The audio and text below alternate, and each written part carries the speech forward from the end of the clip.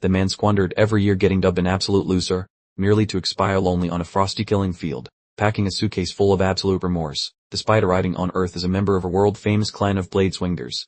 The fellow possessed the combat skills of a potato, while enduring years of being his relative's personal garbage bin. This guy observed that sibling getting auctioned while the kin collapsed, since he lacked the strength for intervening. Furthermore, once he eventually became a beast, everyone he cherished had already kicked the bucket. However, destiny provided our hero a fresh start to mend his blunders by chucking him into the past, at this moment wielding top-tier techniques from a blade god alongside some helpful spoilers for his biography. He intends to show his relatives precisely why poking the sleeping dragon was a massive mistake. Witness the total chaos when the clan's resident joke evolves into their most terrifying nightmare overnight. The tale begins beneath the crimson moon on a smoke-filled war zone, where our 30-something protagonist is questioning every single choice he ever made. He is totally spent, drenched in red juice and dirt while exhaling a massive groan, thinking this entire existence has turned into a fiery pit of despair. The man hobbles across the corpses, trying to pinpoint a major blunder, while mental baggage feels way bulkier than the oversized toothpick he's lugging around. The blade sits stuck in the soil, wrapped in some glowing mystical restraints, as he contemplates how training sooner might have kept his life from being a dumpster fire. Some memory reveals a girl getting yanked toward a spooky abyss with his ropes, and he believes his sis wouldn't be imperial property if he tried harder, pondering whether that man might have morphed into such a scary beast if the past hadn't been a complete train wreck. The different vision appears, depicting a lady wrapped in fluffy pelts, making him realize a better life could mean never crossing paths with a teacher. That female mentor rescued the man from the gutter while sharing all her wisdom, and frankly, she appears capable of bench pressing a mountain. The guy recalls her grin with warmth, labeling those times as peak existence, since the lady was far more than an instructor, actually serving as a guardian angel. Returning to now, he looks like he lost a fight with a lawnmower, feeling guilty for not being a nicer student when his boss was still around. He is clinging to life by a thread, using his weapon as a makeshift crutch, while inhaling oxygen seems like a chore he can barely manage. Surveying the pile of stiffs beneath the dim moonlight, a harsh realization strikes the man that such an outcome wasn't exactly his dream career path. However, the situation is spiraling further, as a sneaky figure creeps toward his blind spot, casting a pointy shadow that suggests he is about to get poked. That warrior detects some movement and spins around in pure disbelief, because despite being a top-tier fighter, he assumed he was the only survivor left in this graveyard. Actually, it is a tiny child holding a sharp stick, looking scared out of his wits but oddly committed to turning our hero into a shish kebab. The youngster's weapon is vibrating like a blender, while our main man thinks it pathetic that the pipsqueak can even keep his hardware steady. That fellow flashes a grim, red-stained grin while teasing the brat's courage, noting an attempt at saving those kids.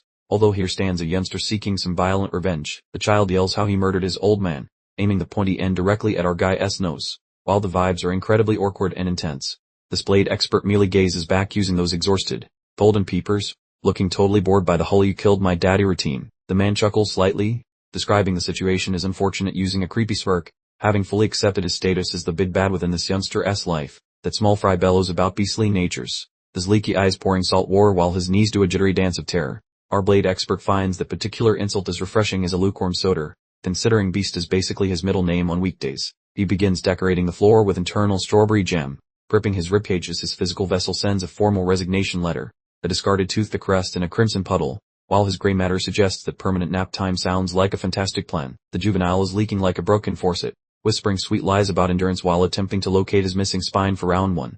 Our main man flashes a gory grin and echoes the beastly title, preparing to serve a spicy plate of harsh truth to the youngster. He rattles off his resume of deleted dynasties and toasted kingdoms, proving that monster is actually a bit of a polite understatement here. Invading the boy's personal bubble, he wonders if the lad can even count high enough to track the massive body count he has accumulated, standing like a vertical lighthouse despite his leaky bits. He mentions that his monstrous vibe should be pretty self-explanatory by this point. He suggests the pipsqueak check a mirror, noting that his vibrations are loud enough to be mistaken for a faulty washing machine.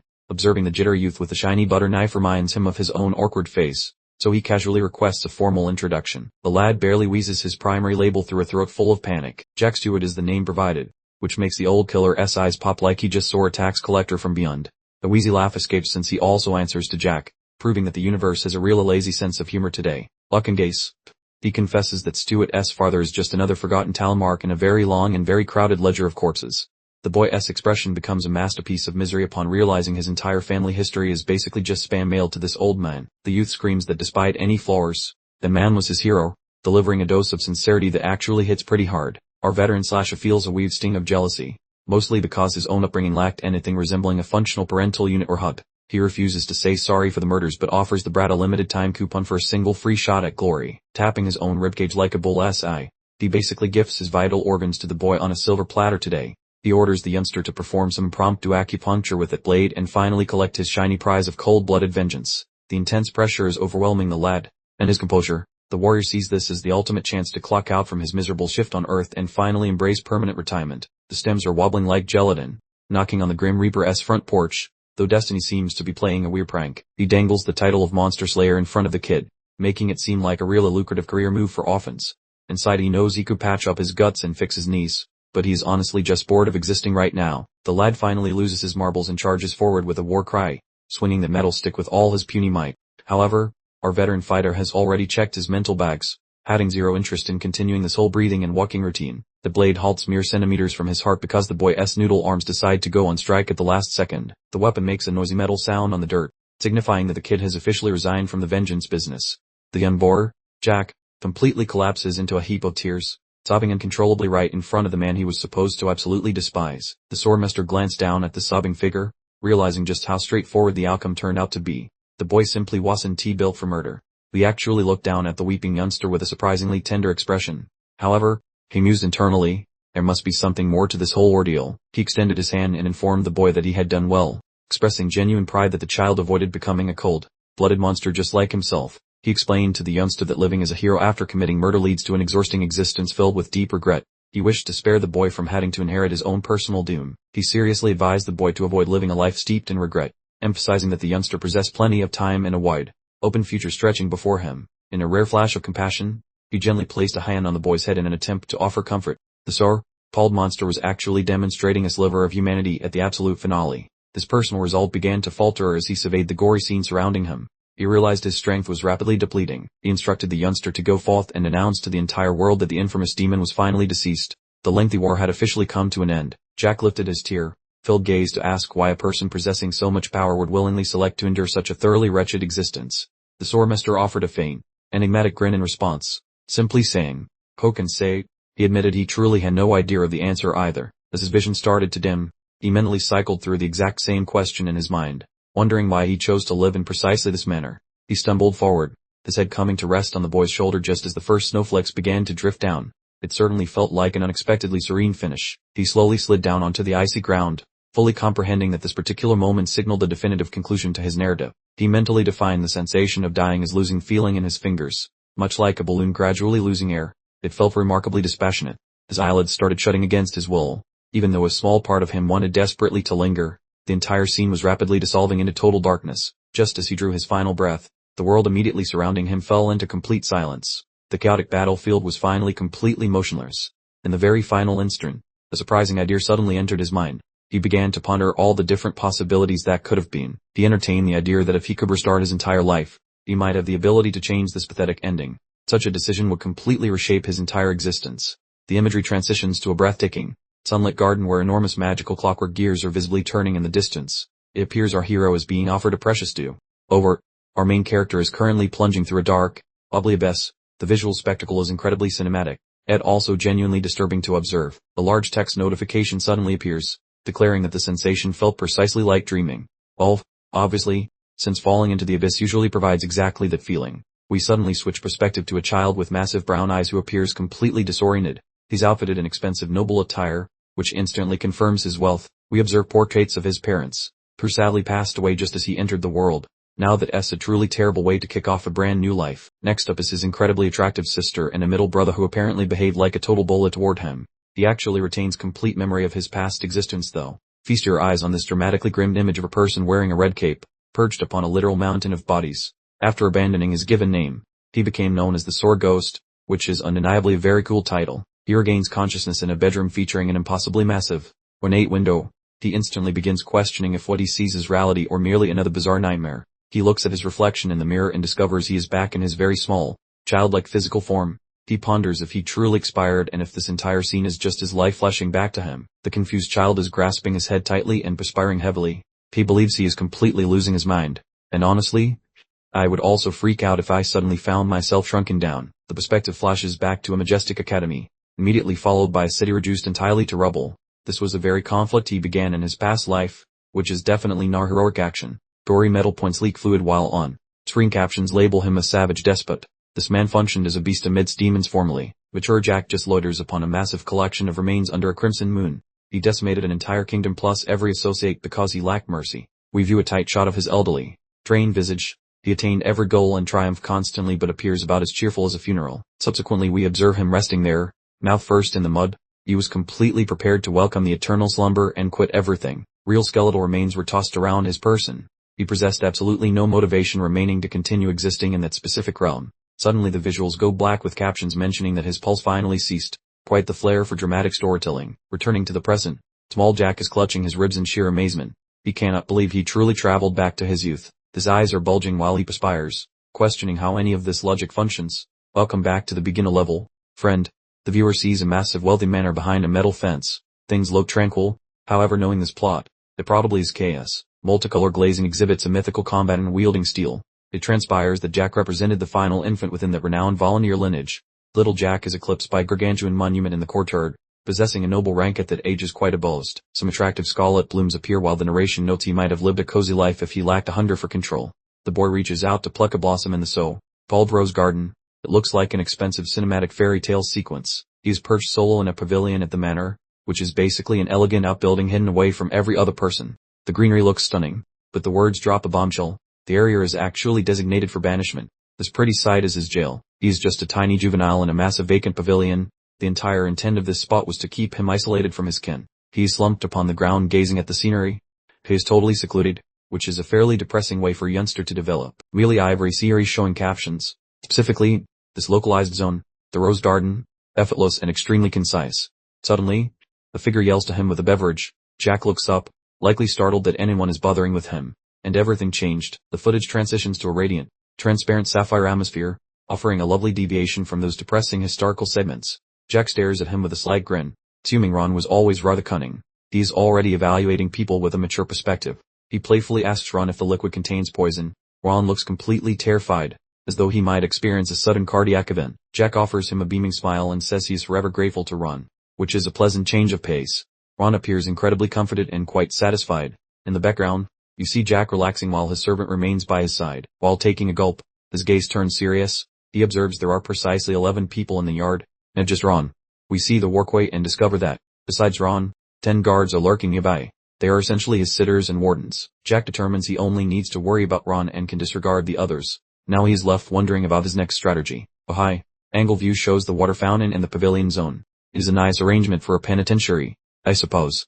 He's swirling his glass and concluding that this regression is definitely genuine. The trouble is, he has no plan for his future. The bird is just resting on a branch close by. Jack muses how only 1 hour passed since he discovered his time travel. To be frank, the fellow appears quite uninterested since his schedule is completely empty, which is a total mood. The boy suddenly recognizes his own youth at 14, forcing him to experience the entire struggle of existence a second time. Looking at his palms reveals soft skin without a single scar and a missing minor organ, proving he is a fresh level 1 character. He snickers regarding his feeble physique versus wealthy peers. Yet nobody realizes a seasoned veteran inhabits the tiny anatomy. That spooky silhouette appears behind the boy, indicating there was a specific cause for his current lack of talent. The camera zooms in on fancy shoes climbing the porch, indicating that some uninvited guest is about to kill the vibe. Jack seems thoroughly rattled as he flinches, having expected 0 visitors in his depressing little garden for outcasts. His gaze widens while a dark titan leans closer, leaving him to ponder why the entire vibe is deteriorating so quickly. Darn. An abrupt smack impacts the cranium, causing him to grasp his scalp while lamenting such poor situational awareness. Close visuals capture a trembling, irate iris alongside a fracturing noise, proving that an individual is experiencing a seismic meltdown. Shattered glass and red liquid cover the rug, while an idiot jeers that nobody should bother a stray puppy during its dinner. His big sibling arrives appearing like a classic adolescent tormentor in azure clothes, shrieking because the boy forgot a polite salutation. The protagonist returns a glacial stare, likely calculating a dozen unique strategies to erase his antagonist from the physical plane. This clown is Feline Volunteer, the spare heir who is 3 years senior and acts like a typical snooty fantasy villain. The sound of Jack grinding his molars is audible as the truth about his blocked minor development finally comes to light. That older brother looms above the lad with absolute scorn, making it clear this relationship is a radioactive mess. This was all caused by the jerk's cruelty and threats. So Feline has officially earned the top spot on the revenge list. The older brother hovers in the patio, peering ready to explode while Jack waits silently as the animosity reaches a peak. Observe Jack's expression, as his jaws clamped tight enough to break rocks while his gold eyes smolder with pure vitriol. Feline stares with such nausea, inducing arrogance that Jack, despite living for decades elsewhere, still finds this man's face absolutely repulsive.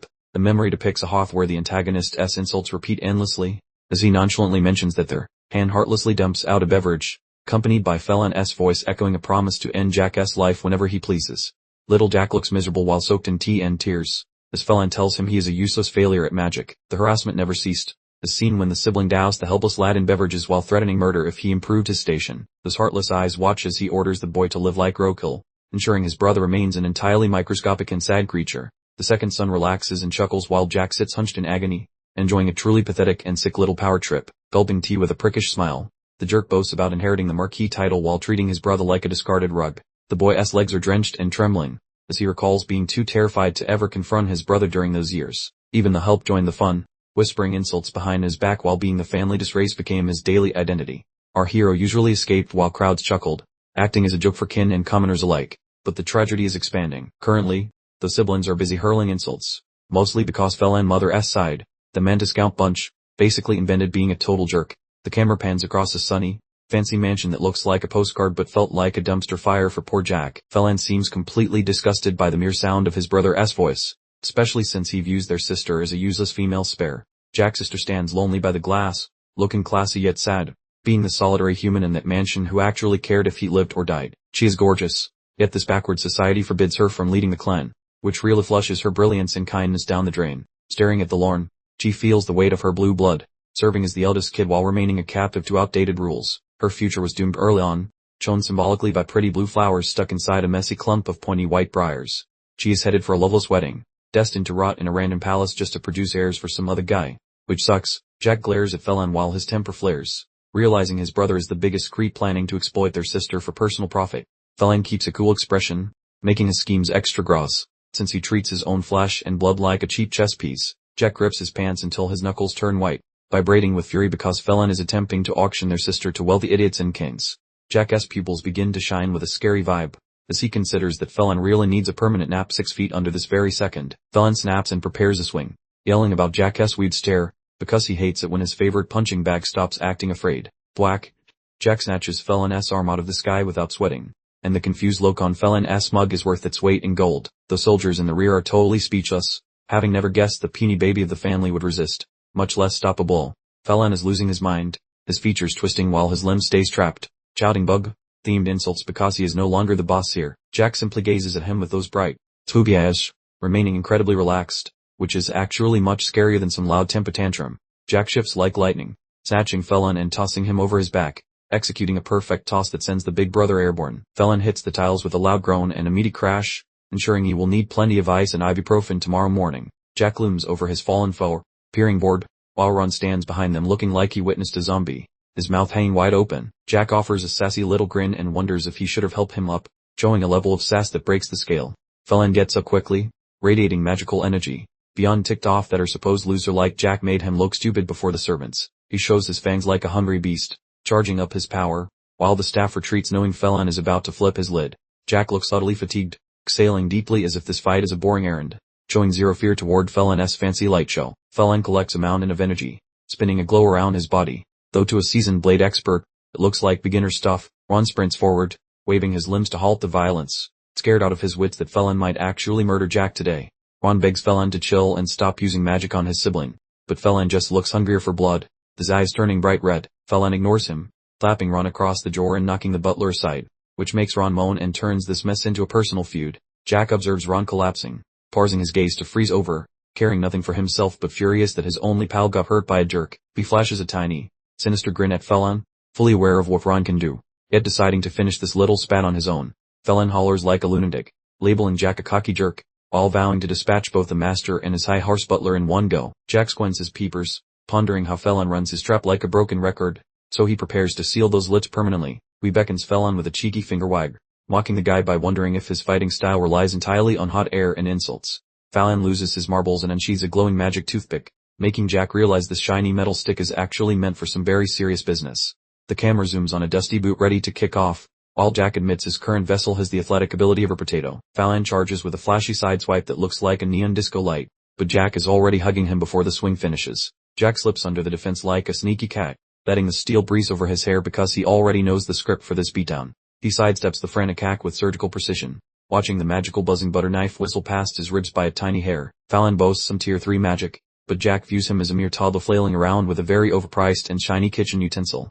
Jack teleports behind the clown, leaving Fallon hitting the breeze. While Ron stares from the dirt with his jaw hitting the pavement, Jack snatches Fallon from the rear, contemplating a simple toss, but decides instead to give the boy a much-needed lesson in humility. He murmurs into the guy's ear that school is now in session, leaving Fallon looking like a deer caught in high beams. Jack seizes Fallon by the neck and shirt, immobilizing him, as the bullet finds that this petite palm is actually made of solid reinforced steel. Ron is completely flabbergasted, failing to compute the scene, while Jack muses that magic junkies really ought to invest in some basic common sense. Jack flashes a scary shark smile and agrees to proceed, getting ready to hand out the diploma of pain he previously promised. With a crunchy thud, Jack bounces Fallon's skull off the porch railing, effectively turning off the lights in that empty head of his. We see the guy's face folding under the pressure, leaking a pathetic squeal as he realizes his ego just met a very hard surface. Jack looms over his sleeping sibling, peering like a nightmare, figuring this is just a small refund for decades of being the family punching bag. Jack drives Fallon into the wooden fence with a wet smack, burping his windpipe like a discarded sock, done being everyone's favorite doormat today.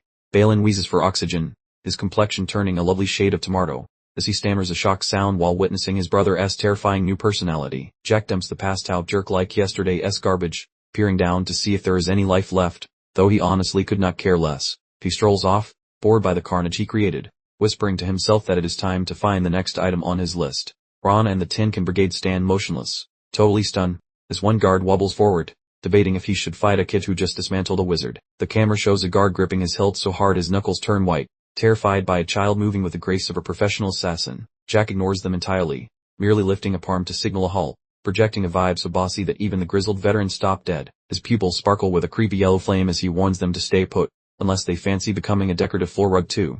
The sentries swallow hard and start sweating under their buckets, realizing they definitely do not earn enough gold to mess with this pint-sized demon. Jack notes that it is splendid they found some common sense, before spinning around to yank a clump of Fallon's hair like a grocery bag. The boy hauls his sibling across the wood like a sack of laundry, actually having the nerve to moan about how much the big oaf weighs. Fallon emits a pathetic whimper while his scalp gets stretched, as Jack treats the future High Lord like a broken doll destined for the bin. Jack eyed the fountain, concluding it was a perfect location to finalize his plans. We asked with chilling politeness if Fallon wasn't feeling terribly sweltering today. Pip pulled the semi-conscious Fallon over to the fountain's edge, casually suggesting a head cooling session. This terrifyingly calm approach to public payback was only the first item on his itinerary. With a powerful shove and a loud splash, he plunged Fallon's head directly into the fountain. The time for pleasantries was officially over, replaced by pure, cold reality. Bubbles erupted to the surface as Fallon sputtered and fought underwater, the soundtrack of his struggles, entirely composed of gurgles, conveyed his feelings perfectly. Jack held Fallon firmly, wondering how the elite could be so surprised by the situation that he forgot to use his precious marner. It was truly a pathetic display. Jack reflected on the enormous misery the scoundrel had caused him in his past life. Every underwater second Fallon experienced was a tiny, satisfying bit of payback for years of abuse. Flashbacks detailed the family's ruin, the sister sold off, the father poisoned, and Fallon reigning as a tyrant. He recalled the shocking atrocities committed after this particular jerk became the Marquis. Fallon's greed led to the complete destruction of their home. We saw a cobwebber-covered dining hall, utterly abandoned where all their family history used to reside. The self-proclaimed Marquis house eventually vanished without a trace. This empty, dusty room was the sad remains of their legacy, all thanks to Fallon's impressive incompetence. Addles Jack, now the legendary sword ghost, reviewed everything with cold indifference. He wasn't bothered by avenging his father or the house itself, but there was one thing he would absolutely never forgive. He remembered his older sister reading her books. She was the smartest person he had ever met, and she was the one who truly sacrificed absolutely everything for the family. Jack bared his teeth, snarling at the fools who wasted his sister's sacrifice. Fallon's arrogance essentially threw away the one single chance they had for survival. We see her during better times, descending the mansion stairs with her refined, elegant nature. She truly was the very soul of the house. She spent her days laughing and learning, entirely oblivious to the cruel fate her family would force upon her. Jack still struggles to imagine how she must have truly felt. He remembered her grand wedding, which was actually just her being sold for the glory of her house entirely undeserving of her. It was, in short, the beautiful present sentence. She looked desperately sad as she was led away, her eyes searching for help that never arrived. Someone politely asked if something was amiss, but she couldn't even speak the truth. Enter the fourth imperial prince, a man infamous for his disgusting and sadistic acts. He was a person Fallon and their father decided to hand her over to. The prince leaned close with a vile smirk, asking if she felt anxious. This particular fellow was essentially the working definition of a creep. He commanded her to keep her head bowed, not, and smile like a porcelain doll. Her life within the empire was solely mistreatment and misery, while the others feasted at home. She was suffering in silence for their benefit. The juxtaposition between this fancy dining table and her pain was truly sickening. She endured everything thinking she was protecting her family. Jack realized that even if his father or Fallon knew her actual fate, they probably wouldn't he have even cared. Back in reality, Jack pulled Felon's head out of the water before he actually drowned. He was so lost in anger over the past that he almost worried he might kill the guy too early. Felon was a total mess, gasping out pleas to spare him between coughs. He transformed from a tyrant to a shivering wreck in just a few minutes. Jack yanked him up by the hair, forcing him to beg for mercy. "Spare me," Felon cried. His pride completely shattered alongside his nose. Jack looked at him with utter boredom, claiming he was quite familiar with the look. He had seen that exact expression on thousands of people right before he ended them. A flashback showed the sword ghost standing over a pile of corpses. In his past life, he was exactly the person who made others beg for their lives every single day. The specific expression is made by those engulfed in the fear of death. The muse, was, after all, an expert at identifying the precise moment a person's soul breaks. He whispered into Felon's ear, telling him to reflect very carefully about everything he had done so far. The mental torture was clearly more effective than the water. He offered a sarcastic apology, claiming Felon probably didn't even remember the future crimes he hadn't committed yet. He asked chillingly what he should do to make him remember. Jack leaned in with a terrifying grin as Felon shuddered in pure terror. He wondered if Felon truly understood the value of family. The jesting maybe direct experience would help him learn. The elder brother bellows for a cessation of hostilities while descending into a panicked frenzy. Though the protagonist watches the meltdown with the same interest one gives a dying net, the butler eventually regains his speech to plead for an end to the violence before irreversible damage occurs, feeling profound anxiety for the welfare of both siblings. The youth pours his features becoming expressionless as the rage evaporates. Since he enjoyed his entertainment and the victim evidently received a sufficient educational beating, he lets out a weary grunt and returns to a state of total apathy, making the oscillation between a bloodthirsty beast and a distracted child seem quite bizarre. With an audible snap, he delivers a parting blow square to the heir's chin to conclude the session, which was the specific tutorial he mentioned earlier. He flings the unconscious sibling toward the sentries as if discarding kitchen scraps, finalizing the transition from noble leader to literal human baggage. He aims an index finger at the primary watchman and utters a short command, "Dur," making the grunt stand rigidly while stuttering a fearful, "Certainly." In reply, the boy nonchalantly treads upon his relative's torso or face while moving along, physically bypassing his kin to proceed with his afternoon tasks without further thought. He instructs the security team to clear away this clutter. Finished with the botanical scenery and this miserable apology for a family member, he glances over his shoulder once more to state that the victim is still breathing, so they ought to fetch him and depart. Exhibiting some incredibly feral conduct, the servant scurries forward to check on the boy's status, struggling to grasp how the formerly fragile child just pulverized a wizard using nothing but his fists. The lad simply dismisses the concern while remaining spotless, whereas the attendant is the one dripping with stress, proving the hierarchy of this dwelling has irrevocably altered. The butler observes as the men haul off the senseless victim, staring at the protagonist with a blend of reverence and actual dread.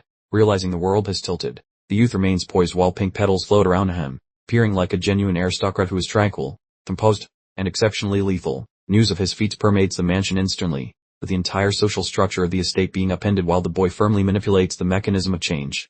The elder son resembles a heap of laundry as he's dragged off, entirely senseless following the savage thrashing the protagonist administered among the shrubbery. The victim was no mere nuisance but the designated successor supported by the mighty Manny's dynasty. While the matriarch can be seen having a meltdown and shrieking for aid, general hysteria grips the property as the heir is deposited into an infirmary. Since his anticipated path to becoming the next Marquis just crashed into a giant mountain, bedridden with a fractured skull, the psychological shock gifted him a lasting phobia of bats, which is peak irony. So it is expected that the residence is in turmoil after those events. In the interim, the boy relaxes in a seat as if he hadn't ignited a familial rebellion. While the servant looms nearby questioning the sudden evolution of her frail child into a monster, he is actually consuming a slice of fruit pastry while the household collapses, proving that his focus on dessert is truly unmatched by anyone else. The boy enjoys the sweet garnish without a hint of stress, while his attendant appears to be on the brink of a total psychological collapse from the nonchalance. Whispers travel like a plague through the servant quarters as everyone wonders how a rank magic expert was defeated by a toddler who has zero combat experience. The staff speculates whether the boy was masking his true potential previously, debating why he chose the specific hour to show his teeth while they chatter in the hallways. The brother is unconscious and wrapped in thick gauze, appearing quite pitiful for a man who was supposed to take the lead role next spring. The domestic worker is visibly shaken while grabbing her dress as the gossip flows, with many suspecting the little brother is actually hunting for the succession. An aristocratic woman with dark locks appears thoroughly stunned by the disturbance, loudly asking for a summary of the events because she is completely uninformed. The scandalous chatter is only in its infancy and will not subside shortly, serving merely as the prelude to the mayhem the child is about to unleash. Every resident of the noble mansion is feeling extremely tense, as they all anticipate how the primary patriarch will manage this absolute cluster of a situation. The master of the house remains in his ornate office with his spine toward the viewer, appearing very intimidating while mulling over some particularly serious problems. The Lord issues a frosty command, instructing his staff to retrieve the third child without delay. He is visibly upset that his designated successor has been converted into a decorative fountain sculpture. The entire household seems to be collectively holding its breath, anxiously waiting to discover how their master will respond. It feels like a countdown to a catastrophic eruption, and everyone is trying desperately to avoid being caught in the fallout. Meanwhile, back in his private chambers, Jack finishes his meal, a faint smirk playing across his features. He comments on the delicious taste, entirely disregarding the impending thunderstorm gathering in the mansion's main section. Ron anxiously informs Jack that his father has commanded his presence in the main structure this very moment.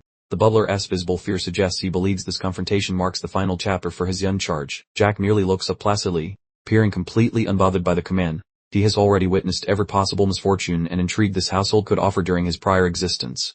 Right this instant, Jack inquires, his completely lackluster demeanor capable of driving any typical aristocrat into a rage. Ron looks prepared to physically haul Jack to the study, fearing for his young master as well. Fleeing, Jack gets up and immediately moves toward the door. Now hesitating for a moment, Ron tries to follow, pleading to be allowed to accompany him, hoping he can at least attempt to mitigate the situation. Jack simply dismisses him with a quick gesture, asserting that he is fine and capable of handling things without supervision. He is evidently prepared to deal with his father according to his own strategy. Ron stands frozen in place, appearing thoroughly helpless and agitated. He harbors genuine concern for Jack's safety, even though Jack himself appears completely unaffected by the situation. Jack departs, simply telling Ron to take care of things. He moves like a man with a singular purpose, despite being trapped within the frame of a child. The grand staircase within the mansion loudly proclaims the family's extravagant riches. This vast residence has eyes on every corner, and currently, every single inhabitant is listening intently. As Jack moves through the passageways, hushed rumors chase him like a constant shadow. He can feel the silent condemnation emanating from every member of the staff he works past. Individuals are openly watching and murmuring beneath their breath as he proceeds. They are fascinated by the perceived failure who suddenly found courage and decided to spoil the tranquil environment. Jack releases a weary sigh, appearing thoroughly fed up with the entire affair. To him, it feels like an eternity since he last had to engage with this kind of trivial family conflict. He passes through an intense line of judging gazes, but remains completely indifferent. He is accustomed to being either ignored or derided, making this new focus seem like a simple inconvenience. He eventually reaches his father's study, but he is already becoming impatient. He is more bothered by the onlookers gawking at him than he is by the actual consequences awaiting inside. He hopes this discussion will finish promptly so he can return to enjoying his cake. He moves to grab the door handle, but freezes when he spots the posted guards. The heavily armored guards simultaneously cross their large halberds, physically preventing him from reaching his father. It's certainly a very cold greeting from a man who is supposed to be family. They treat him as if he were completely translucent, a classic strategy to belittle him just prior to an audience. Jack privately concludes that the display is completely absurd. Jack lets out an amused snort, declaring their actions entirely ridiculous. He looks directly at them, questioning if these particular knights have actually gone insane. He refuses to yield before the pair of behemoths fully encased in plate armor. The hallway's silence grows oppressive as they attempt to frighten the young boy into submission. Jack Dawson pours for Thorpe, delivering a precise, armored kick to the side of one knight's shin. He is tired of being treated as invisible and forces them to acknowledge his presence through pain. He considers how his former self would have simply turned away upon seeing their intimidating expressions. But not anymore, he decides, his eyes glowing with a renewed, formidable focus. He grabs the guard's armored helmet and orders him to alter that expression immediately, or Jack will fold him in half. This child delivers remarkably savage warnings, and his sincerity is undeniable. The guard stands completely perplexed, only able to stammer out a bewildered apology. He struggles to understand how he is being subjected to harassment from the individual considered the family's biggest disappointment. With a sharp metallic crunch, Jack places his full weight onto the knight's armored boot. The guard lets loose a tremendous bellow, filled with pure, unmitigated anguish. The guard drops to his knees, clutching his foot as Jack simply continues forward. He declares that he will not request again, making it obvious who holds authority in this interaction. He turns back toward the sentinels and asks why they refuse him entry when he is the one who was called for this meeting. He has entirely subverted their attempted display of dominance.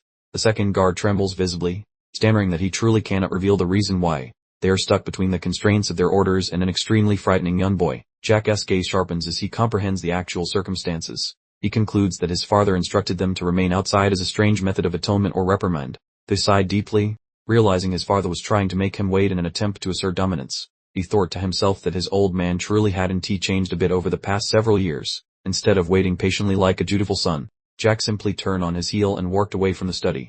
The guard was utterly baffled, stammering apologies as Jack made his escape. He told the guard to let his father know he could come to him if he had anything important to discuss. He was completely over being summoned for meaningless power plays. The guards were left staring in astonishment, debating whether their young master had finally lost his mind. Nobody in this household ever refused a direct summons from the head of the family. Inside the study, news finally arrived that Jack had left, essentially delivering the ultimate insult. The messenger looked terrified, as if he expected to be executed for reporting the defiance. The Lord stopped in mid-sentence, his quill hovering above the paper in sheer shock. For laughter, his thought, realizing this was the first instance of anyone ever daring to defy him. The servant confirmed the information, appearing faint from the sheer audacity of the youngest son. He felt compelled to apologize for Jack's incredible nerve and simply walking away. Instead of erupting in anger, the Lord actually gave a dark, intrigued smirk. He simply said, "I see," genuinely fascinated by Jack's new personality. Standing tall in his vast study, looking imposing in his noble red cape, he noted that the youngest son had grown significantly. He seemed to actually respect the move, marking a shift in their dynamic. He tossed his writing instrument onto the desk with a sharp click, satisfied with the unexpected turn of events. The balance of power in the house had officially shifted, and the Marquis was ready for the next move. Jack was chilling in the garden, thinking to himself that his old man would probably show up soon. He had a great view of the huge estate, just waiting for the drama to commence. Suddenly, he heard movement and quickly whipped his head around, becoming instantly alert. His golden eyes were sharp, not missing a single detail approaching his direction. We get a beautiful view of the stone bridge during a magnificent sunset, with flower petals drifting through the gentle breeze. It looked peaceful, but a storm of family conflict was clearly brewing. A powerful figure stepped onto the bridge with a heavy thud, identifiable by their high-end boots. Jack could tell immediately from the footwear alone that this person meant business. Jack calmly took another sip of his beverage, totally unbothered by the arrival. He thought, speak of the devil, realizing his father had finally arrived for the showdown. There he was, the noble lord himself, marching into the garden with a whole procession of guards and assistants. He looked completely serious and ready to bring down the hammer of justice. Jack watched his father approach and thought his face screamed pure stubbornness. He couldn't help but inwardly chuckle, because despite everything he'd seen, his father hadn't changed one bit. The Lord stood directly in front of Jack, looking down at him with a commanding expression. Jack, however, remained comfortably seated. The massive power play in this hierarchical society. He looked at his father's profile and essentially considered him a non-entity. He remembered how this man literally attempted to murder him in a previous life, so any filial affection was completely gone. He recalled how his father sold out his own son to a lower-level thug just for a small boost in influence. He had zero respect left for someone who treated his own family like negotiating pawns. Jack noted that his father always hungered for more power than he could handle. Worst of all, the guy completely lacked the actual skill required to achieve his grand ambitions. Jack finally spoke up, asking in the most casual voice possible what brought him all the way over here. He wasn't even attempting to show the slightest respect a son should offer his father. The Lord was already losing his temper, demanding to know precisely what Jack had done. He was clearly referring to the rather brutal educational experience Jack had given his older brother. Jack simply gave him a blank, intense look and played completely innocent. Asking, did Dwarf? He was clearly a master at pushing people's buttons without breaking a sweat. The stepmother started shrieking at him for showing disrespect to the head of the household. Jack didn't even acknowledge her presence, internally dismissing her as nothing more than a yapping dog. He propped his feet up on the nearby table, delivering a blatant insult to noble etiquette. He then asked why they didn't just go inside if they had come all this way to converse. He stood up, drink still in hand, and began working toward the main building. He casually questioned whether they really planned to conduct this important meeting right here in the dirt. Suddenly, a small saucer went flying through the air. Someone was definitely throwing a serious tantrum and taking their frustrations out on the fragile dinnerware. The entire group of attendants looked completely horrified by Jack's actions. They couldn't believe a commoner's child would dare to act so boldly in front of the Lord. The plate hit the ground and shattered into a million tiny pieces. The tension in the garden was so thick you could cut it in half with a very dull knife. The grumpy Marquis is throwing a glowing yellow tantrum, letting his magical stink fill the room just to make Jack feel like a tiny ant. Look at how he strangles that working stick, making mystical juice leak everywhere while the atmosphere gets heavier than a lead pancake. Jack reacts with the enthusiasm of a wet napkin, pondering if his pops is checking for a hidden battery pack in his chest cavity. The nobleman stares down and finally gets it, realizing the boy has absolutely zero magic engine inside, which actually leaves him looking shocked. He figures the kid must be a secret ninja instead, suddenly deciding that his supposedly trashy offspring might actually be worth the price of rent. Pops demands to know why he hid those skills, but Jack just chugs his drink, knowing the old man would never buy a time travel story. The wicked step, Mum is glitching out again, screeching insults about born peasants while vibrating like an angry cell phone in the corner. The boss tells her to zip it, confessing he used to think Jack was garbage but now sees him as a functional tool. Spoken like a true villain. Jack lets his peepers glow a spooky amber while staring back, evidently not thrilled about being treated like a useful kitchen appliance. He asks a chilly question about whether his son's status expires if he loses his utility, showing everyone that his father's heart is basically empty. The big boss fires back by asking if the boy even desires a family connection, proving he's a top-tier antagonist without any soul. Jack gazes elsewhere, having zero interest in that brand of validation. Since he's finished begging for scraps from people who suck, he spins around and struts off, leaving the whole crowd paralyzed while the help starts gossiping like they are on a reality show. The nobleman just says alright, pretending he doesn't care about being ghosted. though he is definitely updating his mental files on Jack. The crowd is scratching their heads, confused why the boy is ghosting them without a temper tantrum. As his chill vibes make no sense, he pauses to toss a glance back at his bonus mommy, preparing to launch a spicy verbal grenade right in her direction. He mentions her face is folding like an accordion and she needs a spa day, making her look like a ticking bomb of fury. He rocks a cheeky smirk while departing, realizing that watching her malfunction brings him pure joy, which is honestly a mood. He drops a fake polite farewell as he exits, leaving the group to simmer in their own saltiness while he claims the victory. He wishes them a pleasant night, and even asks them to say hi to his brother, the one currently getting patched up in the hospital. The scene fades to gray with a caption about their lovely family bonds, dripping with enough sarcasm to drown a giant whale. We pan across the school roof ups under a blanket of twinkly lights, indicating that the clock is ticking forward in this tale. Jack reads a flyer that puts him in time, out for nearly 3 weeks thanks to his recent drama. Though peace and quiet sound sweet, he doodles in his chamber, whining about the overreaction to his brotherly beatdown, as if assault is just part of a balanced breakfast. He thinks it is wild he gets punished now, when Felon used to treat him like a punching bag without anyone batting an eye. He draws pictures while wondering what prison life is like in this joint, showing he does not give a single hoot about the penalty. He figures he is already living the hermit life in the garden, so staying indoors is no biggie while he sketches some petals. Ron is sweating bullets while Jack works his charcoal, wondering if his pops is just using this as a way to ground him permanently. A light bulb suddenly explodes in his brain, and he shouts about the school, remembering he is actually supposed to be attending classes. The shop reveals the giant fortress of learning, where at 14, dear old Jack must suffer through his required years of sitting at a desk. The sudden memory of the academy classroom confirms that every single pampered child of the gentry is required to attend classes. It turns out even a high-level sword master, through some out time, travel backward, finds mandatory education to be an absolute drag. The scene shifts to students casually socializing across the academy campus. Odessa 4-year curriculum, and Jack, despite his past life experience, is currently stuck repeating the very beginning as a first-year student. We observe a picturesque view of the academy building during sunset. It turns out the students are currently enjoying their summer break, which totally explains why Jack has been hanging around his family's manor. Jack chuckles to himself while sketching at his easel, finding immense humor in the fact that he has to be a school kid once more. The idea of being a student again is truly side-splittingly ridiculous to him. His expression quickly hardens as thoughts of his mentor, who has strong connections to the school, cross his mind. He concludes he must stop procrastinating and cannot afford to keep playing games with the ridiculous Marquis family. Upon finishing his masterpiece of Rivars, he makes the firm decision that returning to the academy is essential.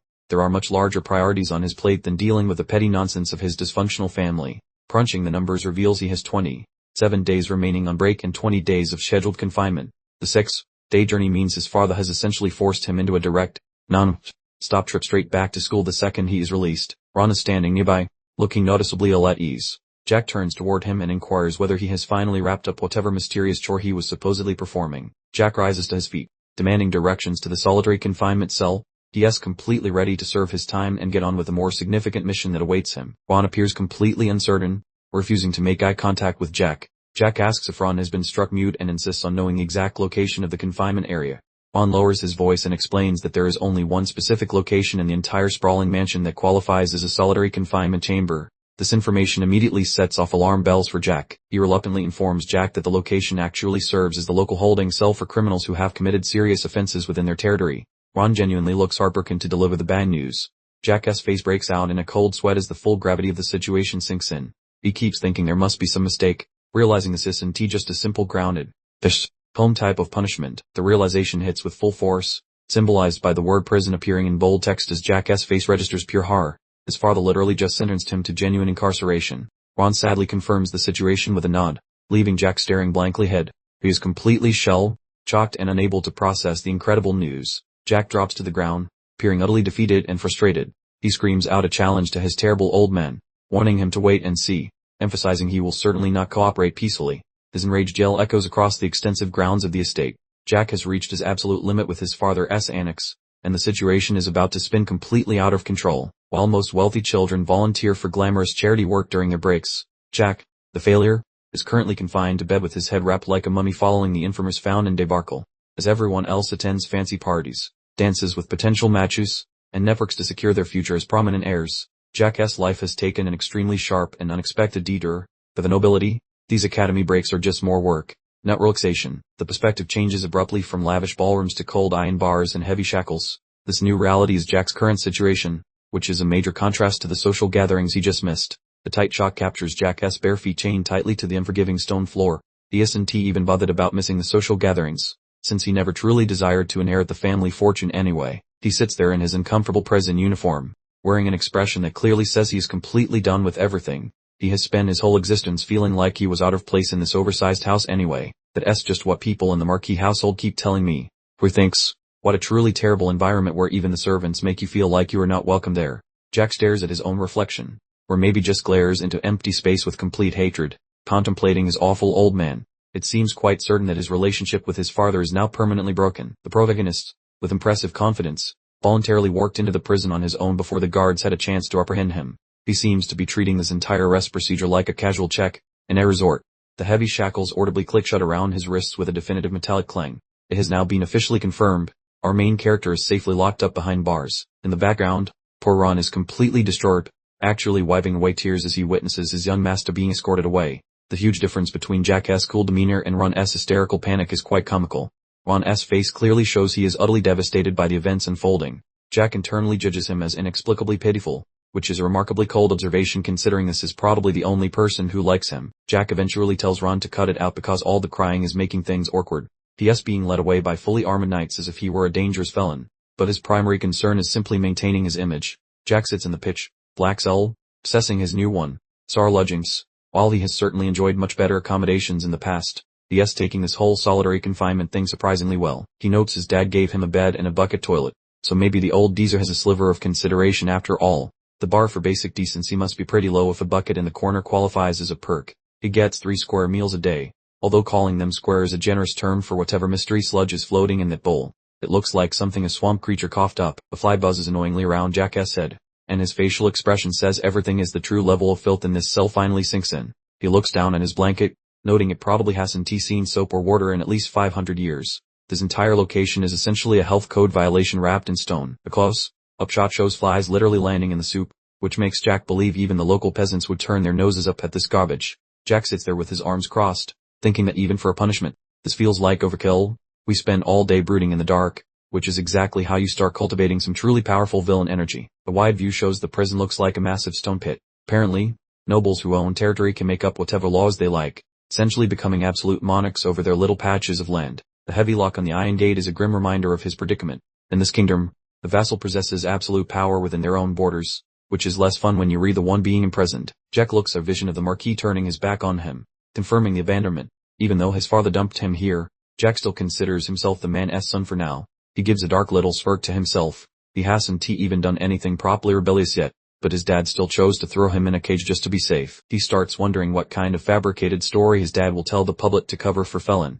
He imagines some trivial excuse, perhaps involving poison or a forbidden artifact. Looking out the tiny window of his cell, Jack starts imagining the perfect scenario his dad would cook up for the public. It will probably be something that makes him look like a total monster in the process. He imagines a flashback where Chibai Felon discovers Chibai Jack doing something shady. You can tell Jack has absolutely zero respect for this ridiculous narrative they're likely building. In his imagination, the a Chibai Dark Wizard cackling maniacally over a bubbling green cauldron. The story, Jack volunteer, this race of the house, learn black magic, dare, that sounds like a convincing lie. The imaginary scenario continues with heroic Felon trying to torque some sense into his wicked little brother. The whole thing is so over the top that it's essentially a parody of itself. Imaginary Jack zaps Felon with a wand, shouting at him not to try ordering him around. This propaganda version of the fight makes Jack look like a total brat. The fake story ends with Felon lying on the ground, wounded but still forgiving his brother. Jack basically rolls his eyes at how utterly nauseating this version of events truly is. In the gut-wrenching scenario he imagines, Felon is depicted as an absolute angel forgiving his brother. It's essentially a saccharine fairy tale where everyone is a saint except Jack. Jack figures this is exactly the kind of stuff the Marquis and Marchioness are discussing right now. They are probably busy patting themselves on the back for their brilliant PR strategy. Jack clumps down, literally feeling sick to his stomach just thinking about them. He realizes he simply cannot afford to waste his precious vacation time in this disgusting hole. He looks completely disgusted, shadows covering his eyes in frustration. The ongoing family drama is one thing, but the living conditions are the actual crime here. He lies back on the dirty bed, trying to refocus his attention. He has 3 major things on his mind that are significantly more important than his dad's pathetic lies. He closes his eyes and thinks of his sister, Bronze, and his master. These are the people he actually cares about, the ones truly worth fighting for. The text doesn't mince words, stating he is currently an extreme weakling. Part honesty is always the first step toward a training arc. Right, he checks out his thin arms, noting he is 168 centimeters tall and only 55 in mass. In this world, being that weak is essentially a death sentence. The vertical panel shows skulls and a spectral figure, symbolizing the survival of the fittest nature of this world. He knows that only the strong actually get to survive and thrive. He clenches his teeth, completely determined. He isn't planning a massacre like in his past life, but he still has a massive list of people who need to get what's coming to them. He looks at the basic supplies in his cell and thinks about the academy. He desperately needs two things right now, time and power, and he knows the academy is the only place he can get both. The image of a powerful lion appears behind the text. He plans to buy time while discovering new talents to boost his power back to what it was in his past life. He reaches out into the dim light of his cell, thinking about how he needs to regain his power to protect the people he cares about. He is completely finished with being helpless. He balled his hand up so tightly that his knuckles looked like tiny white golf balls. He decided it was time to put his nose to the grindstone. He pushed himself up from the mattress edge, grumbling softly to himself about the task ahead. He was prepared to initiate the first stage of his major makeover. A sudden surge of sapphire-colored energy began crackling around him as he concentrated intently. He made up his mind that he would simply take everything he wanted from this dimension. The glowing hand symbol indicated the various tiers of magical individuals in this realm. He understood the power hierarchy inside and out. Knowing this was just the starting line for his ascent, a convenient diagram displays the Marner circle structure. Tiers 1 through 3 are for rookies, while 4 through 6 are for those with expertise. He definitely plan on skipping to the highest level possible. The hierarchy climbs all the way up to the 10th circle, where practitioners are known as masters or super beings. These individuals were essentially divine entities working around in fleshy suits. The azure energy started churning in a whirlpool motion around Jack's torso as he initiated his self-improvement regimen. This gloomy holding cell turned out to be the ideal spot, as no one was nearby to witness his full potential. He shone with brilliant sapphire light as he successfully created his initial circle. The process only required 2 hours, leading him to believe that this reincarnation thing definitely came with a few handy bonuses. He began tossing around small spheres of luminous blue energy, thoroughly impressed with his own pace. Since he started practicing much sooner than in his previous life, he was significantly ahead of where he needed to be. The sudden noise caused him to jump, making the Marner around his hand sputter like a faulty neon sign. Someone was definitely coming down the corridor toward his prison. He started to panic, frantically attempting to conceal the glowing energy by waving his arms wildly. He absolutely could not let anyone in the household discover his abilities at this stage. The distinct rhythm of high-pitched shoes resounded through the cold stone hallway. Jack immediately began worrying if his dreaded stepmother was returning for another round of yelling. He quickly ducked under his filthy comforter, listening carefully to the approaching sound. He soon realized the steps were much too delicate to belong to the intimidating stepmoms. The clicking noise on the pavement intensified as an individual proceeded down the lengthy, dimly lit passage. The tension was building faster than a high-stakes poker game. An expensive pair of footwear abruptly halted directly outside his iron-barred door. He held his breath in anticipation, eager to discover the identity of this visitor. He cautiously peeked out from under the blanket and heard a gentle, recognizable voice murmur his nickname. Hearing Jackie sent a wave of utter astonishment through him, making his eyes pop wide open. "Wait, that voice belongs to?" he thought, practically falling over himself in his rush toward the bars. He looked exactly like someone who had just encountered a figment from their imagination. He caught sight of a person with long, gracefully cascading locks. This individual was someone he only retained memories of from his previous existence in various night visions. The person standing there was Elizabeth Falantier, peering through the metal bars with a look of deep concern. Her eyes were beginning to overflow with emotion. She extended her hand through the cold iron to cup his cheek, her voice wavering with emotion.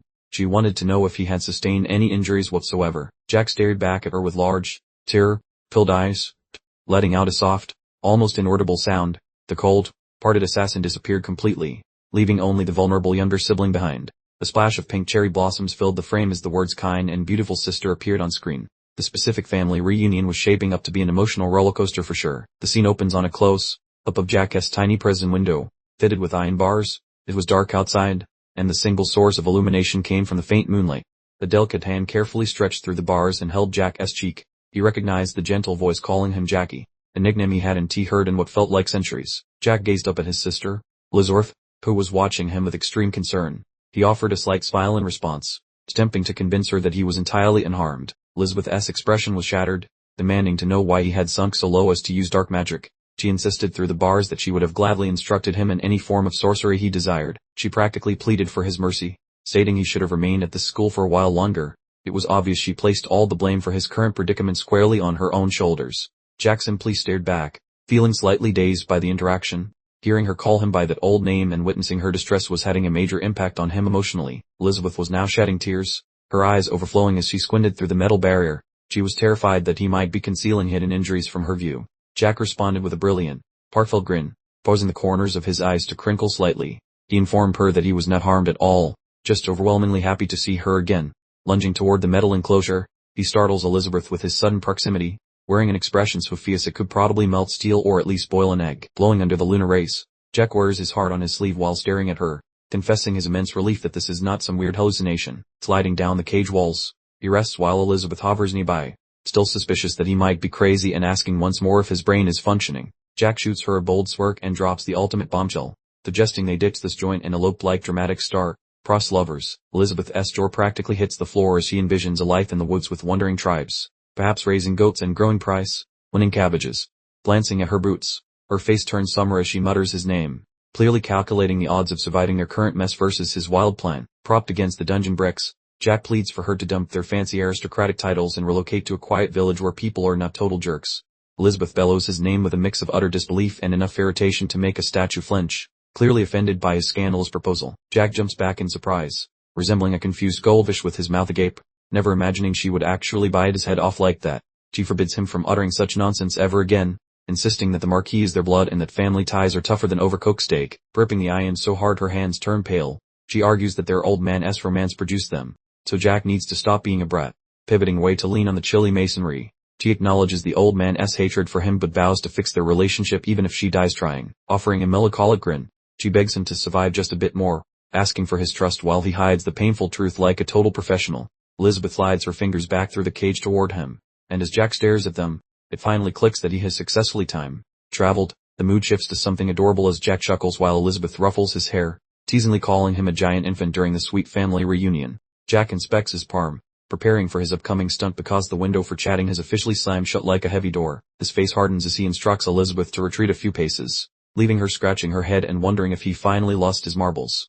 Shuffling backward with a puzzled expression, she questions his request, completely unaware that she is about to see something absolutely bonkers. Jack begins radiating a giant blue magical glow, his pupils blazing with intensity, as he confirms the distance is ideal while mystical energy dances around, lifting his shimmering palm toward the iron entrance. He sends ripples of magic through the atmosphere, while Elizabeth watches the show with wide-eyed wonder. With a thunderous explosion, Jack deletes the door from its frame using a magical surge, filling the corridor with blinding sapphire light and gritty debris. The entrance lies pulverized on the floor in tiny fragments, leaving Elizabeth hovering in the rear with a face that says she forgot how to speak. Elizabeth stands paralyzed, her gaze fixed on the vacant threshold, unable to process the fact that her baby brother just became a human demolition crew. Staring at the mangled metal, she wonders aloud when he managed to draft a magic circle. As the scale of his talent finally starts sinking in, Jack wanders out of the wreckage and yanks Elizabeth into a suffocating embrace, letting years of agony evaporate like steam in the heat of the moment. He clings to her with desperate strength while the magical smog dissipates, finally enjoying his liberty and refusing to release her from his grasp. Elizabeth remains stiff as a board in his arms, her brain still rebooting, while Jack murmurs a heartfelt apology against her shoulder. Zooming in on Jack's mug, tears are actually streaming down while he holds her, dubbing apologies because he carries more baggage from his previous life than a busy airport. Elizabeth recoils slightly, wearing an expression of peak anxiety, as she asks if he's truly alright or if he ate some moldy dungeon bread. She stares directly into his soul with a face full of maternal worry, desperately needing him to confirm his sanity one more time. The lad offers a moist grin, murmuring that his current mood beats being a soggy biscuit by a long shot. Squeezing the woman in another embrace, he grips her firmly as if afraid she might evaporate like mist, peering toward the horizon with hardened eyes. The protagonist swears this attempt won't become a flaming train wreck. His features turn rigid while cuddling, internally pledging that his sibling will never again suffer for their messy relatives. With a gaze pulsing with focus, the brother promises to unlock her future, granting her total freedom to live lavishly. A quiet view from behind shows the pair hugging in that gloomy jail corridor, two figures against the gray stone. Suddenly, the man's face darkens with malice, recalling the foul secrets extracted from that fourth prince in a past life. The massive message box pops up, signaling that the lightheartedness is over and the real drama is starting now.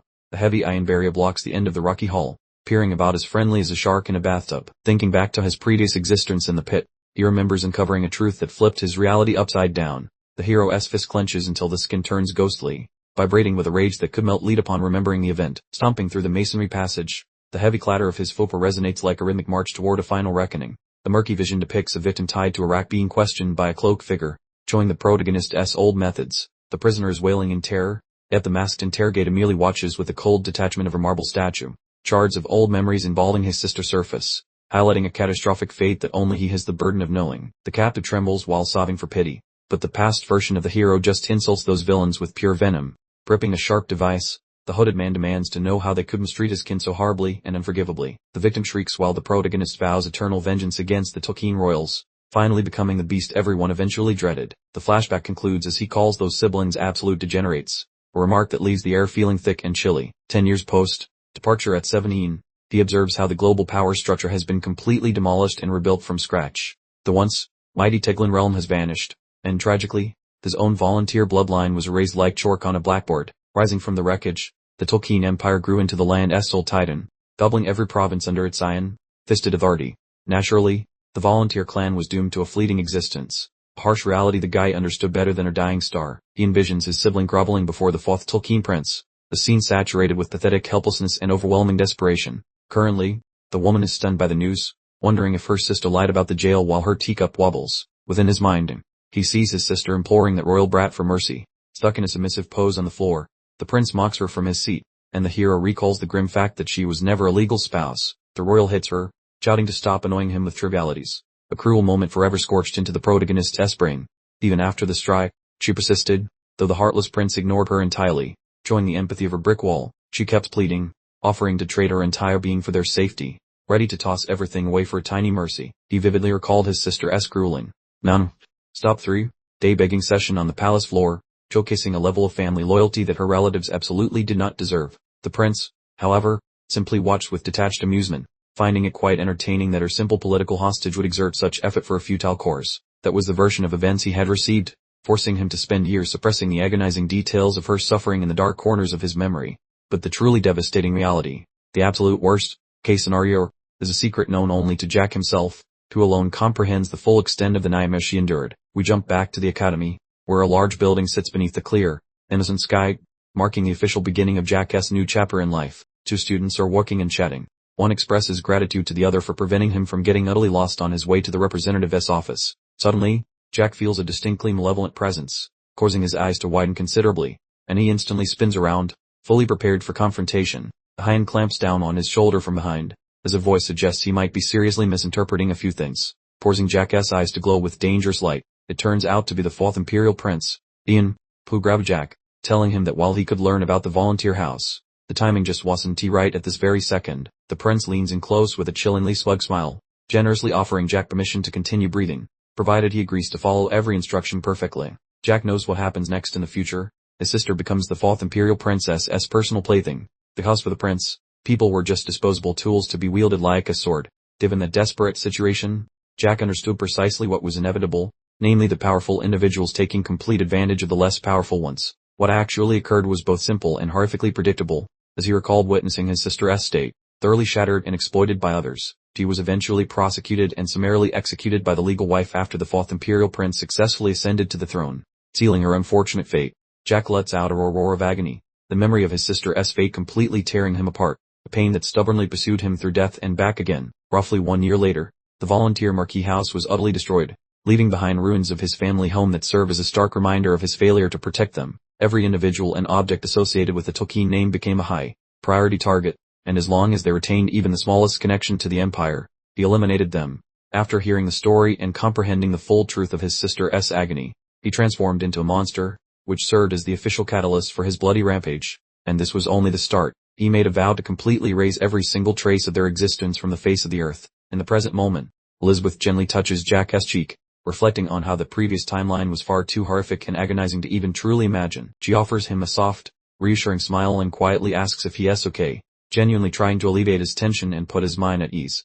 Jack mirrors her smile, telling her firmly not to worry, a man determined to safeguard that particular smile from any harm during this current timeline. He instructs her to not rush things, regardless of what occurs next, as they share a peaceful moment with the night sky visible just beyond the window pane. A close-up shot focuses on Elizabeth's feet as she takes a step forward, indicating a definite transformation in the girl who used to spend all her time avoiding everything and hiding. Jack holds Elizabeth carefully, with a newly hardened determination sparkling in his gaze. Elizabeth gazes outside the window, a pensive expression settling on her face, internally debating whether this transformation truly counts as a positive development. She considers the gossip, finding it genuinely challenging to accept that Jack actually used black magic, especially since his current demeanor is so drastically altered. As a Sixth Circle user herself, she understands magical power well, and she cannot detect even the faintest indication of black magic coming from him. She determines that there is absolutely zero chance that her Seventh Circle user, much less a novice, could conceal something like that from her, meaning the story simply contains too many inconsistencies. Standing right outside the entrance to her father's study, She suspects the Martian's influence must be involved and steels herself for the upcoming confrontation. She strode into the study where her father sat by the hearth and, skipping all pleasantries, demanded Jack's immediate release from prison. The Marquis glanced up from his drink and, completely unfazed by her request, simply asked for a good reason why he should bother. Elizabeth pointed out that black magic was mostly just a scary story from ancient legends, making it entirely unbelievable that a child so young could possibly learn such intricate arts. The Marquis casually sipped his tea, considering how problematic it would be to explain the true state of affairs to the public, proving his thoughts were strictly political. Elizabeth remained perfectly silent, waiting for her father to respond. As the heavy tension in the room grew thick enough to cut with a dull knife, the Marquis accurately read her expression, stating she already knew Jack possessed zero talent for the heir's position, then waved his hand to tell her to continue. Elizabeth pressed on, her expression firm and unyielding, fully aware that this confrontation was a truly critical moment for her. The Marquis's hand clenched into a tight fist, a dark shadow passing over his eyes as he recognized her argument was actually a veiled warning directed at him. He gave a sinister smirk, acknowledging that her political maneuvering was impressive, and complimented her intelligence, admitting she played the game well. Elizabeth's thoughts drifted to the life of her porn. As the Marquis's illegitimate child, she knew her father fully expected her to accept her predetermined fate and silently fade into the background. The Marquis explained this served as a warning about what would happen to Jack if she tried to act foolishly or reject her destiny, essentially using him as leverage. Her hand began to tremble slightly as she realized this whole situation was never about Jack's misbehavior, but a calculated threat meant for her. The Marquis continued, explaining that when Jack reached adulthood, he would officially be declared dead, raising his identity entirely to allow him to live a completely normal life elsewhere. Elizabeth was stunned by the sudden admission, asking if it was truly possible, her voice shaking as she stared at her father for confirmation. The Marquis turned to pet his massive dog, reminding Elizabeth not to forget her own duty in the meantime, and assuring her that this plan also included her future. Elizabeth, her voice barely a whisper, told him to please not trouble himself, feeling completely trapped by his cold, meticulous calculations. She thought this whole setup was far too cruel to be mere coincidence, noting Phelan was a third, circle magic user while Jack, the youngest, hadn't manifested even a single one. Her mind flashed back to the image of Jack blowing open his cell with a massive blast of magic, making her wonder exactly what she had witnessed earlier in complete confusion. The Marquis nonchalantly dismissed her concerns, stating that the past was irrelevant, then casually granted her request for Jack's release while taking a sip of tea. Elizabeth thanked him and requested permission to leave, exiting the study with a heavy heart, while the Marquis coldly replied, "Very well." As the heavy doors to the study closed, an oppressive silence descended, solidifying the terrifying agreement that had just been struck. The Marquis watched her go, a look of smug calculation on his face, convinced he had completely dominated this round of their complicated little game. Elizabeth stood outside the door, hands tightly clasped, attempting to comprehend the gravity of the exchange, as a sudden surge of pure dread washed over her. Her thoughts returned to Jack's desperate plea to abandon everything and run, his words echoing through her mind with a weight heavier than any physical burden. Clutching her chest tightly, she whispered, "That cannot be true, Jackie."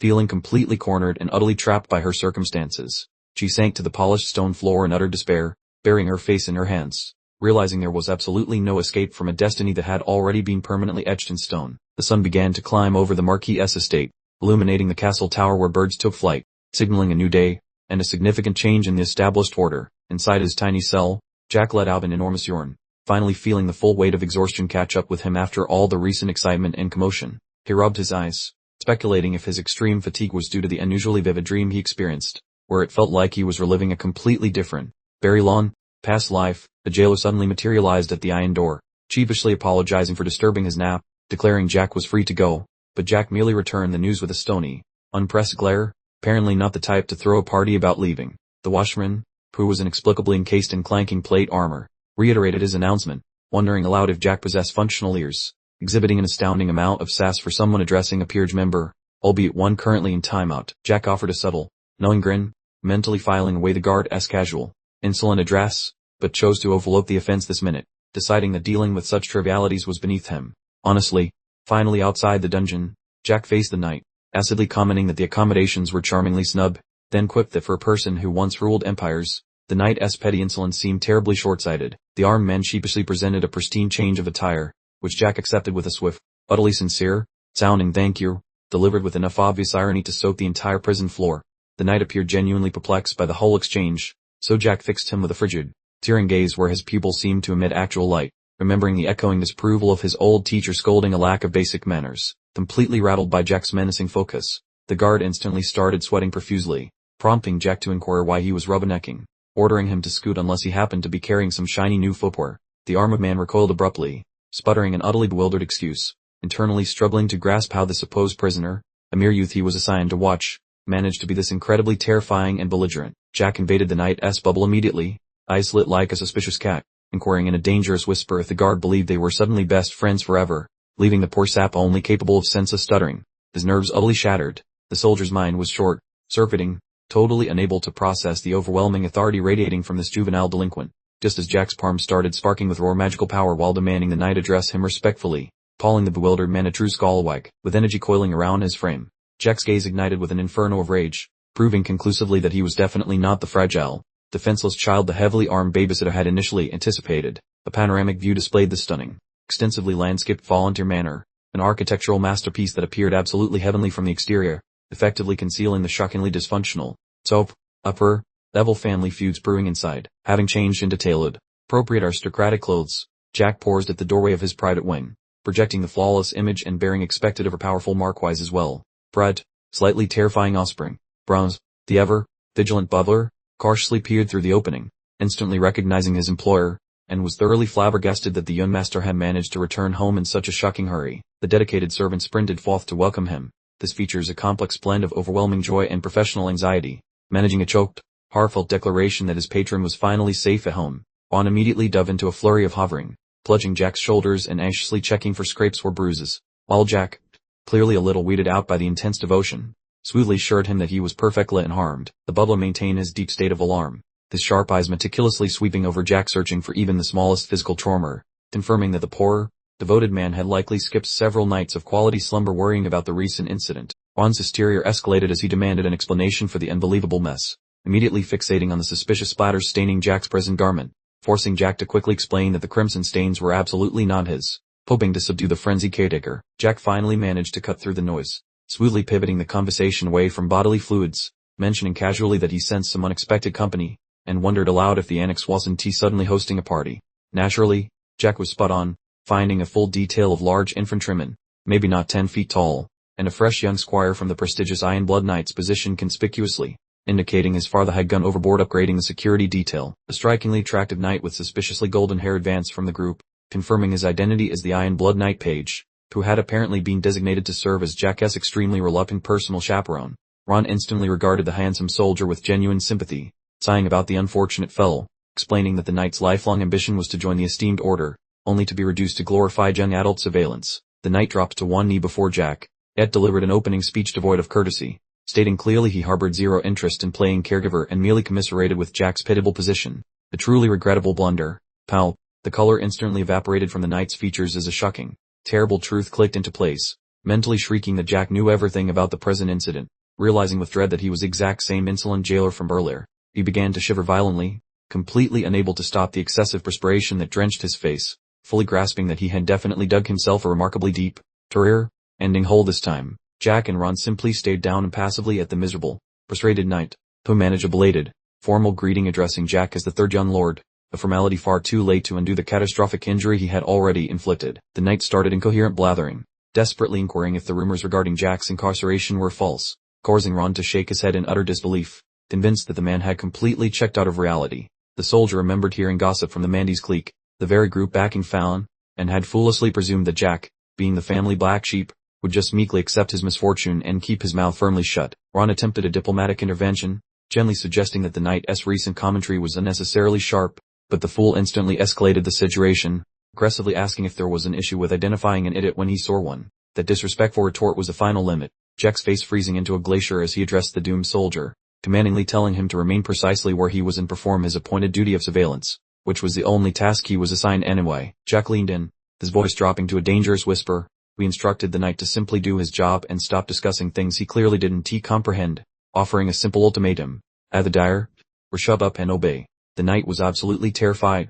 He had been sent to supervise Jack and genuinely believed he held all the authority. He expected Jack to grovel before him, not threaten to kill him. Completely humiliated and knowing his place, the knight finally gave up. He meekly apologized and agreed, his voice trembling uncontrollably with genuine fear. Jack completely lost his mind, bursting into laughter because the knight had actually shown a glimmer of sense for once. He mocked the guy relentlessly, calling him a disobedient dog who finally learned to think. Jack, already bored with the conversation, started walking away with Ron right behind him. He informed the knight that he was too lazy to keep talking and ordered him to go settle his business before coming back to report. He paused for just a moment to deliver a final, legendary burn over his shoulder. Jack told the knight that if he had an issue with his new treatment, he was more than welcome to go complain to the Marquis about it. Then came the ultimate insult with a cold, superior smirk. Since calling him a page required too much effort, Jack declared the knight's new nickname was now Chick, and he better come running when called. Jack casually told Ron it was time to leave, dismissing the whole situation without a second thought. The newly christened Chick was left in total panic, scrambling and shouting in an attempt to keep up with his new master. The once proud knight stood there, utterly devastated by his new status. He repeated the embarrassing nickname Chick while surrounded by imaginary baby birds, having officially lost all remaining dignity. With the night fully dealt with, Jack turned all his attention back to his loyal butler, patting Ron's hand on his shoulder. He turned to Ron with a warm smile, the menace completely erased from his expression. Bronze, thin ounce, he was craving something exceptional today, ready to forget about the morning's drama. Ron was overjoyed, bowing respectfully in response. He confirmed that yes, then master, he would prepare the requested dish once Jack changed, thrilled to have the opportunity to serve him again. And what an incredible meal it was. Ron laid out a veritable banquet fit for royalty, complete with perfectly prepared steak and an assortment of delicious side dishes. Jack eagerly licked his lips, his mouth already watering at the sight of the amazing feast. He was definitely prepared to devour everything. A cute chibi version of Jack appeared, absolutely in love with the food. The text simply confirmed what was obvious. This meal was beyond delicious. Jack took a bite and was blown away by the taste. As expected, he exclaimed. Ron's cooking abilities were flawless. Ron simply smiled gently, saying he felt honored by the compliment. Ron started getting emotional watching Jack eat, so Jack had to tell him to stop staring because he was just a card character. Ron quickly looked away, trying to compose himself. He claimed it was nothing, though he was clearly moved by Jack's kindness after all the recent hardship. Jack just returned a warm, knowing smile. He asked if Ron wasn't hungry. Offering his fork, there was plenty of food, he suggested, so perhaps they should eat together. Jack let out a boisterous laugh, glancing over at the knight who was now standing rigidly at attention. The despot, thin ounce, this dog at least finally knows how to think. He turned back to Ron, waving his hand dismissively. Anyway, he said, he was simply too lazy to continue talking, instructing Ron to report the incident with the knight to the Marquis on his own. Jack pushed a plate of food over toward his loyal butler. With a kind smile, he asked Ron if he wasn't hungry, explaining that there was plenty of food so they should eat together. Ron looked at him, his expression filled with a deep, unspoken sentiment. He had clearly been worried sick about Jack, and the small gesture of kindness almost overwhelmed him. The butler immediately objected, clearly flustered. He asked how he could possibly share a meal with his master, telling him to simply sit down because he had something to say. He struggled to maintain professional distance, but Jack's offer had deeply touched him. Ron bowed his head, finally surrendering to his master's demand. He agreed. Same, if you truly insist, finding himself unable to refuse such a heartfelt invitation. As they shared the meal, Jack turned serious. He casually inquired about his sister's current state. Though his eyes showed clear concern, Ron replied that Lady Elizabeth was doing as she usually did. Jack suddenly slammed his hand down on the table, anger flashing in his eyes. He furiously demanded to know if Ron was calling her on his behalf, completely catching the poor butler off guard with his sudden intensity. Ron was absolutely stunned by the accusation. Jack declared that Ron, more than anyone else, should understand how much his sister was suffering, leaving Ron to stammer out a confused "pardon me." Jack immediately realized he had said far too much, accidentally revealing knowledge of future events that had not yet occurred. He clutched his head, scrambling to retract the statement. I don't know, he muttered. What could I have possibly meant?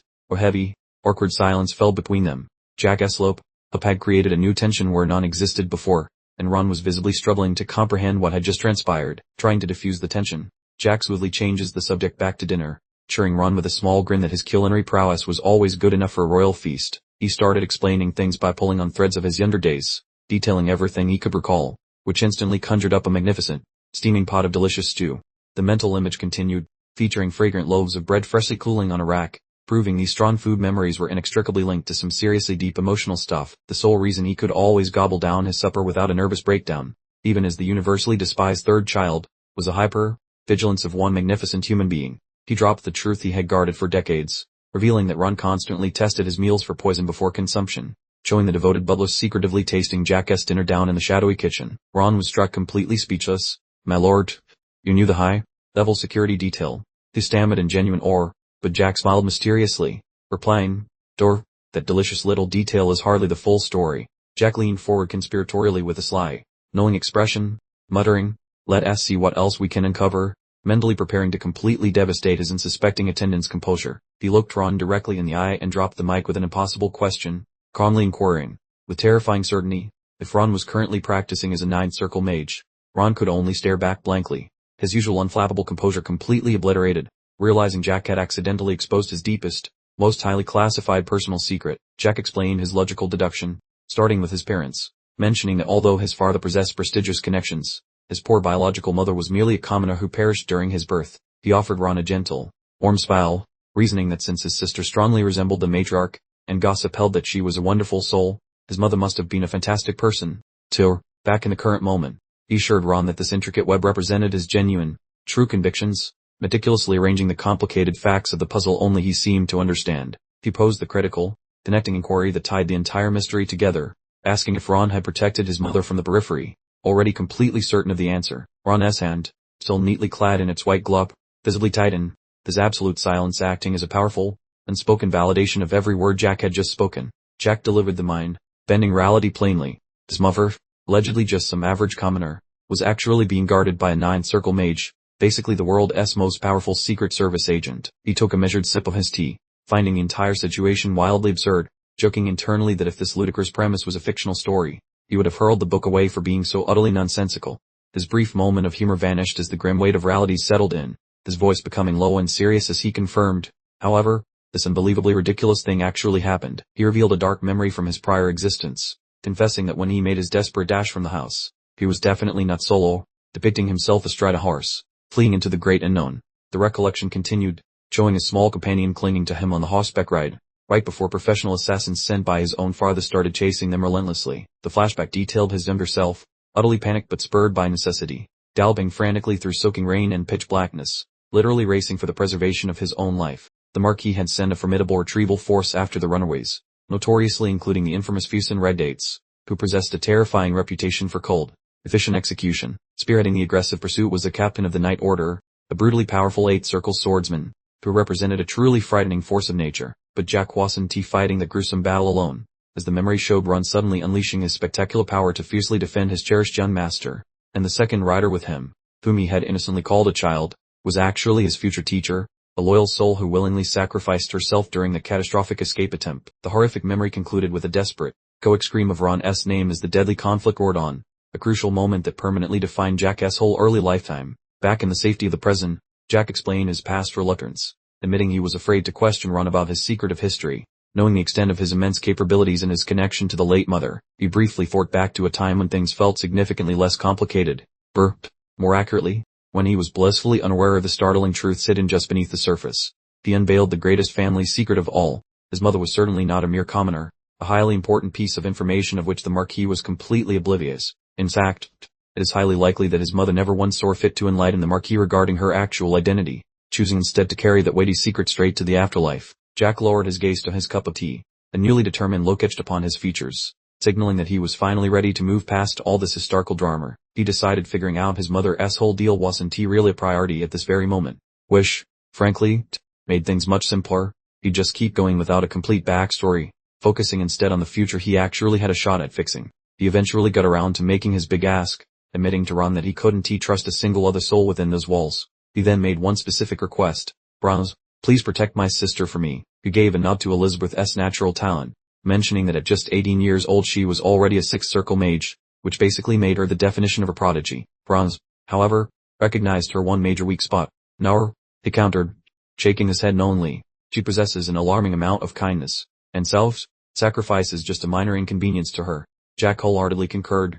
He understood that his sister's excessive niceness would absolutely be her ruin if she were forced to navigate this nest of vipers all by herself. He then outlined his strategy, announcing that he planned to bolt for the academy first thing tomorrow and wouldn't be returning home unless the circumstances were truly dire. He gave Ron a timeline for the gig, just 4 years, he clarified, holding a steady gaze. "I need you to stick around with my sister for that entire duration." He glanced out the window at the estate, which felt more like a very expensive prison than a home. After those 4 years, he swore, Ron could finally go live his own life. Ron was completely floored by the proposal, his hand flying to his chest in disbelief. "My life," he mumbled softly, the concept he hadn't really entertained in what felt like several lifetimes. Jack elaborated on the deal, explaining he wasn't just offering freedom from butler duties, but rather a chance for Ron to finally chase his own ambitions. He then pointed out that Ron would be protecting his sister for 4 years, and asked who Ron thought she would need protection from. Just as the discussion reached its most important moment, the knight previously known as Chick barged in, requesting permission to enter the room. Jack turned toward the interruption, barely managing to hide his irritation. he grumbled. "BunRv, naturally," under his breath in a sarcastic tone. The door slowly creaked open, completely shattering the heavy mood that Jack and Ron had so carefully constructed. The timing truly couldn't have been worse. Jack was visibly frustrated, clenching his hands tightly. He shouted that this conversation was important, then snapped at him to come in, having completely run out of patience. "Tonight," James entered and immediately launched into his report. He informed them that the guard who sustained injuries earlier had received preliminary first aid and was currently being treated. Jack raised an eyebrow, clearly failing to be impressed in any way. They asked, with heavy sarcasm, if that was truly the extent of the news. James recited the official explanation. "Wish horse, quite frankly, absurd." The story claimed the guard had somehow managed to cut off his own fingers during practice, then clumsily dropped his weapon.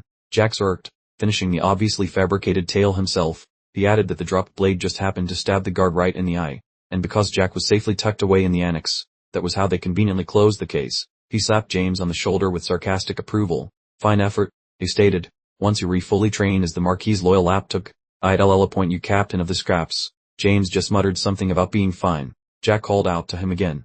"Hey chick." The knight ground his teeth in frustration and corrected him immediately, saying it's actually James. James Cantor. Jack completely ignored the correction and cut right to the chase. He declared he wanted to practice swordsmanship, instructing James to fetch him one genuine sword and one wooden practice weapon. Jack stared at him intensely, then simply said whatever, showing zero interest in the knight's official job description or feelings. James attempted to regain some dignity by puffing out his chest. He defiantly stated that running errands was beneath his pay grade, drawing a firm boundary. Jack grabbed a fork from the table and pointed it at him menacingly. "Hey chick," he inquired, "you don't care much for me, do you?" He then questioned if James bothered to at least pretend to act like a human being. He made a daring challenge with a malicious smirk. He proposed giving James a chance to physically assault him, catching the knight completely off guard. Both Ron and James were utterly astonished by the suggestion. "Then master, were you actually being serious?" they exclaimed at the exact same time. Jack confirmed that he was, quite honestly, completely serious. "Naturally," he replied, extending his hand. "Look at my hand right here." We detailed the duel conditions in a condescending manner. He asked if they truly believed he'd ever even held the blade, then instructed James that he could simply beat him up however he pleased during the fight. James was still attempting to comprehend the proposition. He asked in total confusion if Jack was actually suggesting he serve as a personal swordsmanship practice dummy. Jack finally couldn't help himself and let out a small chuckle, attempting to suppress his delight at the knight's complete lack of awareness. The man completely lost his composure, erupting into hysterical laughter that seemed to shake the room. He cackled that this was only the third most interesting thing he had ever encountered, before promptly demanding someone fetch him a sword. Ron looked at Jack, his face etched with genuine apprehension, asking if he was absolutely certain about everything. Jack simply returned the gaze, completely unbothered, and responded with a confused, "One word queer." As they sat down to eat, Ron explained his anxieties, revealing in a strained voice that their opponent was a fourth circle user. Jack's casual response was merely "so what?" as if the knight's power level was completely trivial. Ron continued to push the issue, questioning Jack's confidence in the impending fight, clearly terrified that his young master might suffer an injury. Jack, however, transformed the worry into a game, suggesting with a grin that they should place a wager on him. The proposed bet centered on whether or not he could successfully defeat the woman in question. Jack used self-confidence, while Ron remained visibly uncertain about the entire affair. The knight, James, who had been standing guard nearby, cleared his throat in a painfully awkward manner, revealing he had clearly been eavesdropping on the entire exchange. Ron turned to look at Jack, a thoughtful expression on his face. He began formulating new conditions for the wager, deciding they should gamble not on victory or defeat, but on the number of hits Jack would actually receive. Jack looked slightly annoyed by Ron's obvious lack of faith in his abilities. He let out an exasperated sigh, clearly not a fan of the revised terms. However, his mood quickly reversed, a mischievous grin spreading across his face. He leaned forward enthusiastically, declaring the new conditions sounded like fun, and asked what Ron wanted to bet. He reminded Ron that James was an exceptionally skilled knight, operating on a level entirely different from his brother Felon. He questioned Ron's resolve, asking if he was truly determined to go through with this. Jack slumped back dramatically in his chair, feigning disappointment, he whined that Ron clearly had absolutely no confidence in him, attempting to emotionally manipulate his loyal butler. Leaning forward once more, a playful glint in his eye, Jack proposed, "Then let us make this official." He finalized the terms. If he took even one blow during the duel, Ron would be the winner. Ron looked away, still visibly hesitant.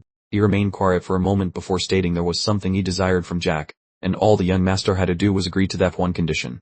Jack was intrigued. He clarified the one-hit rule, then proposed adding another layer to the wager. The loser would be obligated to grant the winner a single wish. He offered a sly smirk, his eyes shining with a mixture of self-assurance and affection. He pointed out that he was merely the Marquis's servant, playfully emphasizing Ron's higher position while subtly acknowledging their deeper connection. He held up his fork, the tines glinting in the light.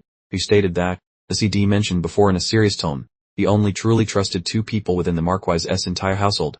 He then revealed the identities of those 2 masters, the sister and Ron. Specifically, he meant Ron. Ron was completely blindsided by the heartfelt admission, his eyes widening in complete shock. He whispered, "Young master," his voice thick with unexpressed emotion. Jack continued, his expression earnest. He observed that Ron seemed to be avoiding something, sensing a hidden burden weighing heavily on his faithful servant. Jack looked at Ron with a soft, understanding smile. He explained that he did not give orders to those he trusted, so he would rephrase his previous request. Ron lowered his gaze, deeply moved by his young master's words. The heavy weight of his past seemed to lift slightly, if only for this brief moment. Jack simply grinned, leaning back in his chair. He confessed that if Ron phrased it in that manner, it would be difficult for him to reject the unspoken conditions of their bet. James, who had been forced to witness the entire conversation, clenched his fist in frustration. He was clearly furious about being the subject of their frivolous wager. He knelt down before Jack, his pride completely shattered by the circumstances. He realized he had no choice but to participate in the humiliating challenge. "Third young lord," who began, his voice laced with a newfound respect, "please accept my apologies for my earlier disrespect. If you require a training partner, I will gladly serve as your target." Jack waved a dismissive hand. He instructed James to retract his previous statements, explaining that countless people, like the woman he mentioned, had shown blatant disrespect directly to his face. He explained that while he could tolerate disrespect, physically assaulting him was an entirely different matter. James, he suggested, must be genuinely afraid of what would happen if he crossed that specific line. Jack leaned forward, a confident smirk on his face. He stated that James was kneeling because he wanted to observe him in action. He asked when James wanted to go somewhere private to see the fight, then quickly corrected himself. James looked up at him, a flicker of fear crossing his eyes. He considered the possibility. Perhaps Jack was afraid of being defeated by him. Jack moved right into his personal space, his eyes burning with intensity. He then voiced the knight's deepest insecurity. "You're afraid of losing to me." James gnashed his molars, his ego thoroughly bruised, attempting to dismiss the obvious dread that, alas, was utterly plastered across his terrified expression. Jack reclined with an infuriatingly victorious grin, stating unequivocally that apprehension was utterly foreign to him, a declaration that certainly begged a skeptical eye. "Well," James finally cracked, then announced, embracing the confrontation, "I suppose you will simply need to discover personally whether my courage is genuine or just a theatrical performance. Is Yuri still destined to encounter this ancient gentleman's blade regardless?" Jack pivoted towards Ron, a mischievous sparkle dancing in his gaze, inquiring if Ron happened to be aware of any suitable practice area hidden within their cellar, to which Ron could only offer a bewildered, "What was that?" Ron vigorously rummaged through his mental attic, desperately attempting to conjure up recollections of such an area, possessing a nebulous remembrance that frustratingly refused to solidify. Abruptly, the mental snapshot of an obscure portal ignited in his consciousness, a long, dormant recollection excitedly resurfacing, prompting a startled, "Oh my." He guided Jack and James along a descending staircase into a concealed section of the manor, professing utter astonishment at the existence of such a sophisticated facility right beneath their noses. Jack surveyed the clandestine training arena, a reflective look gracing his features, then began, in this fashion, before swiftly amending his thought, "Now, this is the very spot where your esteemed mother, Lady Volunteer, along with our 2 offspring." He questioned Ron regarding his ignorance of this location, to which Ron elucidated that since Jack had perpetually avoided any form of physical exertion, there had never been an impetus for his descent. Now that he considered it, the area presented an astonishingly pristine appearance, with Jack gliding his palm across an adjacent handrail only to discover not a single particle of grime. It dawned on him that some diligent soul clearly maintained the space with regular upkeep, as there truly was no alternative rationale for its immaculate and flawless state. He faced Ron, a look of profound appreciation gracing his features, for he understood precisely who had been diligently overseeing this clandestine refuge. He dipped his head in a subtle gesture of unspoken gratitude towards his devoted manservant, uttering a heartfelt, "Thank you very much," his tone imbued with a profound earnestness. Ron simply offered a warm smile, content in having proven useful, as a delightful, miniature iteration of Jack then lightheartedly addressed James, saying, "Below there, Tick." Jack extended his palm, his countenance now completely devoid of levity, demanding to know the object of James's vacant gorking, and then instructed him to surrender the practice blade without delay. James stepped forward, his expression fixed in a resolute grimace, informing the junior lord that they ought to commence with the wooden training sabers and urging him to make haste. Clearly impatient for the impending clash, he passed the practice sword to Jack, their fingers brushing momentarily, stating, "Certainly, my lord. Here it is," his tone betraying a subtle tremor of apprehension. Jack grasped the blade, this hold unyielding and self-assured, the heft of the timber feeling remarkably natural and accustomed within his palm. He regarded the weapon, a faint smirk playing on his lips, while James noted that the junior lord appeared entirely comfortable wielding a sword. Astonished by such an innate posture, Jack's smirk expanded into a cocky, knowing expression, Then he queried, "Proficient? If one were to stack every sentient being and creature I dispatched in my previous existence, the resulting cane would easily pierce the firmament." He offered a subtle inclination of his head, acknowledging the praise, stating casually, "Indeed, I suppose. I appreciate the kind words," his gaze simultaneously sparkling with a menacing and predatory luminescence. He casually flung the actual weapon towards James, cautioning him, "And consider this a grave matter, even if it's merely a practice blade," he declared, before instantly surging forward, bellowing out Chick's designated moniker. James had scarcely a moment to register what was happening before Jack's timber weapon arced menacingly towards his cranium, prompting him to hoist his own blade in defense, the subsequent collision sending a jarring shockwave up his limb. The pair of wooden sabers met with a resounding percussive retort, forcing James backwards, utterly blindsided by the unexpected power of Jack's sudden offensive. He grunted with effort, astonished by Jack's brute strength, yet he privately mused that he had, of course, effortlessly parried the blow, concluding Jack must be a mere novice, and since the boy seemed so terrified of harm, James decided to simply give him a little jolt. Yet Jack proved utterly unyielding, and a crimson welt blossomed on James's cheek as Jack's blade connected flawlessly, prompting James to inwardly concede, "This is the self-assurance visibly faltering." Jack's offensive became a chaotic streak of activity, his weapon dancing with a velocity and accuracy that completely contradicted his apparent youth, leaving James solely engaged in a desperate, losing struggle to defend himself. The sparring concluded with the same abruptness with which it commenced, leaving Jack observing a vanquished James, a quizzical expression adorning his countenance, uttering, "Well, the desard," as if he had indeed just thoroughly crushed a seasoned fourth circle knight. James knelt, cradling his throbbing arm in agony, utterly flummoxed by the recent turn of events, sputtering, "My lord, you would undoubtedly be quite deceased if this had been a genuine blade." Jack merely flashed a wide, unnervingly self-assured smile, his gaze brimming with an ominous certainty, then inquired if he hadn't in fact, articulated this exact outcome previously, casually jogging the knight's memory regarding his initial admonition. James was absolutely frozen in stunned disbelief, trying to compute where this kid got his dazzling footwork, seriously questioning if this was truly the young lord's inaugural swing with cutlery. Feast your eyes on this maneuver. Jack committed to a mighty, full force lunge using the practice stick, yet James managed to swat it away like a pesky mosquito at the absolute last second. Despite this being a mere casual redirection, James was already dripping sweat like a leaky faucet, utterly unable to comprehend how a scrawny 14-year-old possessed such terrifying force in one shot. The knight stood there desperately trying to collect the scattered remains of his dignity, realizing this whole spectacle should have concluded when he blocked the first time. Sensing a dramatically harder battle looming, that sturdy wooden practice weapon slammed into the stone floor with a jarring bang and a terrible racket, bearing merely dropped, but in a formal combat setting, that usually spells immediate disqualification. Hold on.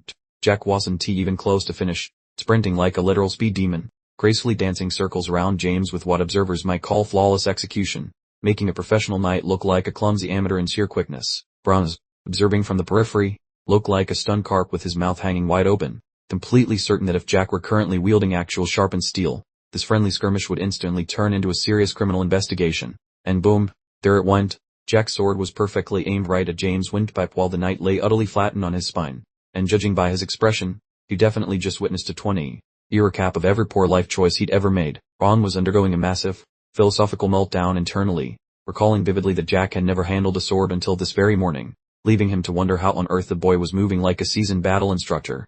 He gaped at Jack with an expression of utterly pure incredulity, debating if the term genius was substantial enough to fully capture the sheer absurdity of the martial talent he had just been forced to watch. We are treated to an awesome visual of Jack's eyes suddenly shining with a malevolent, predatory golden glare, causing Ron to conclude that even the most historically renowned child prodigies couldn't possibly possess this much raw ability. Jack stood over the thoroughly defeated knight, completely unbothered, and mockingly asked the hatchling if he was already pushing his mid-20s, prompting James to just lay there in a daze, attempting to stammer out an utterly bewildered apology. James succeeded in rasping out that his age was currently 23 rotations around the sun. Then Jack casually inquired exactly when his martyr practice began, and James sheepishly confessed he had started at 18. Jack appeared truly impressed, or perhaps he was just giving an Oscar-worthy performance of shock, noticing that James achieved the fourth circle in just half a decade, a ridiculously rapid pace considering his delayed commencement. Jack's gaze sharpened dramatically as he began meticulously evaluating James' hidden capabilities, one eye pulsing blue as he peered directly into the poor knight's character sheet, hunting for any latent gifts.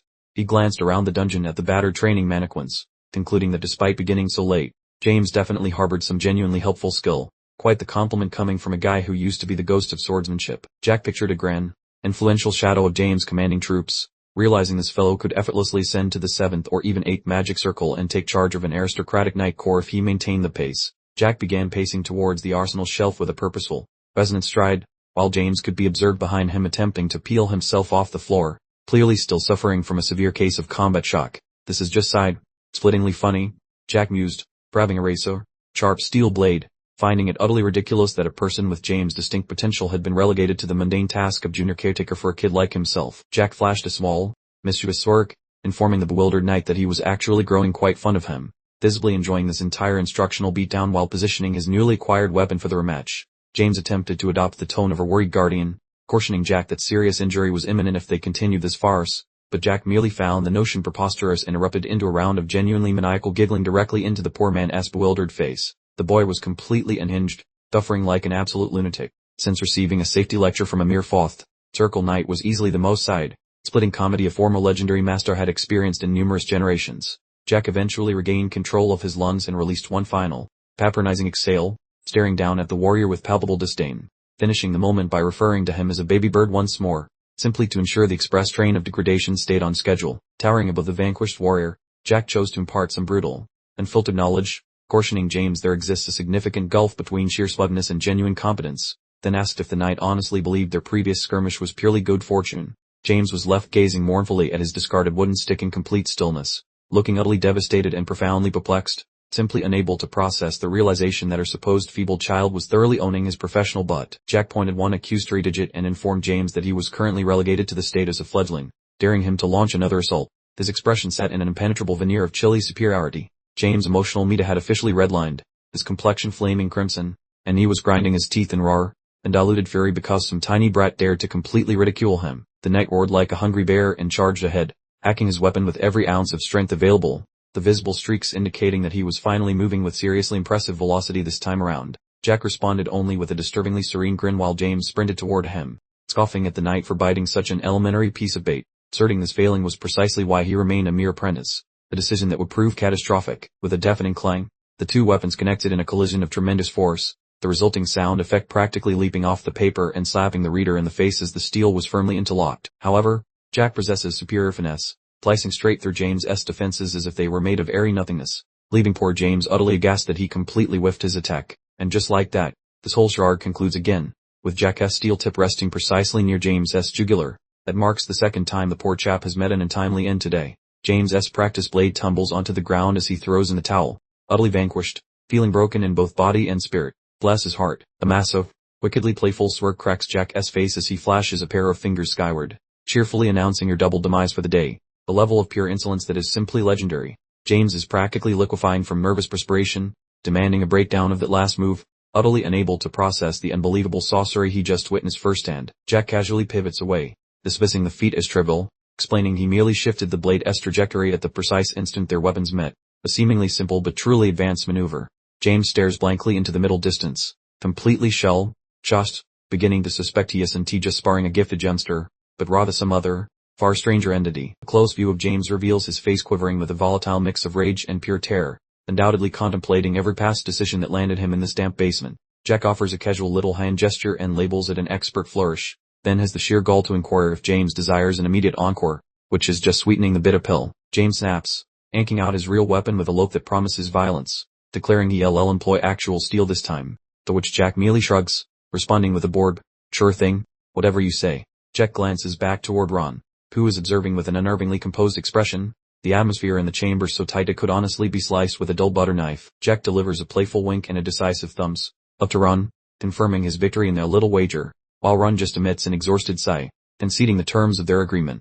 Jack brings up the specific desire he requested from Ron earlier, and we momentarily see a shimmering image of the lovely, Vallis Elizabeth, who represents Jack's entire purpose in this second lifetime. Ron casts his gaze downwards, his countenance grave, fully aware of the sheer gravity of the situation unfolding before them.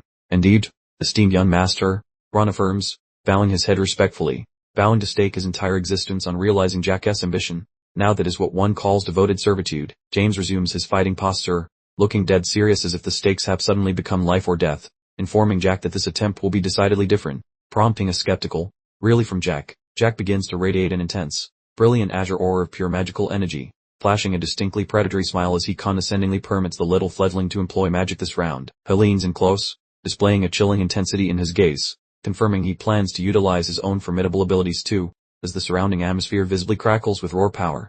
James is now fully primed, his body vibrating with channeled arcane force, offering a grim acknowledgement that it is time to decisively conclude this confrontation once and for all. With an explosive burst, Jack charges in, executing a powerful, handed downward chop, blue electrical arc spitting off his weapon as he brings the forceful blow crashing down. The blades meet in a deafening, powerful detonation, the resulting concussion wave bright enough to illuminate every corner of the practice facility instantly. James strains mightily, his features contorted with exertion, realizing with dread that Jack's magical output far exceeds what any initial tier spellcaster should ever possess. James's eyes balloon in shock as his defensive posture begins to visibly fracture, letting out a choked sound of realization that a mere child is actually overpowering him. The seasoned warrior, with a resounding, heavy clang, James is propelled backward, slamming into the ground with a solid thud, having utterly lost both his balance and every shred of his pride. Jack doesn't grant a moment's respite, immediately driving his heel down hard to firmly hold the down James to the floor, ensuring a completely overwhelming and definitive triumph. Jack stands over the defeated warrior, his weapon held loosely, coolly inquiring if it is already over, his expression chillingly bored, an absolute masterclass in brutality. James lies prone, wrestling with the sheer impossibility of the event, unable to reconcile how a first-level sorcerer managed to utterly crush a fourth-level knight so thoroughly. Jack looms over him, stating the principle is actually quite straightforward, preparing to lecture this little fellow on the nuances of advanced magical channeling. He elucidates that rather than employing the pedestrian method of spreading magical energy uniformly for a general physical enhancement, he concentrated every ounce of his personal reserves into a single, targeted area, then asks James if pursuing the formal knightly path is truly necessary, sounding almost like a career counselor. Jimbo stares skyward like a confused puppy, wondering aloud what that entails, since his brain lacks any software for a career outside of being a tin soldier. The scene jumps to the big boss relaxing with his obsidian beast in the office, where he mirrors the fellow's shock by repeating the same query. Stroking the creature's skull, the noble labels it a faithful mutt, setting a gloomy mood for the twisted proposal Jack is cooking up for the poor line. Jack looms over the kid with a smile so sinister it would scare a ghost, leaving James shaking like a leaf while stuttering for forgiveness. Jack suggests the boy switch gears to become his private attack dog, claiming that being a shadowy hitman beats a tedious career in shining armor any day, thus kicking off the weirdest job interview ever. Looking completely shell-shocked from the threshing, James listens as Jack reiterates the deal, insisting that serving as a secret pet offers way more thrills than some snooze fest. The armored fellow hesitates, probing for the actual benefits of this career change, while Jack offers nothing but a creepy, golden-eyed glare that speaks volumes. Jack chuckles at the kid, advising him to worry about the job duties before checking the salary, while Ron stands behind them looking like he smelled garbage. Jack describes a lifestyle of endless prestige and perks, accompanied by a mental image of a wolf sprinting through winter woods to make the deal seem fancy. As James seeks a job description, Jack stumps his footpaw right onto the man's ribs, asserting his dominance while implying the duties are written on his soul. Finally the fine print emerges. Jack expects the lad to delete any obstacles and serve as a human shield while they loiter in the damp training cellar. The kid's brain nearly explodes at the mention of professional murder, and he collapses on the tiles in a panic, wondering whose names are on the hit list. Observing from the corner, Ron looks like he is doing some high-level math, probably figuring out if the team budget covers another mouth to feed. The pathetic knight mumbles the word murder over and over in his clunky suit, finally realizing that Jack's grand plans involve way more blood than expected. Looming above the wreck, Jack tells him to use his tiny brain and uses that insulting baby bird nickname again, which really hurts his fragile ego. The scene shifts to Felon sulping under his covers after his unexpected bath, while Jack graciously grants James 24 hours to decide on his future. Staring at his potential boss with a blend of terror and curiosity, James receives a parting glance and a snarky wish for him to choose wisely. Sunlight hits the estate the following morning as Ron hollers for Jack, though the bright sky hides the toxic drama simmering behind the front door. While Jack puts on his fancy clothes, Ron nags him about his lack of self-preservation, convinced that hiring a random soldier is a recipe for disaster. Staring into a beverage as if it holds the secret to Jack's sanity, Ron bluntly questions if there is any actual faith in this new recruit. Rubbing Jack's tense shoulders while the lad hydrates, Ron cautions him that the basement chatter has likely leaked to the evil lady of the house already. Jack wears a grin that says he knows everything, looking perfectly relaxed and pampered as if he does not have a giant target on his back. Ron kills the vibe by insisting that laughter is inappropriate, given his certainty that the wicked woman is lurking nearby, ready to strike like a cobra. He wonders aloud if Jack fears a sudden assassination attempt, as flickering candlelight makes the whole room feel like a scene from a horror flick. The servant frets over what that lady might plot once she learns of Jack's departure, especially since she currently looks like she is planning a felony. Chuckling at the drama, Jack reminds him that his dear sibling is currently scared of sinks, meaning the mother is too busy babysitting to plot. He clarifies that although the lady wants him buried, the big boss is watching like a hawk, proving Jack has played this board like a grandmaster. A chart of the family tree pops up, showing that Jack is still a vital piece of the puzzle to keep Elizabeth from going off the rails. With a face of pure gravity, Ron asks if he is absolutely sure, finding it impossible to believe that survival is guaranteed in this viper den. Relaxing into the massage, Jack asks if Ron truly believes the head of the house would permit his wife to commit filicide right at home. He figured she would probably just break a few bones before he left for the academy, rather than actually killing him outright. What a truly heartwarming family relationship. Jack gave a dark, self-assured smirk as he took another sip. He knew precisely how far he could push these people before they truly snapped. The liquid swirled in his glass as Jack recalled his former life. He remembered quite clearly that absolutely no one in the entire world had ever managed to take him down back then. He thought about legendary adversaries like the Harpy Lord, Dork Lord, and even the fearsome Dragon Lord. All of them failed to kill him, as he was a seasoned veteran of countless battles. So, the mere notion that her simple Martians could possibly defeat him made Jack burst into uncontrollable laughter. To him, it was hands down the funnest joke he had heard all day. Jack finally thanked Ron for the massage, admitting he was slightly tender after all that intense exercise with the knight. One simply stared back with a completely dead, inside, over, it expression. Ron called out to Jack as the young master began putting on his clothes. Despite the butler's constant attitude, his loyalty was clearly 100% genuine. Jack looked incredibly determined, proclaiming that unless he personally chose to die, he would simply never expire. That level of confidence is textbook main character energy right there. Ron asked if Jack was planning something extravagant for the following day. Jack merely gave a cryptic response, implying Ron was on the right track without revealing any specifics. Jack told Ron that if he was so curious about tomorrow's events, he was welcome to follow, provided he did so in complete and total secrecy. Ron looked completely blindsided by this revelation, asking if he wasn't meant to accompany Jack. The young master was already walking away, clearly intending to handle things solo. Jack shot him a sly, knowing look over his shoulder. He definitely had a complicated plan in mind that Ron was not yet fully aware of. Jack firmly told Ron, absolutely not. We explained that Ron couldn't come openly, making him promise to follow only if he stayed completely hidden. Jack put a finger to his lips, instructing Ron to keep the entire operation completely hush. He asked for agreement with his characteristically manipulative charm. Ron reluctantly agreed to the terms, bowing his head in submission. He was clearly unhappy about being left in the dark, but he knew better than to disobey. Jack closed the door cabinet with a sharp creak. He had already moved on, completely focused on the next phase of his intricate scheme. He suddenly stopped and turned back, asking, right, did you need something else? Acting as if he hadn't just dropped a major bombshell on the poor butler, Jack announced to Ron that he was going to advance to the second circle right now. He then gave a strict command to make sure absolutely nobody entered his room while he was training. Ron started sweating profusely, considering that reaching the second circle was supposed to be an incredibly difficult, massive ordeal. He couldn't believe how casually Jack was talking about it. He kept muttering second circle to himself in complete astonishment. It typically took most people years to achieve what Jack planned to do in a single afternoon. Jack internally reminded himself that this was laughably easy for him. When you've already been a master once, the initial progression levels become nothing more than a simple speedrun. Ron managed to choke out a weak acknowledgement as he turned and worked away. He was completely overwhelmed by the profound genius of the child he served. We see James' boots as he stomps forcefully through the mansion. This heavy gait clearly indicated he was deep in the middle of a major internal disagreement. The poor guy was still tightly clutching his scythe from the duel. He was convinced Jack must already be a third circle mage, given how powerful the blows he took felt. James was sweating and stressing out, acknowledging Jack's genius but insisting the hound proposal was absolutely ridiculous. He was desperately trying to talk himself out of considering it. We see Jack in a crisp red uniform, looking every bit the noble. The narration reminds us that he has no family backing or influential vassals to provide any support. James stood lost in the grand hallway, realizing that the third young lord possessed literally nothing in terms of resources except for his innate abilities. He recalled Jack's promise of a much more entertaining and adventurous life. It was an incredibly tempting offer, particularly when compared to the boring, restricted existence of a regular knight. James vigorously shook his head, trying to snap out of the trance he was in. He told himself he had merely been swept away by the outlandish claims of a precocious child. He decided he should probably just inform the Martians about absolutely everything.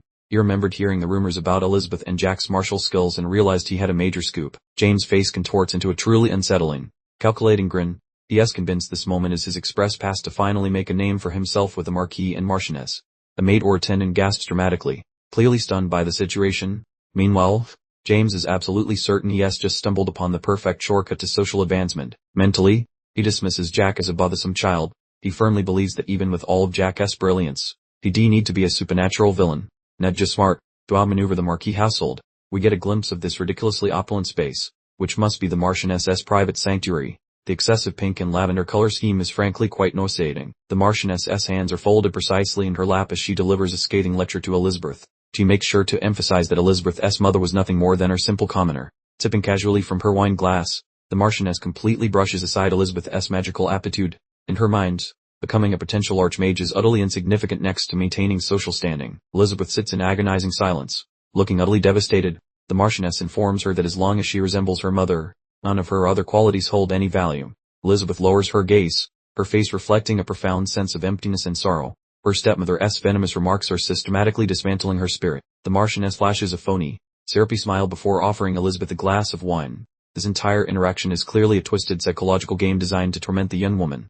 The camera zooms in on the crimson liquid, which bears a disturbing resemblance to blood. It serves as a stark metaphor for just how toxic and perilous this little family chat truly is. Elizabeth, visibly terrified of her stepmother, questions how she could ever be so bold as to drink in her company. The Marchioness merely offers a condescending smirk, clearly reveling in the control she wields. "No," the Marchioness replies, carefully observing the wine as it swirls with a gentle clink in her glass. The atmosphere in the room is so heavy with tension it feels difficult to breathe. Taking a slow sip, she offhandedly mentions that the Malone Duke House's eldest son has expressed interest in Elizabeth. It's immediately obvious she views her stepdaughter as nothing more than an asset to be bartered. She sets the glass down sharply, then announces that the second son of the assembled Duke House is also a contender. She rattles off these choices with all the emotional detachment of someone selecting new upholstery. She scoffs with distaste and folds her arms, lamenting that he has only a second son. This woman's insatiable hunger for elevated status truly has no limits. Leaning in with a stare so intense it could freeze lava, she informs Elizabeth that she will continue vetting potential partners. She concludes with a chilling warning, telling her to ensure she stays obedient. When the Marchioness casually asks if Elizabeth is a romantic interest, the poor girl nearly leaps out of her chair in terror. She immediately denies it, absolutely petrified of the potential repercussions if she had admitted otherwise. The Marchioness simply smiles and expresses relief, explaining that anyone Elizabeth favored would mysteriously vanish without a trace. This level of casual evil truly belongs in a supervillain's handbook. She effortlessly shifts topics, observing that Jack appears to be contemplating something highly entertaining. Elizabeth immediately pales, her mind racing with anxiety over what her brother might be plotting. She manages a shocked gasp, her heart pounding in her chest. She understands that any situation involving Jack inevitably spirals into chaos at breakneck speed. A flashback shows James in the training area. The Marchioness mistakenly believes Jack attempted to sway a page, convinced he is unwittingly stepping into a carefully constructed snare. She firmly believes Knight remains loyal to her, with her son reinforcing that loyalty. She completely fails to grasp that Jack has already successfully turned that young man into his personal, devoted follower. Elizabeth grips her skirt so fiercely that her nipples drain of all color. She realizes she is stuck in a terrible situation, fully understanding its nightmarish reality. The Marchioness suddenly erupts into a high, pish, mocking cackle. She considers Jack's effort to influence Knight utterly superficial and finds the entire concept incredibly funny. Elizabeth drops her gaze, her eyes weary and filled with unshed tears. She understands that all of Jack's actions are merely desperate attempts to cope with the abuse inflicted by their father and stepmother. Internally, she screams of herself to suppress her emotions. She firmly believes that if she refuses to comply, the burden placed on Jack will become even more severe. The Marchioness finally recovers from her laughter, claiming her stomach aches from the humor. She then tells Elizabeth she appreciates her understanding, a pretentious term for compliance. She rises from her seat, casting a look of utter disdain at Elizabeth. She instructs Elizabeth to continue her current behavior while she takes charge of finalizing the marriage details. As she starts to work away, she pauses to add one last thought, just for good measure. You can sense this final comment will be absolutely terrible. She rests a chillingly cold hand on Elizabeth's shoulder, causing the terrified girl to tremble. It feels exactly like a predator establishing dominance over its prey. A foreboding shadow stretches across the room as the Marchioness hovers over Elizabeth, making it clear that developing feelings for another man would be a terrible, altering mistake. She leans in close, whispering with a smile that promises pain. You understand the consequences, don't you? Confirming that this woman truly is pure evil. Elizabeth's eyes are wide saucers of pure terror, and she is sweating profusely, barely able to breathe with the terrifying Marchioness standing directly behind her. The screen cuts to black, as Elizabeth manages to whisper a response. She realizes that, for now, she has absolutely no choice but to comply with the order. The Marchioness exits casually, acting as if she hadn't just mentally pulverized a girl, sweetly calling Elizabeth a sweet girl and urging her to hurry down to dinner as though everything were perfectly normal. Elizabeth remains sitting in the quiet room, looking completely broken, a devastating image of profound isolation. The scene shifts to a lovely sunset view over the estate. The colors are beautiful, yet the atmosphere feels anything but peaceful. The maids are frantically preparing an enormous feast in the dining room, clearly demonstrating this family's commitment to lavish, over-the-top living. The close-up reveals a perfectly arranged dish of fresh vegetables, looking like high-end restaurant food, which only highlights the toxic environment about to be served at this table. The family members are all gathered for the meal, and the silence in the room is so heavy you could cut it with a knife as everyone eats in quiet tension. The dining room doors burst open with a massive, startling crash. This is certainly one way to make an entrance.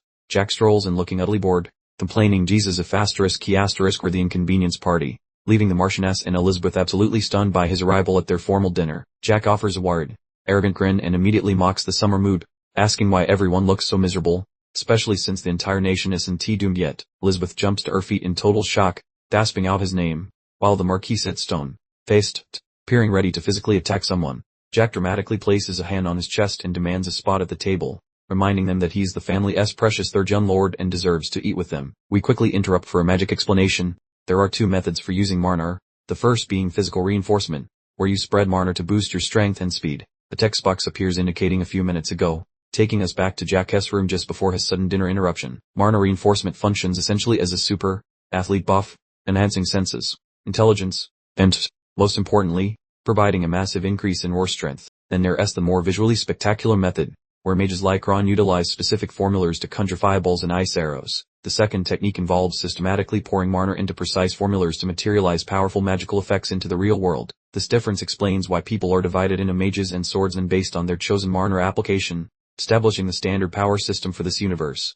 Jack sits near the window in his room, pondering that even though he identifies as a swordsman, he retains the ability to use actual magic whenever he needs to. He clearly declares, "I am a swordsman," focused entirely on rapidly leveling up the strength of his new body. We get a close-up on Jack's eyes as he centers himself, preparing to execute a feat that should theoretically be completely impossible. Jack is sitting on his bed, radiating an enormous, bright blue BunRv aura, having successfully formed his second circle in record time. He glances over at Ron and asks what he is staring at, while Ron stares back in unadulterated shock, muttering to himself, "It has been 2 months." Jack flops back onto the bed, completely exhausted by the rapid advancement, and asks, 2 months? What does that even mean? Ron looks down solemnly, explaining that 2 months was the time required for him to finally achieve the second circle. Still unable to process Jack's speed, lounging on his furniture, Jack admits that ordinary folks normally require a full 4-month duration to transition between those initial energy levels. Ron feels utterly bamboozled, noting that without time, travel and shenanigans like Jack's, ascending to that subsequent power rank so rapidly is a literal act of God. Jack merely offers a massive, joyful beam and hails Ron as legendary, completely clueless about the insane dominance he just displayed. Giggling at the insanity, Ron mentions he probably shouldn't accept praise from a brat who unlocked the second circle within a mere 5-hour window. Suddenly remembering his schedule, Jack asks what time it is, since he was so engrossed in his practice that the entire afternoon slipped away. Pulling out his antique timepiece, Ron calmly states that it is currently 5:40. Noting that their window of opportunity is closing fast, Jack springs up while shouting in disbelief, unable to fathom that his meditation session lasted so long or that the dinner hour is imminent. His belly starts protesting loudly, and while Ron offers the standard steak, Jack is brewing a much more chaotic and spicy alternative. He brushes Ron aside, telling him to forget the cooking, as he is already mentally orchestrating a plan to torment his stuffy relatives. He realizes the arrogant snobs in the main wing are likely dining right now, which causes the mischievous cogs in his brain to start spinning. Jack leaps from his duvet with an unhinged expression while Ron fruitlessly tries to intervene, but the boy has clearly chosen the path of violence. Standing before his reflection to straighten his clothes, he ensures he looks perfect before delivering the news of his departure in the most grating way. Inside the banquet hall, the servants appear truly petrified because Jack suddenly plucked a greasy drumstick directly from the communal plate. The image zooms onto Jack ruthlessly destroying the poultry, where the crunching noises are nearly audible to everyone present. He crams his gullet without an ounce of embarrassment, remarking that this wing of the estate serves gourmet meals while his kin watch in shock. After a satisfied grunt, he insults the house staff by claiming Ron is the superior chef, causing the Marchioness to practically combust with anger. Jack lets out a heavy breath and offers a sarcastic thanks for the food, while Elizabeth stares at him with eyes as round as saucers.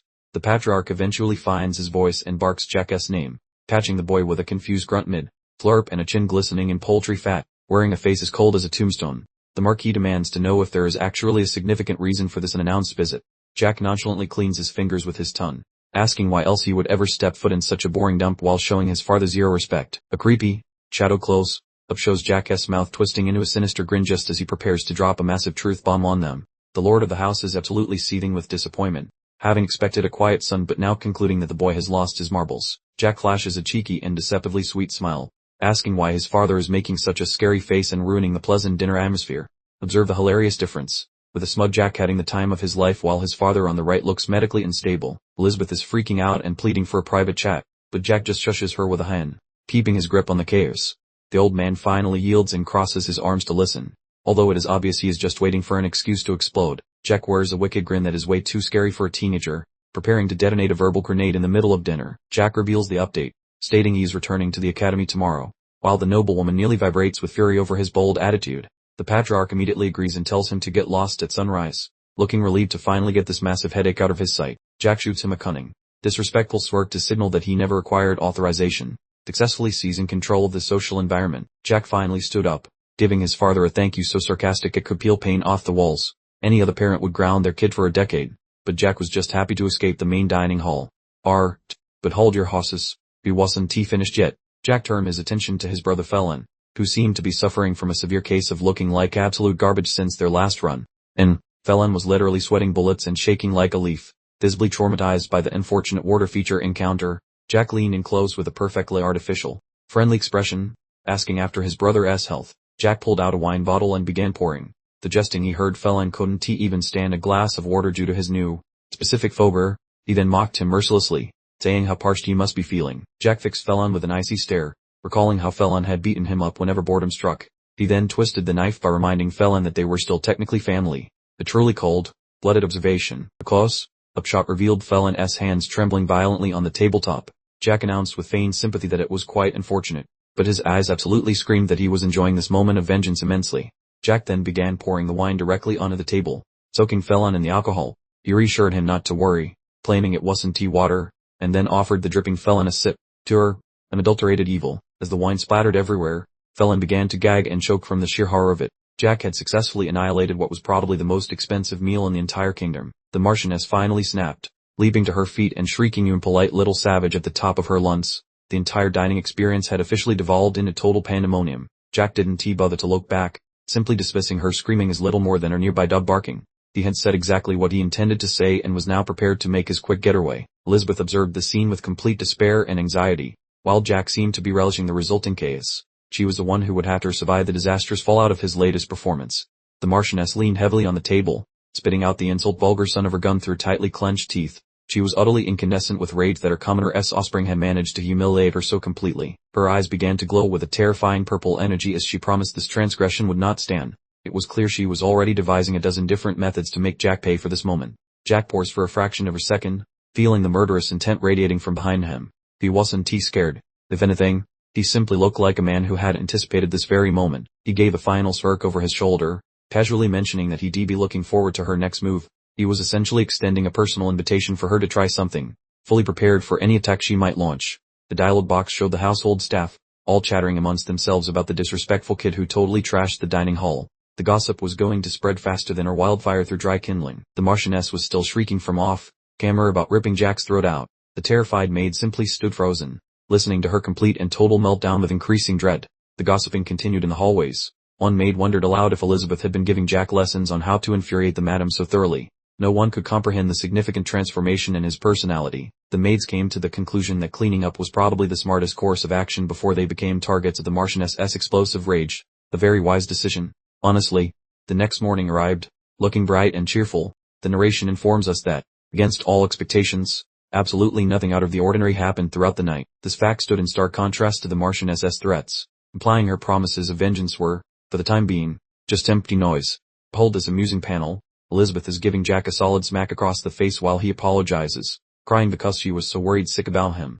He simply accepts the punishment like a well-behaved younger sibling. Jack stared out the carriage window at the rapidly passing forest. He was finally escaping that living nightmare of a mansion and putting it squarely in his rearview mirror. The carriage rolled along the road accompanied by a small escort. The narration noted that while the preparations seemed straightforward, they were surprisingly extravagant for the departure of someone in exile. Inside, Jack appeared profoundly bored. To him, this carriage wasn't a symbol of wealth or status. It was just a nice, comfortable place to ride while traveling. Outside, we spot a knight riding alongside the vehicle. His rigid posture indicated immediately that he wasn't just some ordinary guard. Introducing Razan, the sixth circle knight, identifiable by his white hair and a very serious facial scar. He is commanding this entire escort, and he looks like he definitely means business.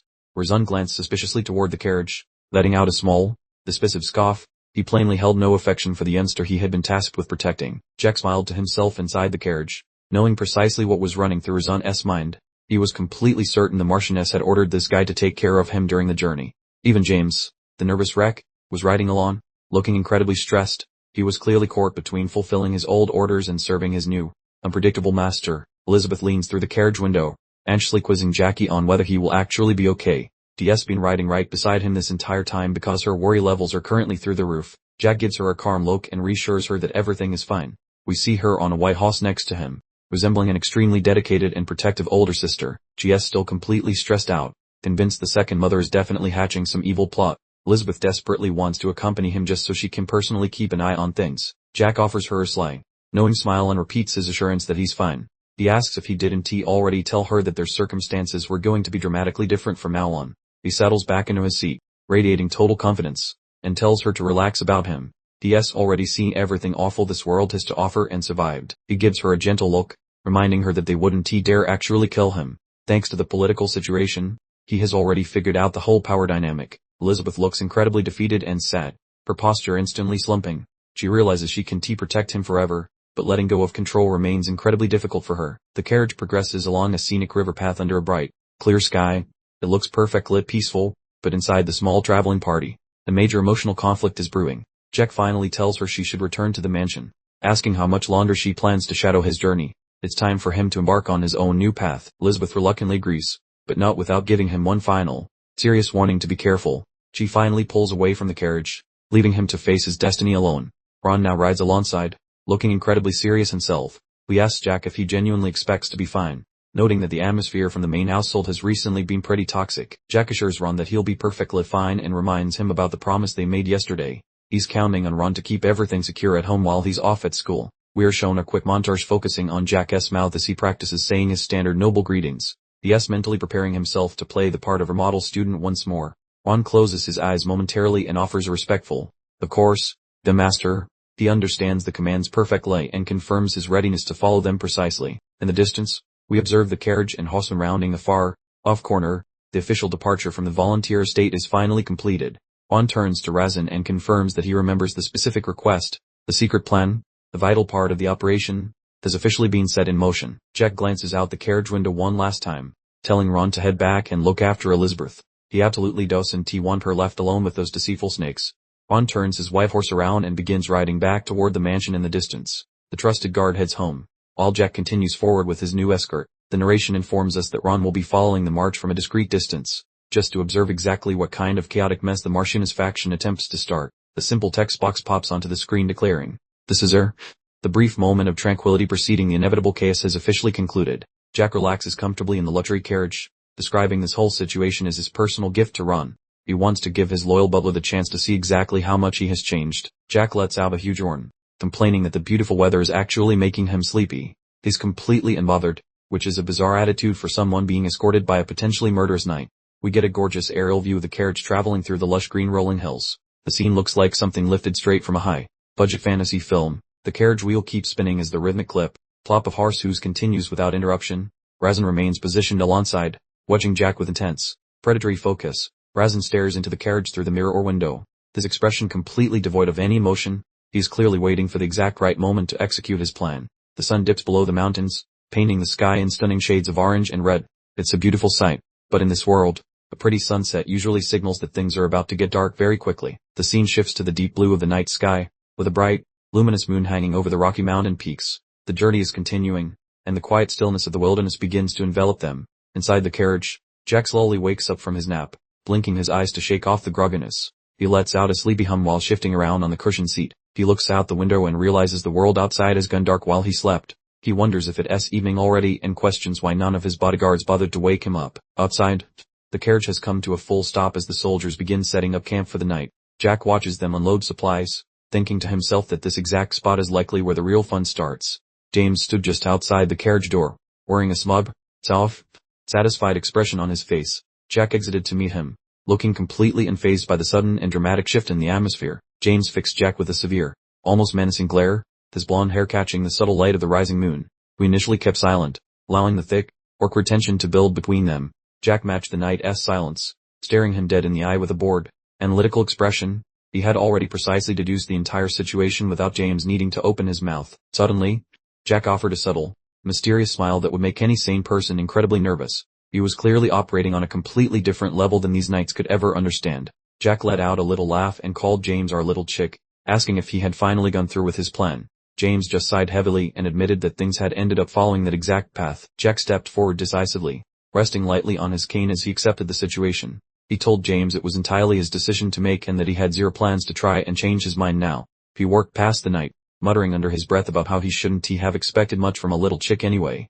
As he headed toward the center of the camp, the rest of the knights began surrounding him like a pack of starving wolves. Rasen, the captain with white hair, stood at the front of the group looking incredibly cocky. He informed Jack that since he'd already figured out the scheme, they didn't need to waste any more precious time torquing. Jack simply tightened his grip on his cane and told the captain to keep torquing, explaining that he wanted to hear the official version of his execution. This kid had truly unbelievable guts to provoke a sixth circle knight in such a casual manner. Rasen started explaining that for the next 4 days of travel, they would set up camp every night, exactly like this. Jack just gave him a dry look, urging him to get straight to the point.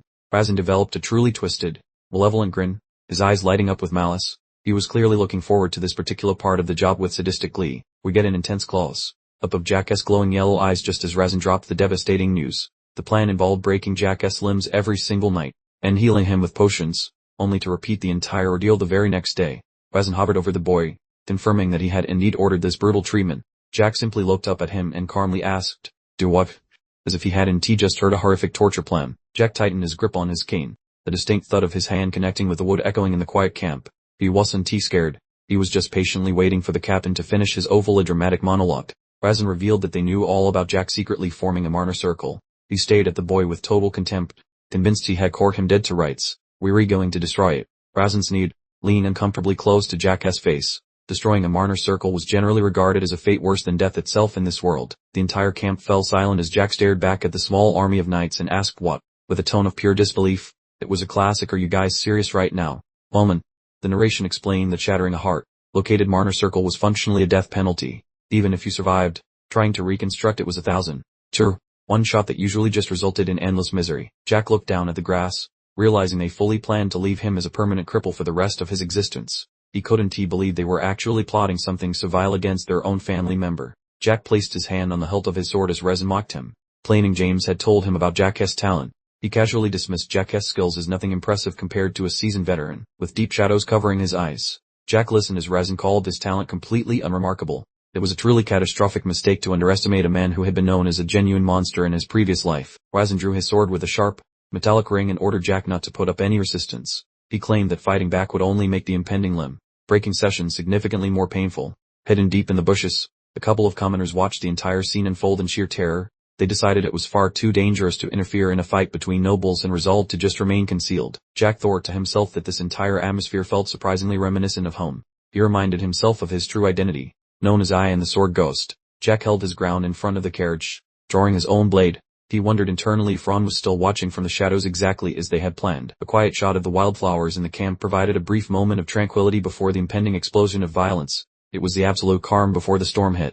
Jack began telling a story, mentioning that he once spent 10 years stranded on a mountain. Rasen and his men stared at him like he had finally lost his mind from the immense pressure. Rasen paused for a second, completely confused, and asked for clarification. He had absolutely no idea that Jack was referring to the training from his previous life. Jack continued his monologue while slowly working toward the knights, explaining how he met his master on that mountain. He admitted that by the time he came down, his family house in the kingdom had already fallen, but he genuinely didn't care back then. Rasen and the other knights simply burst out laughing at Jack's bizarre nonsense. They mocked him, demanding to know what in the world he was talking about, convinced he was simply babbling hysterically out of fear. Jack confessed that even though he pretended not to care back then, one specific thought remained etched in his mind. With a swift flourish of his blade, he unveiled the sole concern that truly occupied his thoughts, the fate of his sister, and the deep-seated regret from his previous existence now served as the potent fuel for his present might. Jack recalled Elizabeth gracing the mansion's balcony, a picture of intelligence and natural flair, musing that even if her family connections were less than ideal,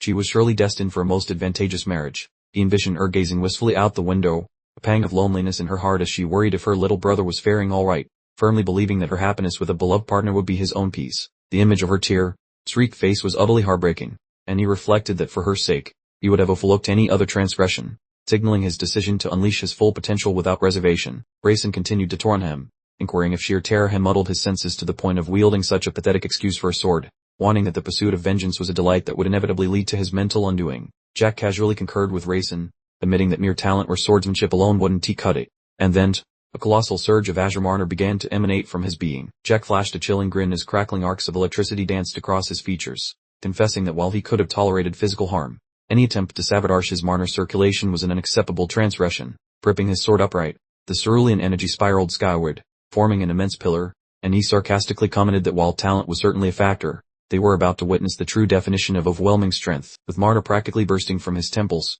Jack projected an aura akin to a divine deity of conflict, declaring his intention to showcase his ultimate capabilities right at that very moment. Jack moved with the speed of a whirlwind, unleashing a tempest of azure energy that violently reshaped the terrain. The sheer force of his Marna so potent it could steal one's breaths. The assembled knights stood utterly dumbfounded, their countenances contorted with sheer dread, each instinctively recognizing in that fleeting instant that they were hopelessly outmatched. Jack charged headlong with a furious cry, his weapon radiating a deadly luminescence, and the narrative unequivocally stated that if these knights failed to vanquish the child immediately, their own demise was assured. Jack hoisted his sword aloft for a decisive strike, proclaiming the name of his technique, the violently churning gales. As the very atmosphere seemed to shriek in agony around him, everything dissolved into a mesmerizing spectacle of motion and sapphire light as Jack achieved a state of absolute concentration, his glowing blue eye betraying an unyielding, icy resolve.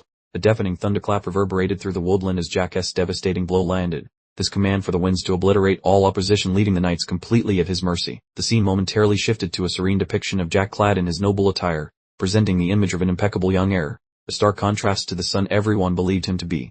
James remained rooted to the spot, his heart seeming to cease its rhythm the instant Jack unleashed his formidable power, and the spectral apparition of a grim reaper looming behind Jack signaled the definitive return of the sword ghost. The blinding eruption of light engulfed the encampment as Jack's whirled. Shattering power was unleashed, the accompanying text perfectly summarizing the situation. For these unfortunate knights, their world had unequivocally ended. Jack tightly clutched the fractured hilt of his sword as the azure sparks from his colossal maneuver gradually dissipated, clearly indicating that his final offensive had utterly depleted his reserves. The ground was a gruesome tableau of blood and fallen bodies, and amidst the carnage of slain knights, the solitary sword lay abandoned in a crimson pool, marking the definitive conclusion of the battle. Jack stood solitary in the epicenter of the devastation, enveloped by a thick, luminous haze of Marner, resembling a diminutive harbinger of death surveying the aftermath of his own brutal onslaught. Sensing an approaching presence, he called out to Ron, urging him to cease his clandestine observation and reveal himself, while the remnants of azure energy still flickered around him as the nearby shrubbery began to rustle. Ron emerged from the foliage, his expression one of utter aghastness, his face conveying his sheer disbelief at the catastrophic level of destruction wrought by a mere 14-year-old. Ron stood there, utterly bewildered, gazing at the field strewn with fallen warriors, while Jack regarded him silently, allowing the summer gravity of the scene to fully register. Jack leaned in towards Ron, his face partially obscured by the encroaching shadows, and confided that the spectacle Ron had just witnessed represented his true hidden ability, prompting an involuntary gulp from Ron. Jack divulged that this particular maneuver was one of the initial 4 techniques he had perfected during his past life upon reaching the pinnacle of transcendent mastery, and a fleeting memory surfaced of his master's gracefully flowing hair. He emitted a weary exhalation, noting that even with a detailed explanation, Ron would likely struggle to grasp the profound sensation of achieving transcendence. His eyes glowing with an unnerving, distant light, Ron remarked that the technique appeared less like swordsmanship and more akin to an advanced application of Marner manipulation. Just as Jack's stance faltered and his body began to betray him, Jack suddenly pitched forward, coming entirely to unconsciousness, and Ron lunged to support him, his voice cracking as he cried out, "Young master." The adrenaline finally receding, the camera focuses closely on Jack, revealing things are far worse than they appear. He is violently coughing up massive quantities of blood. This tiny 14-year-old body was simply not equipped to handle that much raw magical power simultaneously. Even while literally dying, he attempts to maintain his facade, telling Ron this minor internal bleeding is nothing to worry about. He manages to choke out a request for a healing potion, assuming Ron has one lying around. Ron doesn't waste even a second, immediately reaching into his vest to pull out the life-saving medicine. When it comes to preserving Jack's existence, Ron is completely focused and efficient. Ron props Jack up and helps him carefully drink the potion. Jack leans heavily on his butler, looking like a total disaster area after performing such a reckless stunt. Take a look at this expensive vial. Ron is pouring the glowing pink liquid directly into Jack's mouth. The stuff probably costs more than the annual income of an entire kingdom. Jack desperately gulps it down, attempting to prevent a complete organ meltdown. You can almost see the vitality returning to his face as the magic potion starts working its wonders. Ron lets out a relieved sigh, informing Jack that he would have been completely finished if Ron hadn't happened to have that potion. Jack's body is actually steaming from the internal repairs completing themselves. Jack irks, fully aware that Ron would never let him fail. He knows Ron always reserves a spare potion specifically for Jack, rather than saving it for himself. That's a true die relationship. Jack stares up at the sky, remembering a nearly identical situation from his previous existence. He is covered in blood, but he finds himself smiling at the memory. We get a dark flashback where Ron carries a battered, unconscious Jack through a torrential rainstorm. It turns out Ron has spent multiple timelines basically functioning as this kid's personal savior. Back in the present moment, Jack sits beside the carriage and confesses he never had a proper chance to say this before. Ron listens quietly, appearing visibly affected by the emotion. He looks Ron directly in the eye and offers him a genuine, heartfelt thank you. It's an exceptionally rare display of vulnerability from our usually edgy and cold protagonist. Ron is taking the revelation about time regression surprisingly well, but you can see the mental gears grinding in his head. He's processing the fact that his master is essentially a time traveler. Jack holds the now empty vial and reflects that his past self was such an idiot for concealing everything. He recognizes he should have trusted Ron right from the start. The word regression hangs heavy in the air between them. Jack has officially laid all his cards on the table, meaning their relationship dynamic has changed forever. Ron helps Jack get back on his feet with a sturdy heave. He asks if Jack is feeling better now, still fulfilling his role as the world's best guardian. Jack checks his hands and notes that the medicine must have been top grade because the burning pain has already disappeared. He declares himself ready to get back to work. He begins working through the camp, his white coat heavily stained with blood. He moves with renewed purpose, heading back toward the main carriage. Jack starts examining the bodies of the fallen knights. He's searching for any loose ends or potential problems before they pack up and depart the area. Jack stands tall among the corpses, looking completely unaffected by the gruesome sight. He murmurs that this level of damage should be more than enough to deliver a very clear message to his family. He looks down at a particularly blood-drenched patch of grass. He calls out for Ron once more, his yellow eyes glowing with a sinister intensity. Ron stands next to the luxury carriage and confirms the bad news. The little henchman is finally dead. James ultimately received precisely what was coming to him for betraying Jack. We see Jack's boo position right next to James' lifeless head. Jack casually admits he intended to mold the guy into his personal errand boy, but apparently, the plan is now cancelled. Jack surveys the scene of destruction from a distance, deciding James' death was a wise outcome. He notes that he really didn't have high hopes for the guy in the first place anyway. Jack turns back to Ron, who looks totally prepared for whatever strange question is coming next. The bond between them strengthens with every passing minute. Jack asks Ron if he's genuinely not surprised by the whole returning from the future revelation. He's trying to figure out if anything can actually shake this unflappable bubbler. We get a hilarious chib by Ron looking absolutely bewildered, with question marks floating around his head. He's definitely curious on the inside, but he's playing it incredibly cool on the outside. Jack starts listing all the future secrets. He talks about what happens to his sister and how the entire volunteer house gets completely wiped out. He's dropping some serious spoilers for future events. Ron starts sweating profusely now, hearing that his entire world was destroyed in the previous timeline. The horrifying reality of the situation is finally hitting him in full force. Jack's eyes turn cold as he mentions that the process of their destruction was not exactly enjoyable. He's seen things that would certainly give even Ron terrible nightmares. Jack leaned in and whispered that he knew every single detail about Ron's future, but he genuinely didn't feel like sharing. He gave Ron a choice to listen, but cautioned that this particular chapter of history wasn't exactly a cheerful read. Jack became annoyed and jabbed Ron repeatedly, grumbling that talking to him was a total waste of conversational energy. Look at this little chib I seen. It's hilarious. Jack is having a full-blown tantrum, pointing fingers and shouting while Ron just stands there apologizing for existing. That boy is a menace to society. Jack spun around and casually asked Ron if he ever wondered about the tragic fate of his older self. He flashed a mischievous grin, which typically indicates impending disaster. Ron asked if his future iteration at least made it out alive. He desperately hoped for a decent ending, or possibly just a faint pulse. Ron tried to suggest he wasn't exactly prone to an early demise, but Jack immediately shot him down with a blunt. "You're totally died." The lack of tact was truly savage. Jack looked absolutely serious as he repeated the claim. "You died an untimely death." He wasn't joking.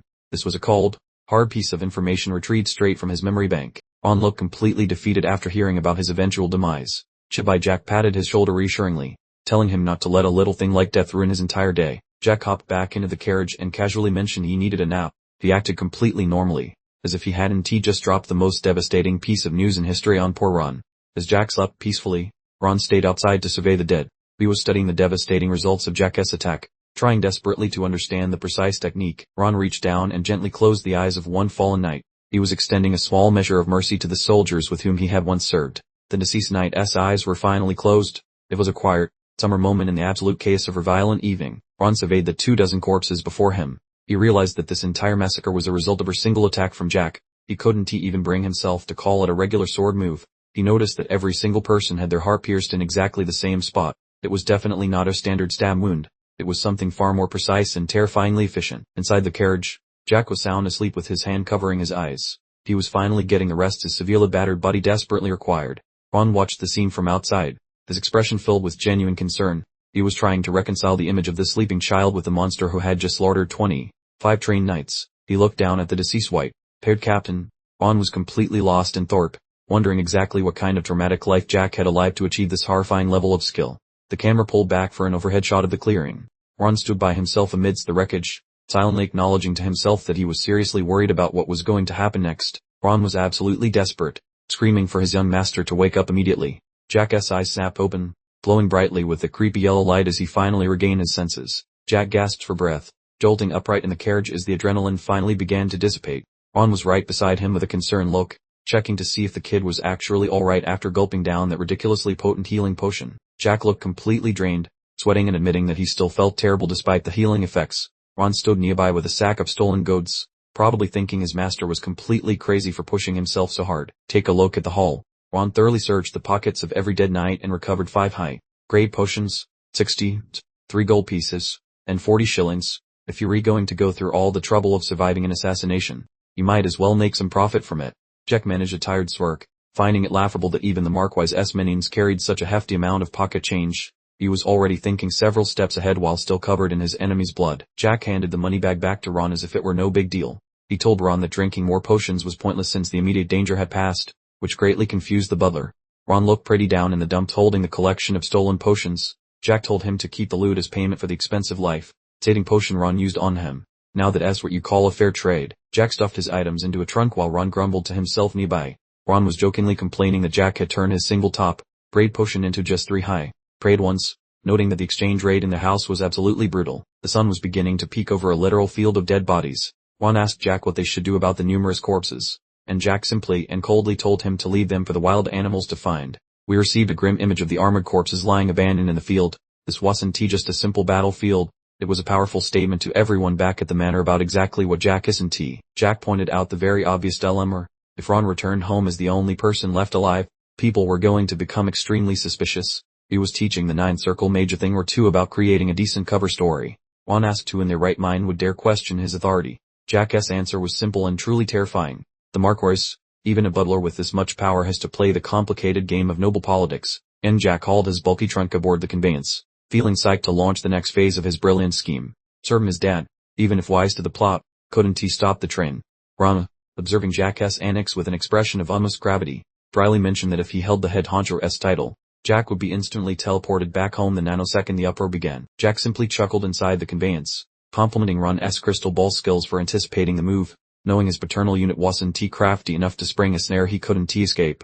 With a competitive gleam in his eye, Jack dared Ron to place a wager, radiating the aura of a fearless high-stakes gambler, completely unfazed by the implied paternal displeasure. The pair shared a brief, taut silence as the vehicle rested amidst the wreckage, Jack's low conveying an instruction for Ron to simply trust the blueprint he was sketching for the years ahead. Ron dropped to one knee, his face softening as he urged Jack that he absolutely must anchor himself to a bedrock belief, the central tenet to drive him through this surprising second act of life. Jack flashed a cunning, almost savage smile, inquiring if Ron was 100% certain that no other living soul had witnessed him tailing the coach, ensuring their clandestine partnership was hermetically sealed. Ron shut his eyelids with supreme confidence and affirmed his success, because a mage skilled in the Ninth Circle simply doesn't mess up the finer points of covert operations. Silly you. Jack leaned in closer, pressing the matter again, needing utter, unreserved faith, as the strategy he was about to unleash demanded nothing less than total allegiance. Our tireless helper, little Chebag, Brown, explained he skillfully laid down an arcane illusion back at the estate, crafting a perfect phantom replica diligently carrying out his typical dusting routine. Jack admired the potent Ninth Circle sorcery, pointing out that Rand had effectively fashioned a flawless doppelganger, a feat only the world's most monstrously powerful beings could possibly detect. Jack mentally staged the confrontation, picturing the Marquis grilling Rand about the gruesome business, and how they planned to artfully twist the narrative to their benefit during the cross-examination. In Jack's mind the Marquis was being stabbed by an array of sharp points, symbolizing the immense pressure, telling Rand to just confess if things became too perilous, to take the foil. Rand blinked, politely startled, demanding Jack repeat that instruction, clearly bracing himself for whatever wild directive the young master was about to issue next. Jack's gaze burned with a fierce, chilling light as he made a solemn oath, commanding Rand to deliver the message that if either he or Elizabeth perished, it would instantly trigger the extermination of the entire volunteer household. A profound quiet descended upon the interior of the vehicle following that chilling declaration, as Jack was essentially drawing a massive, hostile line in the sand against his own family legacy if his wards were harmed. Breaking the thick tension, Jack suddenly barked out a laugh, claiming it was merely a hypothetical scenario, telling Rand to stop looking so gloomy. Though everyone sensed he held those words as gospel, Jack gazed outward with a gentle expression, admitting he could only hope, wishing dearly his patriarch wasn't foolish enough to test the depth of his conviction. We observe a framed picture of the Marquis alongside Elizabeth, framed by blossoms, serving as Jack's final, unspoken ultimatum. offering his father one last window to behave like a respectable human. As the pair walked beside the vehicle, Ran inquired about the contingency plan if the Marquis decided to summon Jack back to the ancestral home while he was immersed in his academy studies. The setting shifts to the vast educational fortress, where Jack clarified that once the term commences, a return trip to the manor becomes virtually impossible unless a direct family member kicks the bucket. Jack's eyes narrowed sharply while discussing the stringent school regulations, counting heavily on those rigid bylaws to afford him the 4 years of undisturbed solitude required to amass true might. Ran paused his steps and performed a gesture of deep respect, fully grasping his assignment.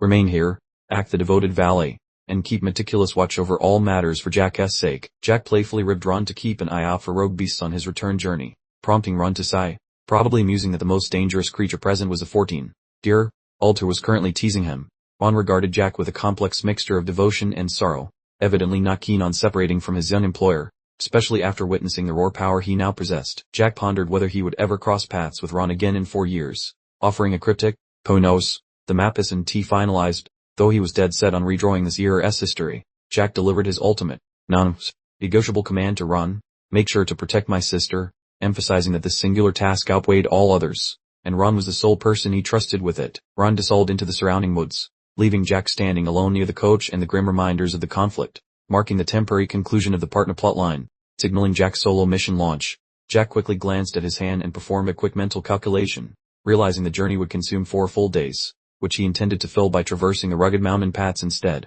He mused that even though the highway route was scheduled for 4 days, trudging through the wilderness amounted to roughly the same duration, and he was prepared for the rustic discomfort to avoid any further unwanted attention. Huffing like an out-of-shape gym rat, Jack yanks his leaden luggage and bids farewell to his posh ride, choosing the spooky woods over plush seats, marinated in solitude on a dusty path. He glares at the lonely wagon, betting his last copper that a nearby village sells better equipment than a broken wheel. Observe this comedy of errors, as the pint-sized hero struggles to mount his steed, lamenting his vertical deficiency because even a master blade wielder sucks at being a toddler. Our grumpy protagonist eventually starts traveling, though he looks like he swallowed a lemon, whining about how tiny limbs make scaling a giant horse a miserable Olympic sport. A picturesque view shows him trotting over a bridge under a dying sun, trading his predictable past for a future as mysterious as a cheap mystery box. Darkness blankets the trees in a suspicious calm, making it difficult to imagine the absolute bloodbath that recently painted these leaves redder than her strawberry patch. Wearing his best brooding face while navigating the shadows, he mentions that taking a detour sounds much better than rushing straight to that boring school. Glaring at the oversized space rock in the sky, he crunches the numbers, assuming his old teacher has finally swapped her current look for her vintage model, introducing the formidable Valentine Milos, a fur-clad beast of a woman glowing with Marner, whom Jack confesses is the only person on his current to-do list. He recalls her saving his neck and gifting him the strength for vengeance, transforming him from a total village idiot into the legendary Spectre of the Blade. This lady was the undisputed champion of the dark arts, a mythic titan who reached the peak of influence before the history books deleted her. She remains the only shadow Jack worships with total fanboy energy. Halting his mount on the stone path, his chest thumps like a drum because meeting the legendary woman who built his entire soul means the actual training starts now. Guided by a lunar brightness, he enters Arbaloer, a quaint settlement where he likely just wants to find a pillow and pass out for 12 hours.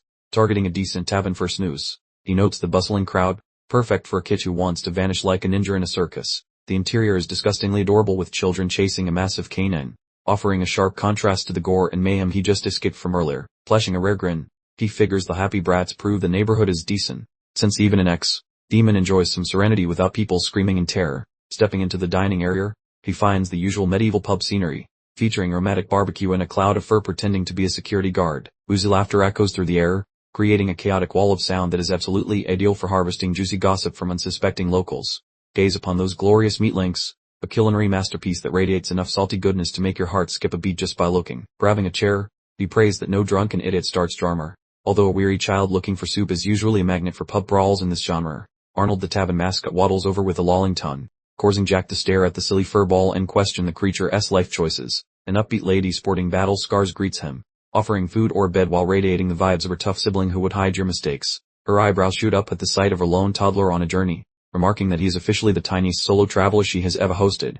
Tanning her stats, he tries to determine if she is a simple waitress or a retired killer, because he cannot even order dinner without doing a tactical assessment. Pushing some cash forward, he requests sacks and a bed, casually mentioning his parked horse and weaponry like a very demanding miniature noble. She beams and returns his change, swearing to deliver a local fruit pastry and a slab of beef to help his tiny frame actually hit a growth spurt. Inquiring if he prefers calcium or pint, he gets a professional request for the white stuff from a kid who looks insulted by the booze offer, telling him to entertain the dog while she cooks. The tiny hero agrees reluctantly while the canine enters a state of absolute, unbridled wiggly chaos, scrubbing the pup-ass ears. He muses in the tranquility of the moment, realizing this is the quiet part before the inevitable explosions and flying arrows start. He noticed the innkeeper didn't bother ripping him off, even though he was clearly an obvious target, in a realm overrun with cutthroats. Discovering an honest businessman felt like a major victory. He glanced at the dark, calling him a carefree simpleton. While fully aware of the upcoming horrors, he definitely had that regressor S1000-yard stare from having seen too much. Arnold simply existed in blissful ignorance, totally unaware of Jack's dark internal monologue. It seemed being a Doug sometimes beat being a time-traveling, sword-wielding genius. Jack managed a faint grin, thinking that perhaps living without a worry in the world truly was superior. He was starting to feel the heavy weight of all those past recollections. He began listening to nearby mercenaries who were discussing a massive monster elimination campaign. They looked incredibly worried about the whole venture while chewing on some dry bread. They complained about the 20,000 magic users being sent into the magic beast forest. With so much competition around, they worried their payday would turn into a total bust. Jack realized his kingdom had basically turned into a punchline. It was a humiliating reality check for the former heir of such a high-status noble family. He recalled the specific details of this mission, including the deployment of the Iron Blood Knight Order to the forest.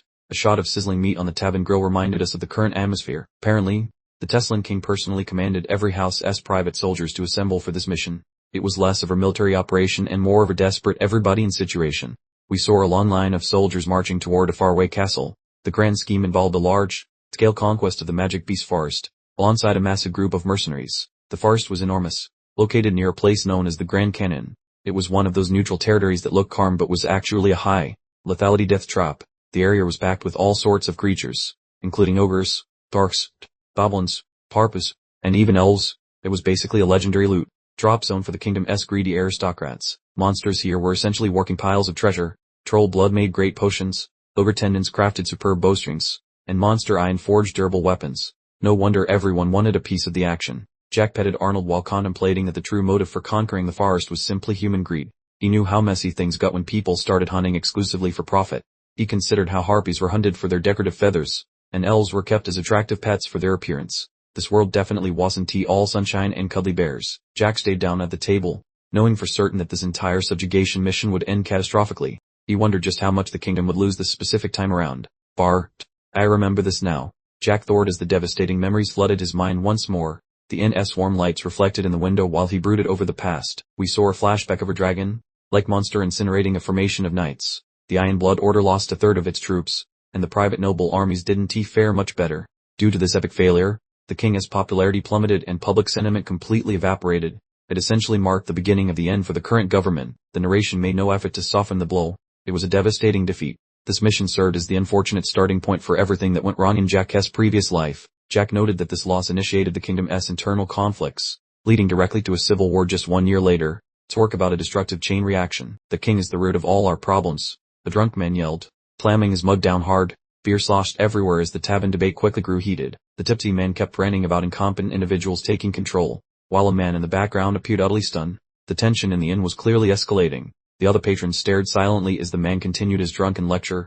Someone quietly muttered that the man was obviously inebriated, trying to downplay the treasonous words. Jack decided the man was utterly fearless because talking trash about the king generally resulted in a quick meeting with the executioner. He watched the drama unfold while casually leaning on his hand. Someone brought up the rumor that the third young lord of Volunteer had practiced black magic. Jack just listened in, hearing himself get called a disrespectful brat by the commoners nearby. They called Jack a fool and started laughing about him being thrown in jail.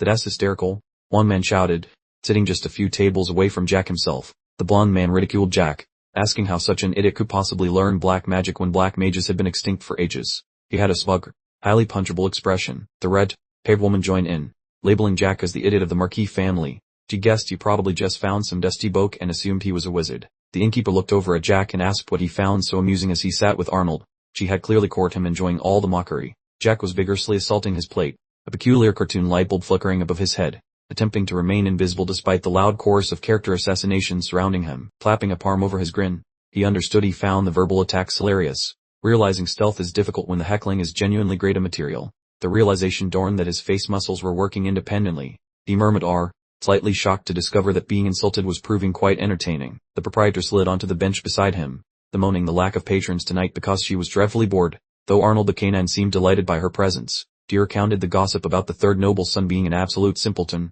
offering Jack a knowing glance. unmistakably probing him to gauge his forthcoming reaction. Jack confessed his ear-wibbler, citing the absurdity of the hearsay as irresistible entertainment. Observing that folks consistently relish critiquing matters sight unseen, he inquired how she felt regarding individuals forming definitive opinions solely on hearsay. Watching her consider the question while he delicately sampled his dairy beverage, flashing a wide grin, she stated her preference for evaluating situations only after direct observation, noting sagely that unverified stories are merely noise. Jack returned the wry expression, suggesting that occasionally those outrageous whisperings are totally factual, projecting an intense, brooding protagonist energy right then.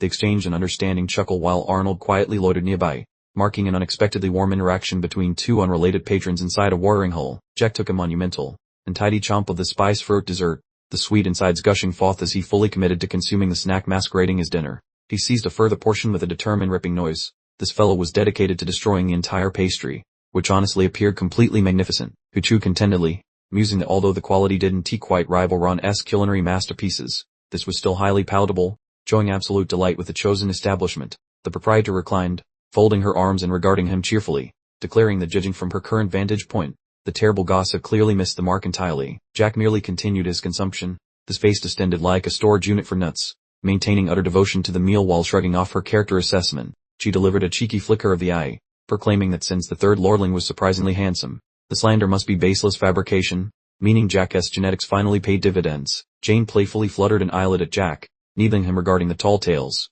suggesting that considering his unexpected good looks, the yarns claiming he was dull must be complete popcock. Jack simply kept demolishing his pastry, utterly unperturbed by the flattery, maintaining those chipmunk cheeks throughout the conversation while she rattled on. Jack commenced a professional assessment of the woman, registering the facial blemish, her athletic physique, and the tough-hired soldiers frequented the place, concluding she was far more than her simple manager. Jane fussed over him, slicing his rations for simpler digestion in a rather maternal fashion, but Jack countered with the absolute truth, asking whether she truly ran the local Adventurers Guild outpost. Jane's expression became instantly invaluable, momentarily displaying sheer shock before melting into an expansive, "Please grin."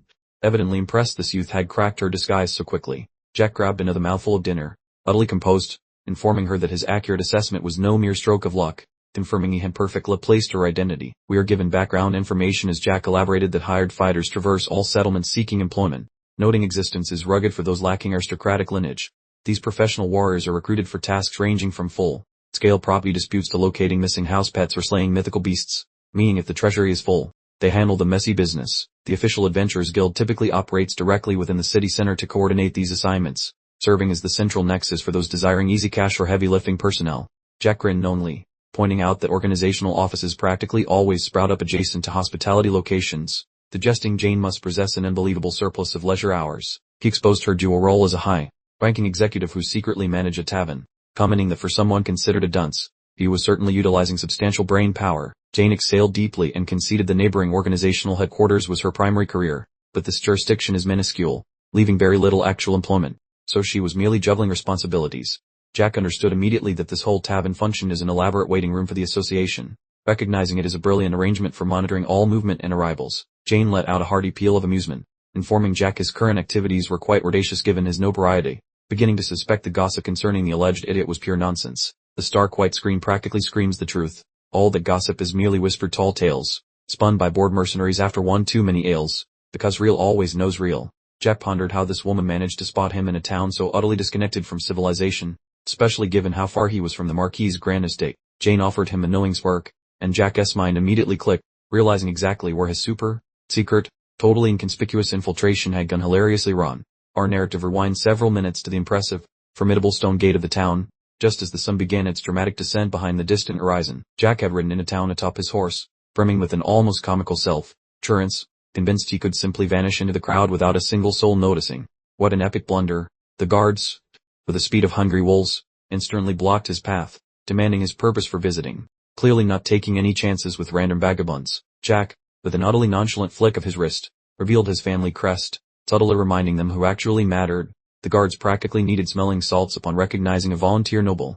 Their spears hit the ground with a clang as the guards instantly began bowing low, practically touching the dirt, begging heartfelt forgiveness for their egregious failure to identify a nobleman. They continued their endless groveling, imploring him to enjoy his stay in their quaint town, while Jack, looking utterly bored, simply grunted a dismissive, "Sure, good work," and rode past. Back at the table, Jack realized the juicy gossip must have traveled from the gate to the tavern faster than a lightning bolt. meaning Jane probably knew his full story before he even sat down. Jane suddenly adopted a serious expression, cautioning him that engaging private soldiers without the Lord's direct blessing was extraordinarily perilous. The genuine concern Jack found surprisingly refreshing. Jack simply shrugged it off with an arrogant grin, finding immense amusement in the stranger's unexpected kindness, which remarkably surpassed any affection his own relatives had ever managed. He momentarily mused about his utterly worthless brother and those sketchy knights from the forest, concluding that compared to them, this mercenary lady was practically a canonized saint. Jane offered him a truly genuine smile, her eyes softening considerably.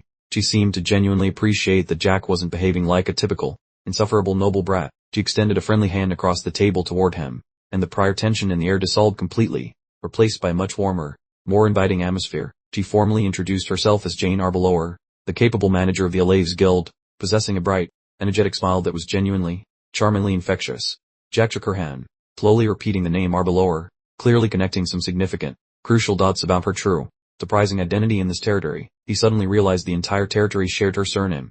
Arbalower, this wasn't just some random innkeeper. She was essentially local royalty disguised as a hard-working manager. Jack playfully inquired if she was the first or second born, but Jane merely chuckled, informing him she was the third child, and her big brother was the one burdened with actually ruling the place. Jack felt a surge of genuine admiration, finding it utterly amazing that a noble woman would willingly engage in mercenary work, a profession typically relegated to mere commoners.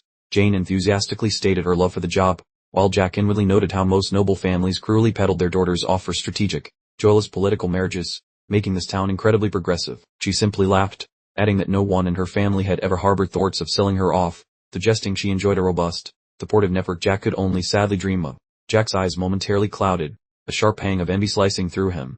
Her family was so refreshingly normal, so profoundly different from his own toxic disaster, that it truly stung. We witnessed a charming scene of Jane playfully interacting with Arnold, clearly illustrating that she was absolutely thriving, living her best life out in the delightful boonies.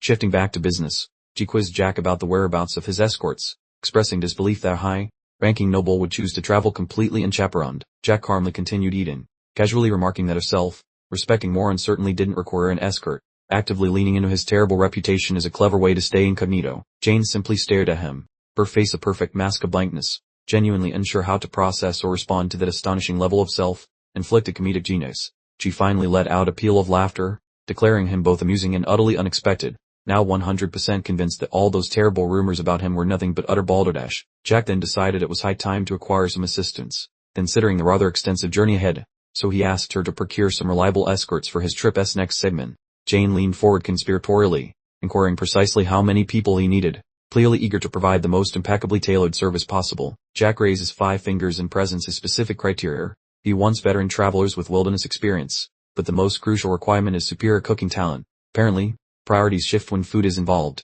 The payment offered, 2 pieces of gold immediately, with 3 more upon completion of the journey. Jane's pupils actually glittered with avarice. This was an astonishingly large sum for a simple protection detail. Jack realizes he is significantly overpaying.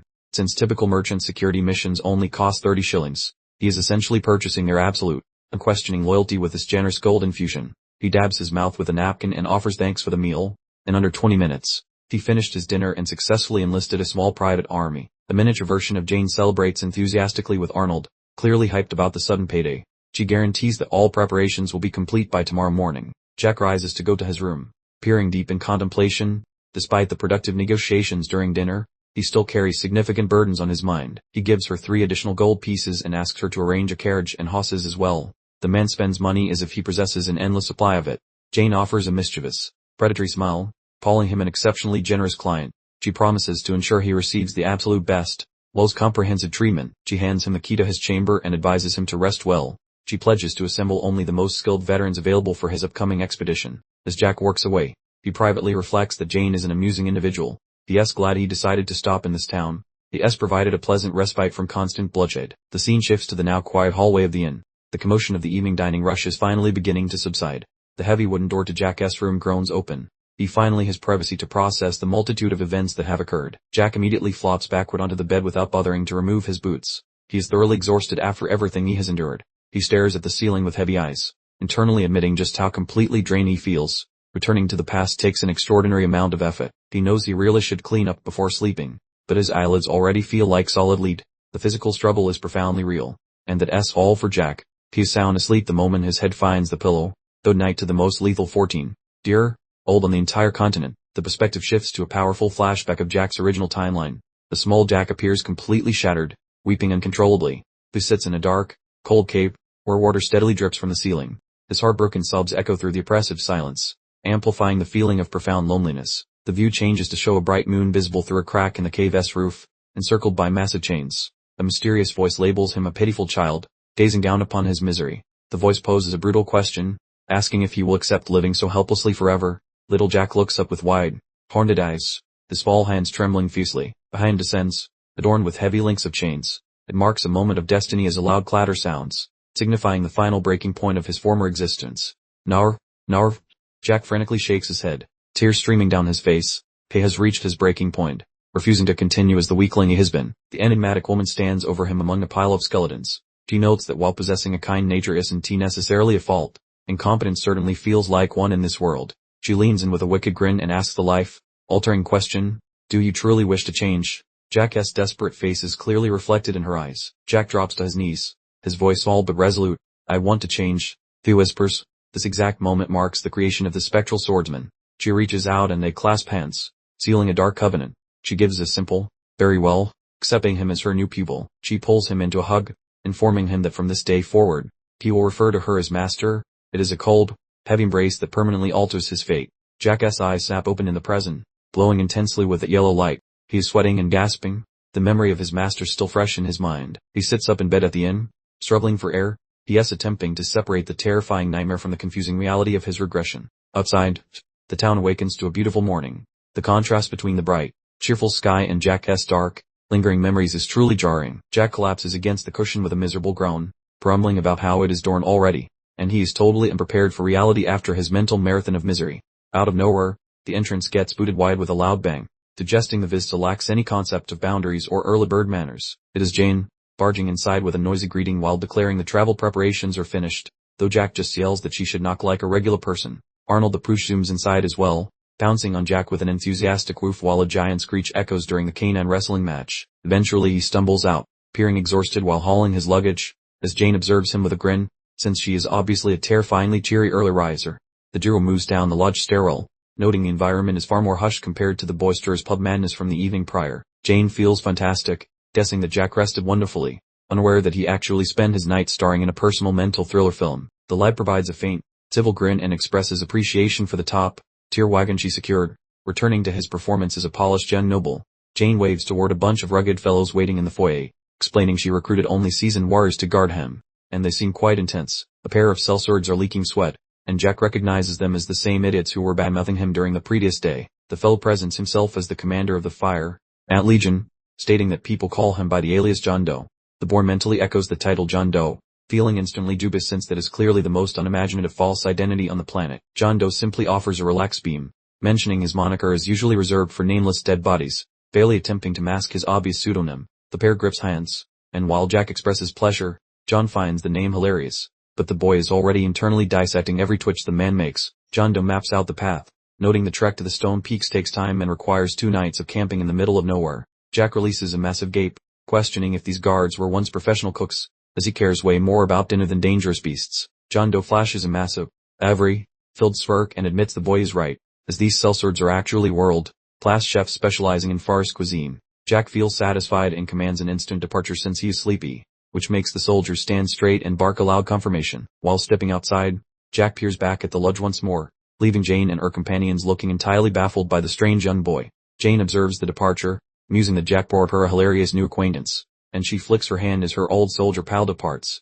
Focus returns to the coach portal, as the story suggests life would be uncomplicated if this guard were a typical hireling, but luck is rarely kind. Utilizing his unique arcane vision to see through the ruse, he confirms that while his physical form is altered, his elite perception remains totally intact. He contemplates Ron acting as a humble servant despite being a legendary warlock, concluding that masking one's true capability is the latest local fad. Gazing at the captain, Jack uncovers a shocking truth. This escort is actually a high-level master of the blade, making him wonder why a legend is lurking in a backwater village. He recalls Jane chuckling while questioning his demand for an experienced fighter, and he privately assumes their future encounters are practically guaranteed. Jane suggests grabbing a pint in the future, while Jack maintains his well-mannered child facade as the hired help watches them from the rear. He mentions considering the offer if she pays the tab while pulling the coach door shut, having perfected the persona of her distant, intriguing aristocrat with expert precision. Jane bids farewell with a massive grin, hoping her precious young patron enjoys a secure voyage, as she has truly become fond of the eccentric youngster. The wheels begin to spin with a rhythmic clicking noise, and the fresh adventure commences as they leave the village of Arbaloa in the dust. The group travels past a stunning woodland spring, and though the view is calm, anyone watching knows the tranquility will be shattered very soon. Relaxing within the wooden coach with his palms cradling his noggin, the lad utilizes this transit to bounce back from those nasty nightmares, lifting a hand to juggle a tiny Escher sphere of mystical energy. He concludes he feels significantly improved compared to yesterday. The magic brew is working wonders. Glancing through the wyvern portal at the radiant sapphire heavens, he appreciates the gorgeous weather, relishing a brief interval of actual peace and quiet. The gritty warrior peers through the pane using a grave expression, forcing the youth to merely gape in return, puzzled by such unnecessary intensity. Jack beckons the fellow with a casual shout, causing the soldier to twitch and stutter an affirmative, obviously still rattled by his previous evening's insults. He inquires if the man knows his true identity, to which the seltzer confesses hearing whispers of noble blood. Jane claimed he was a mere globetrotter, embodying his liquid. The lad invites the man to query whatever he wishes, displaying an unexpected calmness toward those who mocked him merely a day prior. Probing deep into his waistcoat to locate an unknown object, he is watched intently by the guard who wonders what kind of surprise the youth will reveal. Producing a shiny metallic trinket and offering it over, the boy wears a disinterested look that suggests he considers the valuable item to be utter garbage. Clasping the item as his pupils dilate, the fighter falters, questioning if this is the emblem of her grand family while acting completely dazzled. That youth offers an icy glance, noting how that man's face reveals recognition regarding the symbol, then teases him for being such a shocked little fanboy. Gazing toward the far, off foliage as flux take flight, he gestures at his residence, calling it a pathetic noble estate located way over there. Wearing a sinister grin, the youth reveals the ultimate secret that the Volunteer seal signifies a lineage approaching its total destruction. Quite a creepy description of his kin. Currently reclining in his wagon, the boy indicates the far peaks where his Volunteer estate sits, bluntly informing guards that his pathetic noble household is doomed while showing his badge. Absolute quiet blankets the sight while the hired hands gape at the gilded seal, a heavy stillness descending as they realize the high status brat they are guarding. Resting his spine with an enigmatic gaze, he recalls how folks labeled a certain family member an idiot, gleefully exploiting his own infamy to troll the workers. Flashing a devious smile, he asks if they can guess the identity of that fool, clearly enjoying this psychological sport while the men suffer mental collapses. One particular seltzer quivers like a leaf, his hands wobbling upon realizing the kid he mocked yesterday is the terrifying noble sitting before him. Sork about a catastrophic blunder, his orbs shimmer with a wicked, hunting glint while he chuckles at their fright. Finding it comical they finally understood the situation after his blatant hints. Focusing on the shiny Volunteer seal, Jack references the gossip following his incarceration, specifically the tales regarding his use of forbidden sorcery, which is quite scandalous. The panicked soldier grovels for mercy, met only by Jack's icy gaze as he nonchalantly confesses the whispers of his dark wizardry are somewhat accurate. After a brief vision of his mythical mentor, the Master of Shadows, the lad notes that despite being a duelist, his education naturally included some sinister hexes. A momentary vista reveals a tranquil cascade pouring under the sun, providing a short respite before Jack resumes terrorizing the poor souls protecting him. Proximity increases as Jack taunts the quaking men, questioning the need for complex spells when Knuckles solve problems faster, showing his mastery of mental bullying. Abruptly gesturing a digit toward the pair, he scares the guards senseless, causing them to shriek their agreement simultaneously as if expecting a magical execution. Challenging the tavern trash server, the lad wonders why the man mocked him so boldly yet remains silent regarding the monarch, highlighting their double standards through pure intimidation. Suddenly feigning sorrow, he claims it hurts to see them so frightened, leaving the guards utterly confused by his erratic behavior and questioning his sanity. John Doe, the legendary bladesman masquerading as the leader, remains stoic, pretending ignorance of any gossip to maintain his facade as a common hired hand. Observing John with sharp eyes, Jack deduces the scheme, guessing the administrator only briefed the captain while leaving the grunts ignorant for their protection. Placing a palm upon the shivering guard's arm, the youth suggests they simply forget the past, although his seemingly kind motion masks a definitely lethal warning. Wearing a grin so radiant it feels like a looming threat, he mentions they will be inseparable for the next few days while staring at Wright with an expression that makes nodding the only way to keep his head attached. The mercenary manages a trembling affirmation while Jack maintains his terrifyingly normal behavior, basically treating these paid employees like prisoners who happen to negotiate a decent salary. Night blankets the mountain camp, turning the forest into a gorgeous yet spooky sapphire lit scene that provides the perfect atmosphere for sharing deep secrets or embarrassing campfire stories. A close-up of the bubbling stew over the roaring flames shows the group relaxing, while Jack reflects on how gossip is usually just worthless noise that fails to capture the actual reality of things. The hired swords huddle around the heat looking remarkably awkward, until Jack lets out a soft little noise that makes every head turn to see what the young master wants this time. The guard notes that Jack is a complete anomaly for a nobleman, mentioning that while most elites avoid filth like a plague, this kid is scrubbing greasy dishes like he was born in a kitchen. Jack looks genuinely baffled by the remark, clutching a cup and blinking rapidly because he never realized that basic hygiene would make him such a bizarre social outcast among his own kind. Look at this incredible spread featuring savory meat pies, fluffy batter puddings, and sausages in dough, leading Jack to admit that his bodyguards are actually Michelin star chefs moonlighting as killers. The tiny version of Jack looks like he is experiencing a religious epiphany from the flavor, proving that hiring mercenaries who can actually season their food was his most brilliant plan yet. He feels a quick pang of guilt thinking about Ron, who is likely drowning in family drama while Jack lives his best life eating 5-star outdoor cuisine in the middle of nowhere. Jack suggests they consider his dishwashing as a fair trade for the amazing dinner, proudly identifying as a dedicated foodie while showing off a rare and surprisingly cute side of his personality. He asks about their usual night watch routine, and the guys explain they typically just pick stores to decide who suffers through the shift, which is the classic way to stay fair in the woods. One fighter smirks at Jack while appearing much more relaxed, telling their tiny employer to go ahead and dream of sugar plums since he has finally decided the kid is alright. When asked if he wants to gamble for a shift, Jack rejects the idea with hilarious logic, claiming a growing boy needs his beauty sleep and asking who will pay for his therapy if he ends up short. Jack mentions his extreme boredom and proposes they swap legends to kill the time, volunteering to go first, which usually indicates a massive amount of historical lore is about to be dropped. He sits by the glowing embers looking incredibly thoughtful as he chooses a starting point, while the mercenaries watch him with genuine curiosity about what kind of city tales a rich brat might know. Jack kicks off with a massive inquiry regarding the total population of dragons in existence, immediately diving into heavy fantasy world building before anyone has even finished their tea. The soldiers remain skeptical, pointing out that the founding monarch supposedly wiped those lizards out centuries ago, but Jack just offers a mysterious look as if he knows the hidden truth. We see images of historical figures while Jack explains that the legend of the First Kingdom is mostly just corporate marketing fluff, and you have to ignore the flowery babble to find the facts. An epic mural shows King Julius and his two buddies wrestling a titanic dragon, which is the sanitized version of history that every school child is forced to swallow during their boring lessons. A crumbling statue depicts the nation's slow decline, showing how a massive empire shriveled into a kingdom that eventually became a helpless puppet for the Tolkien regime, which is quite a gloomy update.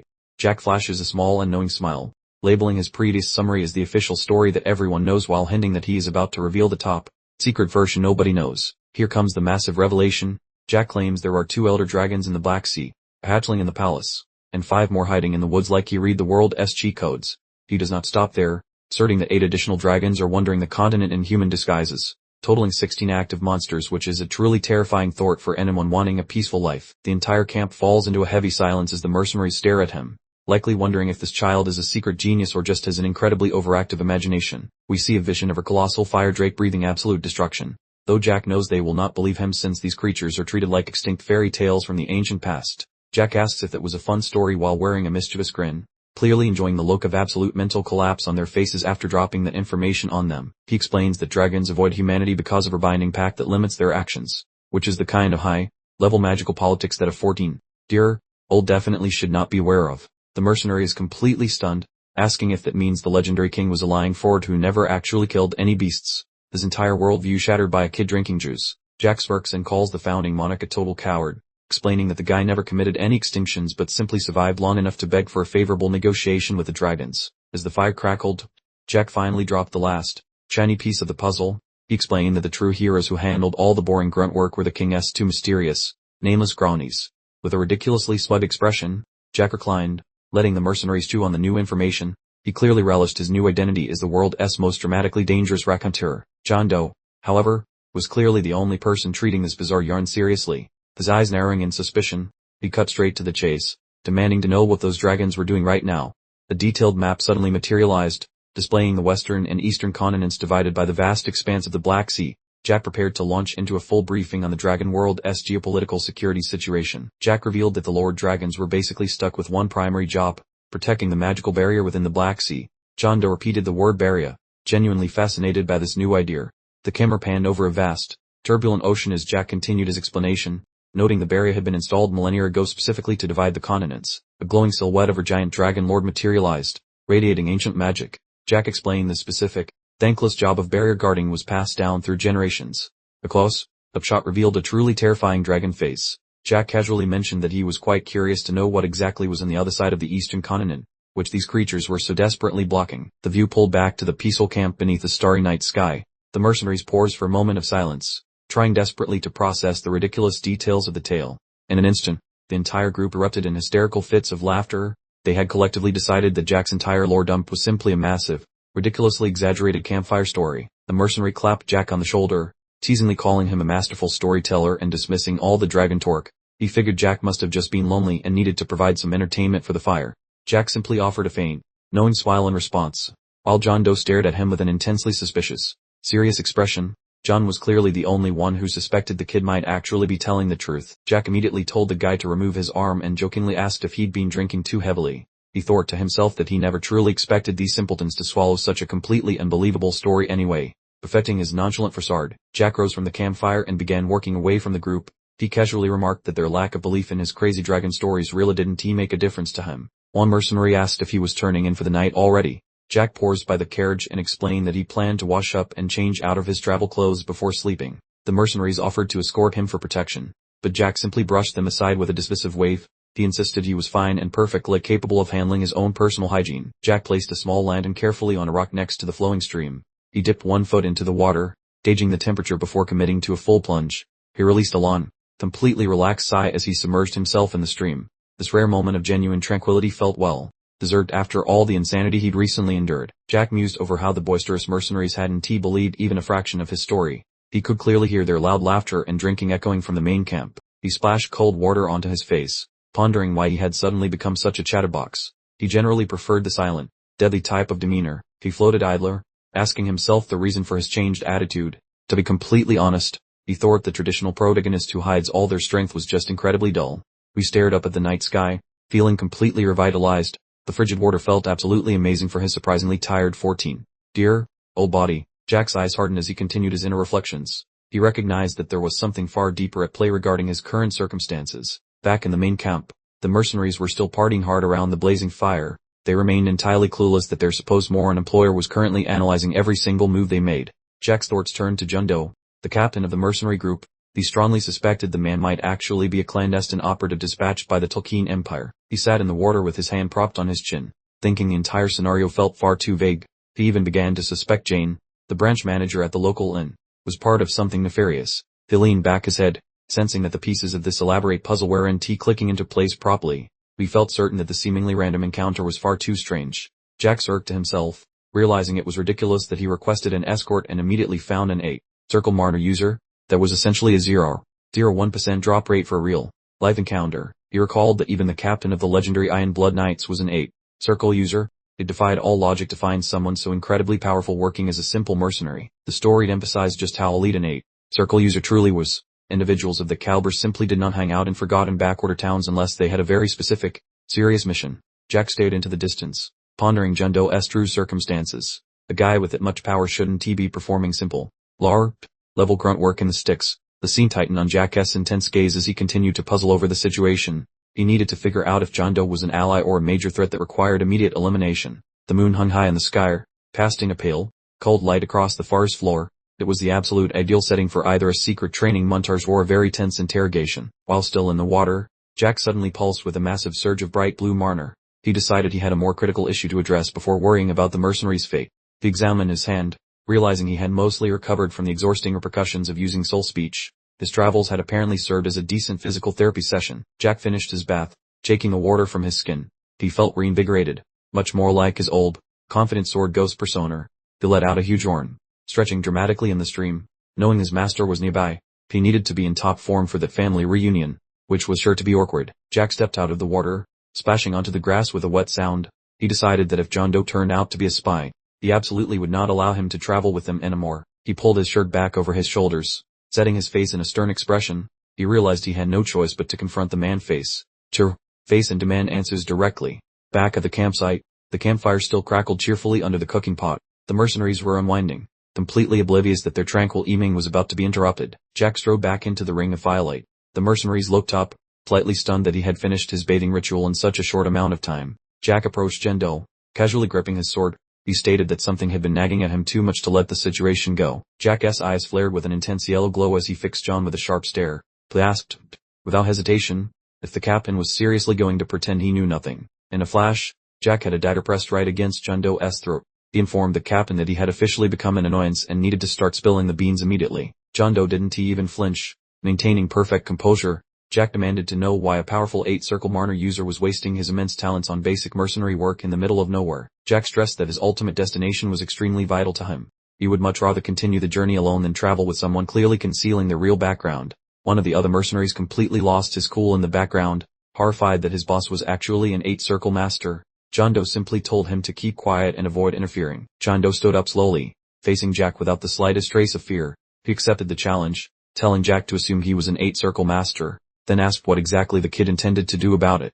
The captain reminded Jack that since he shared such a captivating dragon story earlier, it was only fair that it was now Jack's turn to deliver some entertainment for the group. Jack gave a dark, self-assured smirk. He was perfectly fine listening to John's story, just as long as the content turned out to be factual. John Doe asked what Jack planned to do if he outright refused to answer. Jack kept his sword perfectly still, informing the captain that if he couldn't provide a satisfactory response, he would most likely simply pass away. Jack's eyes narrowed as he considered the possibility that John might be a spy working for the Tolkien Empire. The current atmosphere in the camp was thick enough to cut with a knife. John Doe appeared visibly startled when Jack suddenly roared up Jane. Jack asked if he should also be suspicious of her, considering the possibility that the captain was indeed a spy. John Doe's expression turned frustrated and angry. He demanded to know exactly why Jack had suddenly decided to drag Jane into this highly charged argument. Jack recalled Jane back at the inn. He began to wonder if the friendly offer of her future beer together was actually going to be his final meal on Earth before he died right now. We flash back briefly to yesterday at Jane's inn. The overall atmosphere was considerably more pleasant and easygoing than the current high-stakes forest confrontation. Jane spoke to John Doe in private, describing Jack as a remarkably intriguing child. She obviously recognized something special about him that most individuals tend to miss entirely. Jane remarked to John that Jack was completely unlike the rumors describing him as an abandoned simpleton. They were eating and drinking while talking about their new work arrangement. Jane pointed out that her simple glance into Jack's eyes revealed he was carrying a massive amount of hidden secrets. She was clearly much more perceptive than she initially appeared. She confessed that she had specifically requested John take this mission so he could closely observe the young man. It seemed she was playing a complicated, long-term strategic game all along. Clutching his hand, Jane whispers that fate is a fickle beast, truly convinced this little guy is their golden ticket to a better existence. Returning to now, Jack sports a grin that would make a hyena nervous, inquiring if the captain finds this little drummer spicy enough yet.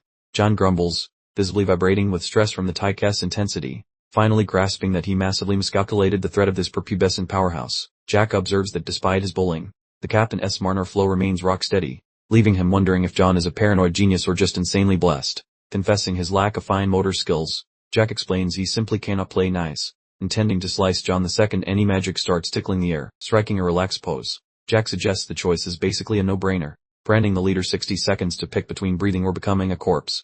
Text flashes against a blinding white background, confirming that the gossip was wrong because this boy is actually a full-blown supernatural freak. Focusing on those shimmering yellow orbs, John concludes that anyone staring into the gaze while calling Jack a fool is the genuine neighborhood moron. Swallowing hard, John fumbles for his gear while scrambling to find a witty retort for a toddler who just promised to send him to the afterlife. Jack looms there with a smug smirk, treating the ticking clock like an eternity, which gives John the sinking feeling that this kid isn't just playing pretend. Imagine a hungry lion towering over a trembling fawn, as John's gut instincts shriek that he's the main course and Jack is the apex predator. The camera pans across the silent campsite where Jack muses to himself about how weirdly things have escalated now that he can finally think straight. Stroking his chin in deep contemplation, John wonders how this pint-sized person managed to sniff out his secret status as a legendary 8-circle mage. Wearing a mysterious grin, Jack watches John ponder if Jane, that manager from the tavern, was the blabbermouth who spilled his top secret beans. Quickly tossing the thought aside, John knows Jane has more integrity in her pinky than most, making a betrayal of his confidence completely impossible. Recalling Jane's stern yet maternal face, John reminds himself that his faith in her is absolute. Sure, she would have confessed if she blurted anything out. Moonlight filters through the leaves in a moody shop, highlighting the thickening dread as their chat veers into a very life-threatening neighborhood. Angus Steele? Jack mentions that only 40 seconds remain on his internal timer, cranking up the heat on John to stop stalling and start coughing up the truth. Meeting Jack's gaze with a stony face, the captain asks if the brat really thinks a middle schooler could actually defeat a high-ranking magical grandmaster. Look at those eyes burn with a feral yellow flame, as Jack bluntly asks the captain if he truly doubts the boy's ability to end his life. Feeling the pressure cook, John eyes the kid with pure dread, wondering how on earth the child's peepers could ever hold such a terrifyingly murderous glint. The lantern flickers atop some laundry in the shadows, while John questions if the figure before him is a human boy or some eldritch horror in disguise. Drenched in nervous perspiration, John wrestles with whether to keep playing cat and mouse or just spill his guts to this pint-sized nightmare. His life reels by like a bad movie, as the captain reflects on his career choices while Jack looms over him like a miniature Grim Reaper. Swallowing hard while clutching his chest, John figures his luck has held out this long, so why not bet it all on being honest for once? With a sharp glare, Jack announces that the buzzer has sounded, prompting John to trust his instincts and blab before the kid decides to start carving, radiating a menacing blue energy that screams felony intent. Jack admits he is unimpressed and concludes that the captain's expiration date has officially arrived today. Raising a hand in a desperate peace offering, John asks if the boy wants the tea on Jane's situation, hoping to find some shared interests. Standing firm as a glowing palm approaches his face, the captain finally cracks, asking Jack if he is actually prepared for the truth about the manager. Tucking his blade away with a surprised blink, Jack offers a shrug and a simple fine, deciding to hear the man out for the time being. Starlight base their bivouac as John Doe prepares his yarn, urging Jack to pay attention while he spills some intimate background details. The floral clause of accompanies the narrator's claim that John Doe's account was brief, proving to be a typical cliché heard throughout the realm. The dreamy memory depicts a buff dude and a gorgeous fair-haired lady, pitting an overused trope of a wealthy girl falling for a broke peasant. The past shows the protagonist gazing at Jane on her terrace, suggesting they endured endless theatrical nonsense to maintain their spicy secret bond. The narrative explains that John Doe met 19-year-old Jane during his early magical development, falling for her instantly in a moment that feels unusually heartwarming for the series. Affection blossomed over decades while John Doe stroked Jane's hair during her naps, acting as her invisible guardian since the dawn of time. Returning to now, Jack sips his drink while connecting dots, realizing why a high-status lady remained single all these years. The youth observes that despite the class gap, an 8th-tier wizard is legendary here, questioning why such a titan settles for being a low-rent hired sword. The leader looks sheepish and rubs his scalp while his hired thugs feign. Chalk their captain had a spicy fling with an office boss. The tiny cartoonish Jane giggles with Arnold the pup, letting Jack conclude that her relatives likely saw no political profit in such a goofy girl. Jack simplifies the situation, describing Jane as a local administrator and John Doe as her undercover elite guardian, the top-notch disguise for hidden heavy hitters. The weary John Doe admits the reality, confirming he only approached Jack to see if there was some coin to be made. Finally behaving like a greedy sellsword, staring at the wagon, Jack wonders if he should trust this account, knowing how simple it is to invent a tragic romance to manipulate a child. Jack pivots to the lizard legends, inquiring if John recalls the royal infant beast, steering the chat toward massive global conspiracies. John Doe acts genuinely perplexed, asking how he could possibly know anything about that, while playing the part of a regular citizen who doubts myths. Jack wears a smug grin, loving that he possesses intel that even elite masters lack, preparing to unload some truly earth-shattering information on his companion. Jack defines true mastery as having 10 magical circles etched on the heart, mentioning the deeper realms of power that even elite wizards have never discovered. Jack whispers about the transcendence, divine entities using the power of souls rather than magic, describing a tier of strength omitted from every dusty history book. John Doe pays close attention with a stern frown, attempting to deduce how a pampered brat acquired such highly classified, world-ending data.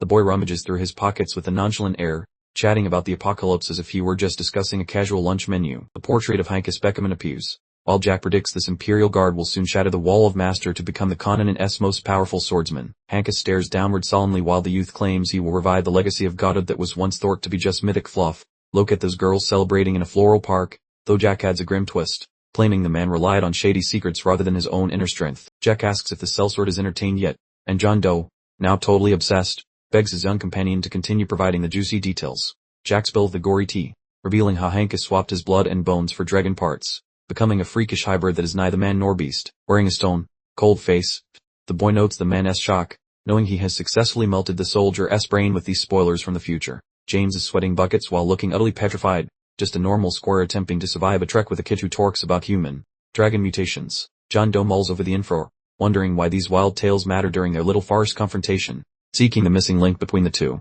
Jack clarifies that the Tolkien Palace currently holds only one dragon for science, arguing that despite its immortality, the solo subject limits their research potential. Pointing upward, Jack outlines the Empire's twin goals of spying and hunting for more lizards, basically revealing the royal family's secret international hit list. John grins slightly, looking quite amused by the intricate fairy tales Jack is spinning, though he remains skeptical about whether the boy is actually full of it. The hired goons in the background erupt in giggles, suggesting the kid write a novel since his edgy fantasies are impressively twisted and weirdly creative for a teenager. John chuckles and shrugs, joking that the guild would swallow those lies whole, but Jack merely snorts in frustration and spins on his heel.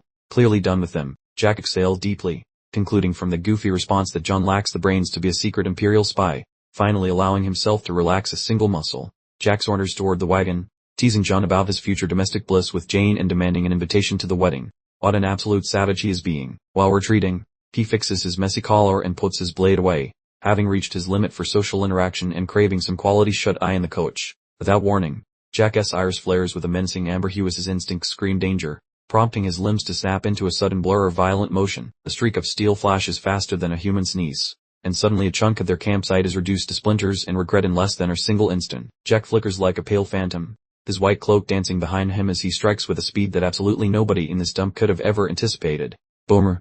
Jack has John pinned down with a sharp blade pressed against his windpipe, flipping the script so fast the captain probably needs a neck brace and some immediate therapy now. John gulps in utter disbelief while cold perspiration drenches his brow, unable to process how a mere child just managed to outplay an elite 8-circle powerhouse like himself right now. Jack appears ready to harvest souls. His gaze smoldering, as he explains that John only keeps his head because Jack feels guilty for being the one who doubted his story first. Jack clenches John's chest plate with terrifying force for such a little guy, making the seasoned soldier look like a helpless puppy while he completely dominates the veteran fighter. Jack towers over the fallen leader, casting a dark shadow while promising that he won't be so polite if John leaks any more of that hidden murderous intent again. He leans close to whisper a bone, chilling warning that if John leaks even a drop of bloodlust once more, every person in this camp becomes dust. Because he is officially finished, the rest of the crew is losing their minds, pleading with the tiny terror in their boss to use their words. Stuck between two absolute freaks of nature, Jack stomps back to the coach while grumbling about how his attempt at being a social butterfly failed miserably. So he is officially resuming his edgy Lomer phase. The camera pans over the carriage resting beneath the twilight sky, as the atmosphere finally cools down following Jack's casual and terrifying display of godlike combat skills. Within the carriage, Jack is flopping around trying to find a soft patch for a nap, looking like a normal youngster for once, which is a massive lie considering his recent threats. We return to the popping logs of the fire, where a dazed mercenary watches the sparks and finally voices the question on everyone's mind. What the heck is even happening here?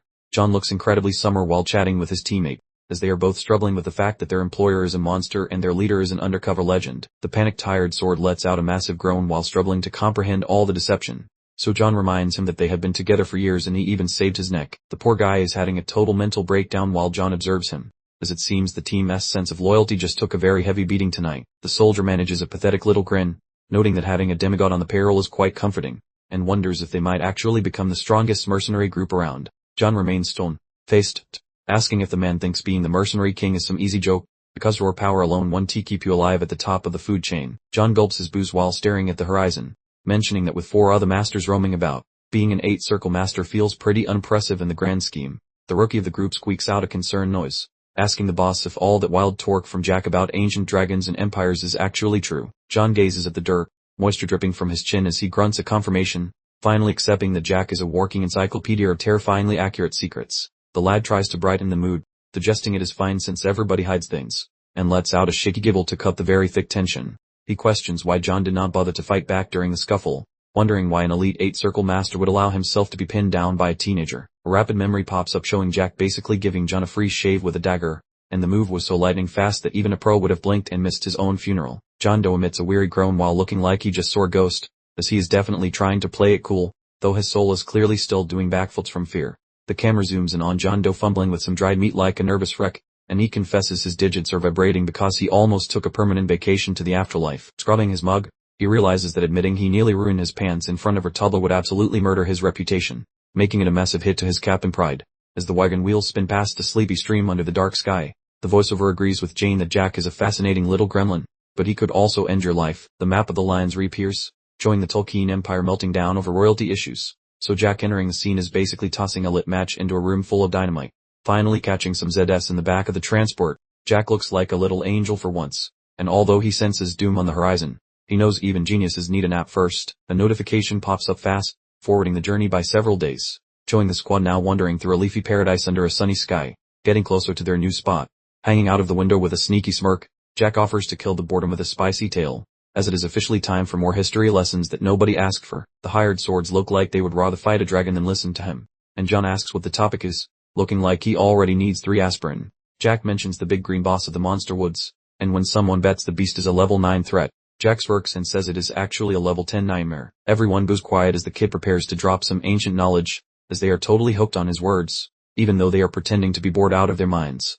John echoes the word history with a blank stare on his face, while Jack scrolls through his brain archives and chooses a juicy event from about 23 years back. The boy tallies numbers on his hands as if he is remembering grocery prices instead of world-changing events, and is all energy is currently off the charts. We asks if they knew the arrogant orc king was actually dating the queen of the bird people, which is basically the magical equivalent of a messy tabloid scandal. The warriors stare at him with pure disbelief, claiming that sounds like absolute nonsense, as they suspect the kid is just pitching a crappy romance novel at this point. Chuckling at their doubt, Jack points out that those two species usually want to murder each other, so he is building up to a tale about a super spicy legal romance. The voiceover clarifies that these groups do not just bicker, they start massive wars over spilled milk, meaning the forest is basically a never-ending arena of petty bloodshed. As the sun beams down on the moving cart, Jack mentions that any real forest fighter would be well aware of this legendary grudge between the tribes. A picture appears showing a feathered queen and a beefy orc due to her the top dogs of the woods, and Jack grins, claiming there is a very specific, valid excuse for their scary titles because they are ridiculously powerful, as he starts explaining how their secret dating life nearly destroyed the entire region, while a review appears.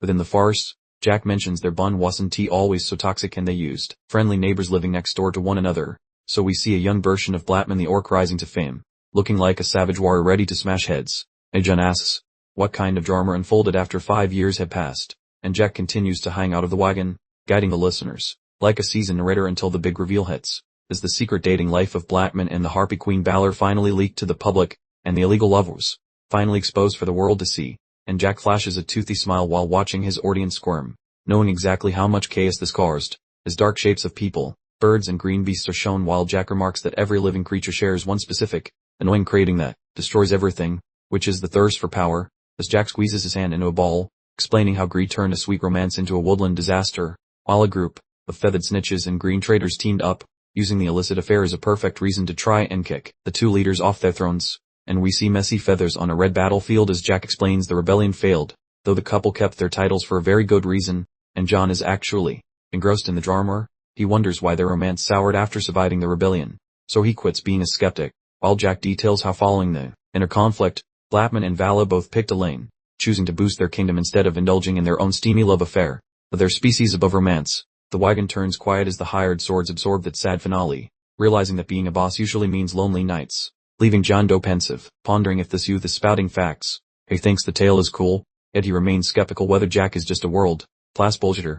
Jack privately notes that those bird ladies and green brutes did not just get scary overnight. They spent years hitting the gym to reach max level a decade back. Picture those winged gals and tusked blokes trading cheat codes, with harpies snagging warrior vibes while orcs mastered ghostly magic, forming a truly nightmare-fueled duo. Relaxing in the coach, Jack describes how the wood's biggest gangs held secret fit sessions together just to make their whole military force super buff. He gestures wildly, claiming the masterminds of this covert gym were the ex-lovers, who converted their messy breakup into a giant strategic win for their tribes. Consequently, these two groups began beefing even more intensely, becoming the ultimate power players ruling over every single creature in the Enchanted Woods. Jack flashes a wicked, smug grin while staring at his kicks, plotting exactly how to monetize this classified gossip for his own personal gain later. Jack chuckles, advising John Doe that if some angry orc or harpy grabs him, reciting this lore might actually prevent him from becoming their lunch. John Doe offers a confused, mouth-breathing expression, feeling totally buried under the massive pile of illegal history lessons this child just dumped on him. John Doe forces a nervous, twitchy grin, confessing he doubts half of that nonsense, but he will save it for a rainy day just in case.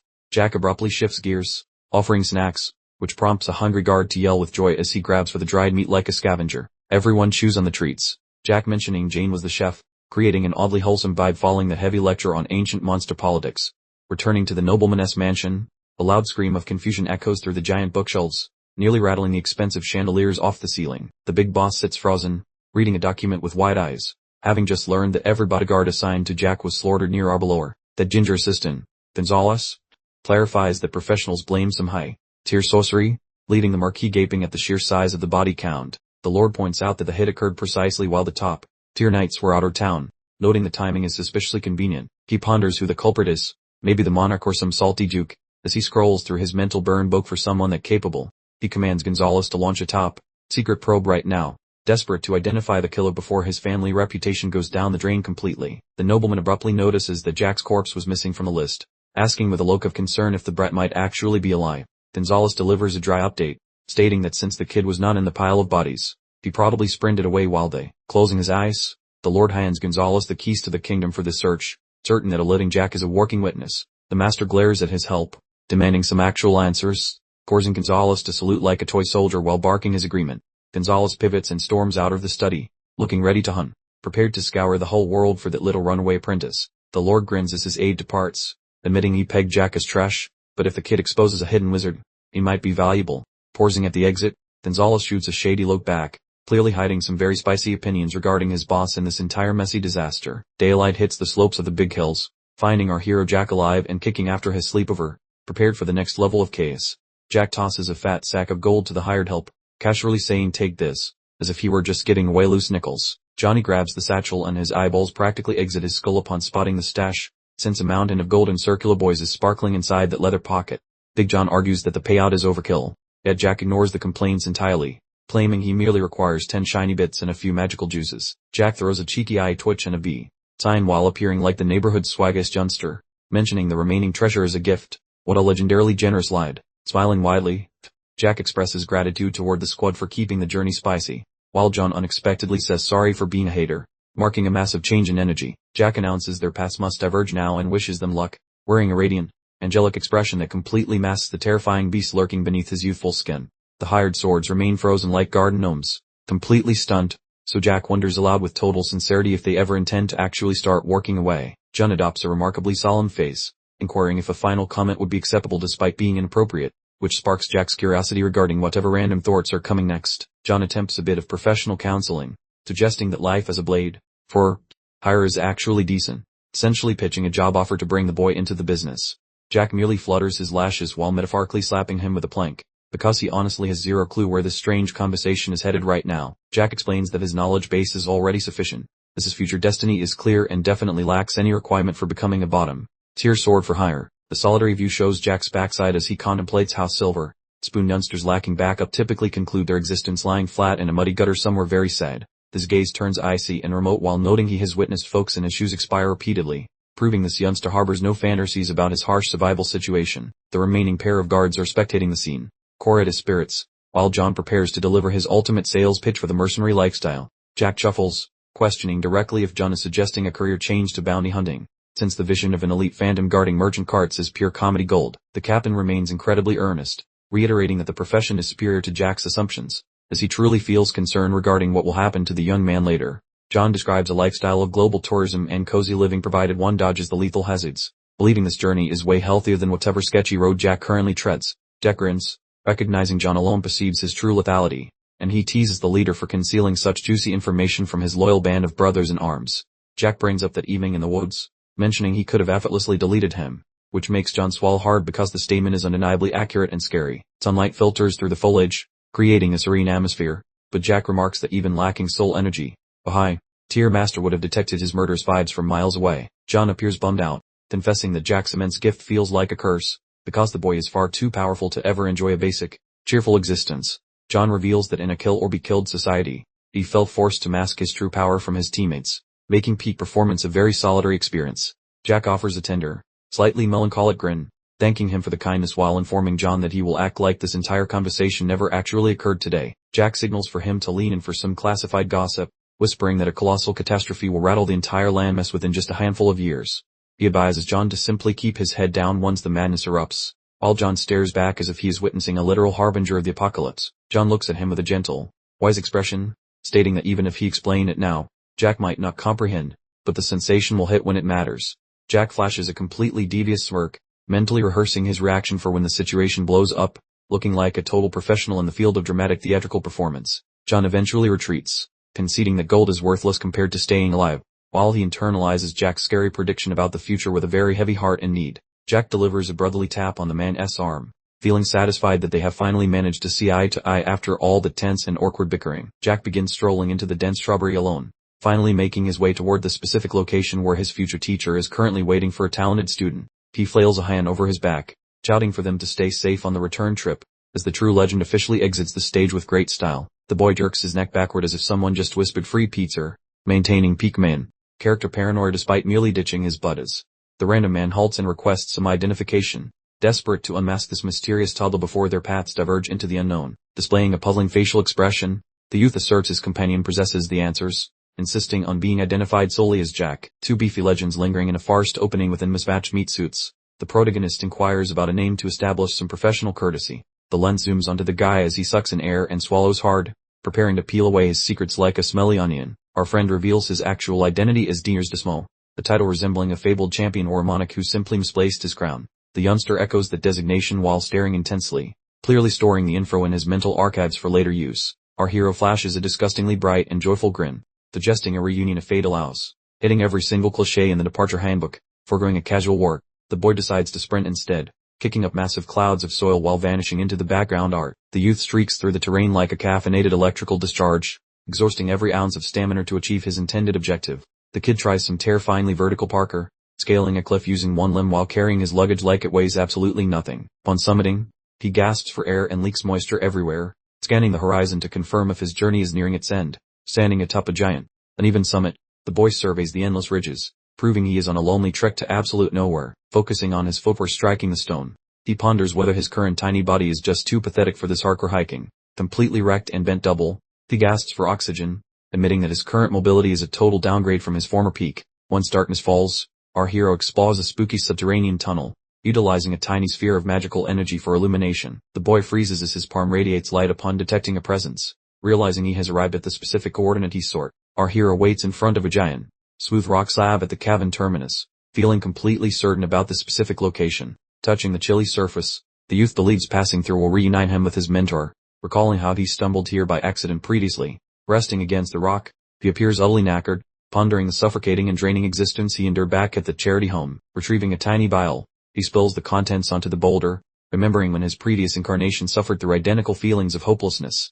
The rocky surface starts shimmering while absorbing the potion, seemingly triggering a prehistoric enchanted lock hidden within the stone. Our protagonist clutches his blade with a firm squeeze, aware that exactly one final unpleasant task remains before the entrance finally yields. Shutting his eyelids, the boy drags the sharp edge over his skin, showing zero reaction to the resulting stinging sensation. Crimson liquid leaks out during this ritualistic tribute, demonstrating that the child happily endures wounding just to reunite with his mentor.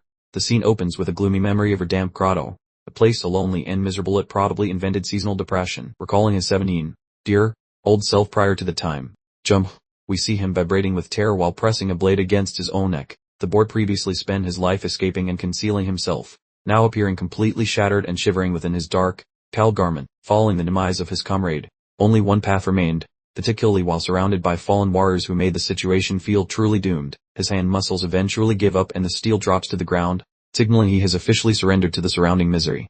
Our protagonist is currently melting into the masonry, leaking more water than a broken hydrant, completely embracing his internal sad clown year. Crimson syrup is making a mess on the chilly pavement, proving he actually followed through with his terrible life choices.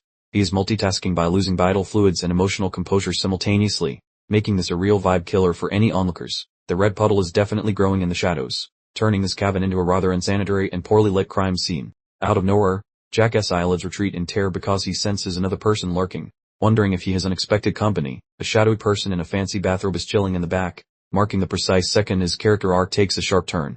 The boss is giving him the death stare, remembering how cracking this rock open was a total fluke for a frail shrimp like him. Jumping back to now, Jack strolls through the grotto with a glowy rock lamp, upgrading from his previous light source of pure misery. Each footstep booms through the silence while the camera focuses on his footwear, signaling he is not here for a casual picnic. He looks like a tiny smudge in this gargantuan void, while the vibe gets increasingly suffocating as he ventures further into the abyss. He arrives at some rocky steps and begins his cardio workout, knowing the massive plot twist is lurking just a few flights up. Perspiration is ruining his forehead as he questions his anxiety. Since even time, traveling pros get the shakes before a big reunion. His nerves are justified, considering 10 long years have passed since their last encounter, making this heavy atmosphere feel totally earned. After scaling those heights, he stands at the peak and mentally congratulates himself on finally arriving at his destination. Gazing into the murky cavern, he realizes the Dacre has not changed one bit since his last cosmic go-round. Inhaling deeply to keep his heart from escaping his chest, he prepares for the grand occasion he has anticipated for ages. Abandoning his bags like yesterday's trash, he pushes onward with a level of concentration usually reserved for finding the remote. There is the boss lady, accessorizing with shimmering restraints, so he greets her by mentioning it has been a hot minute. He addresses her with respect, but she responds with a pair of massive, soul-piercing eyeballs that could honestly double as night lights. Mortality claims the whole roster, from monarchs to fire-breathing lizards, thanks to the unavoidable laws of the universe being a real bustle. The lady currently blocking his view is no exception, being an ancient powerhouse who probably remembers when fire was invented. She has successfully avoided the Reaper for 4 centuries, evident by how his reflection is trapped in those giant ocular globes. She is employing wizardry to glue her spirit to her physical shell, using premium-grade soul adhesive to avoid turning into a ghost. However, her spells are glitching and the chains are rattling, whereas previously she was on a 10-year deadline, but the schedule has shifted now. Consequently, their scheduled hangout time has been extended to 13 years, and he's dead set on making every moment legendary. She questions him about some guy named Issei while looking bewildered, but Jack just beams at her with a knowing, nostalgic grin, wrapped up in jewelry like a shiny burrito.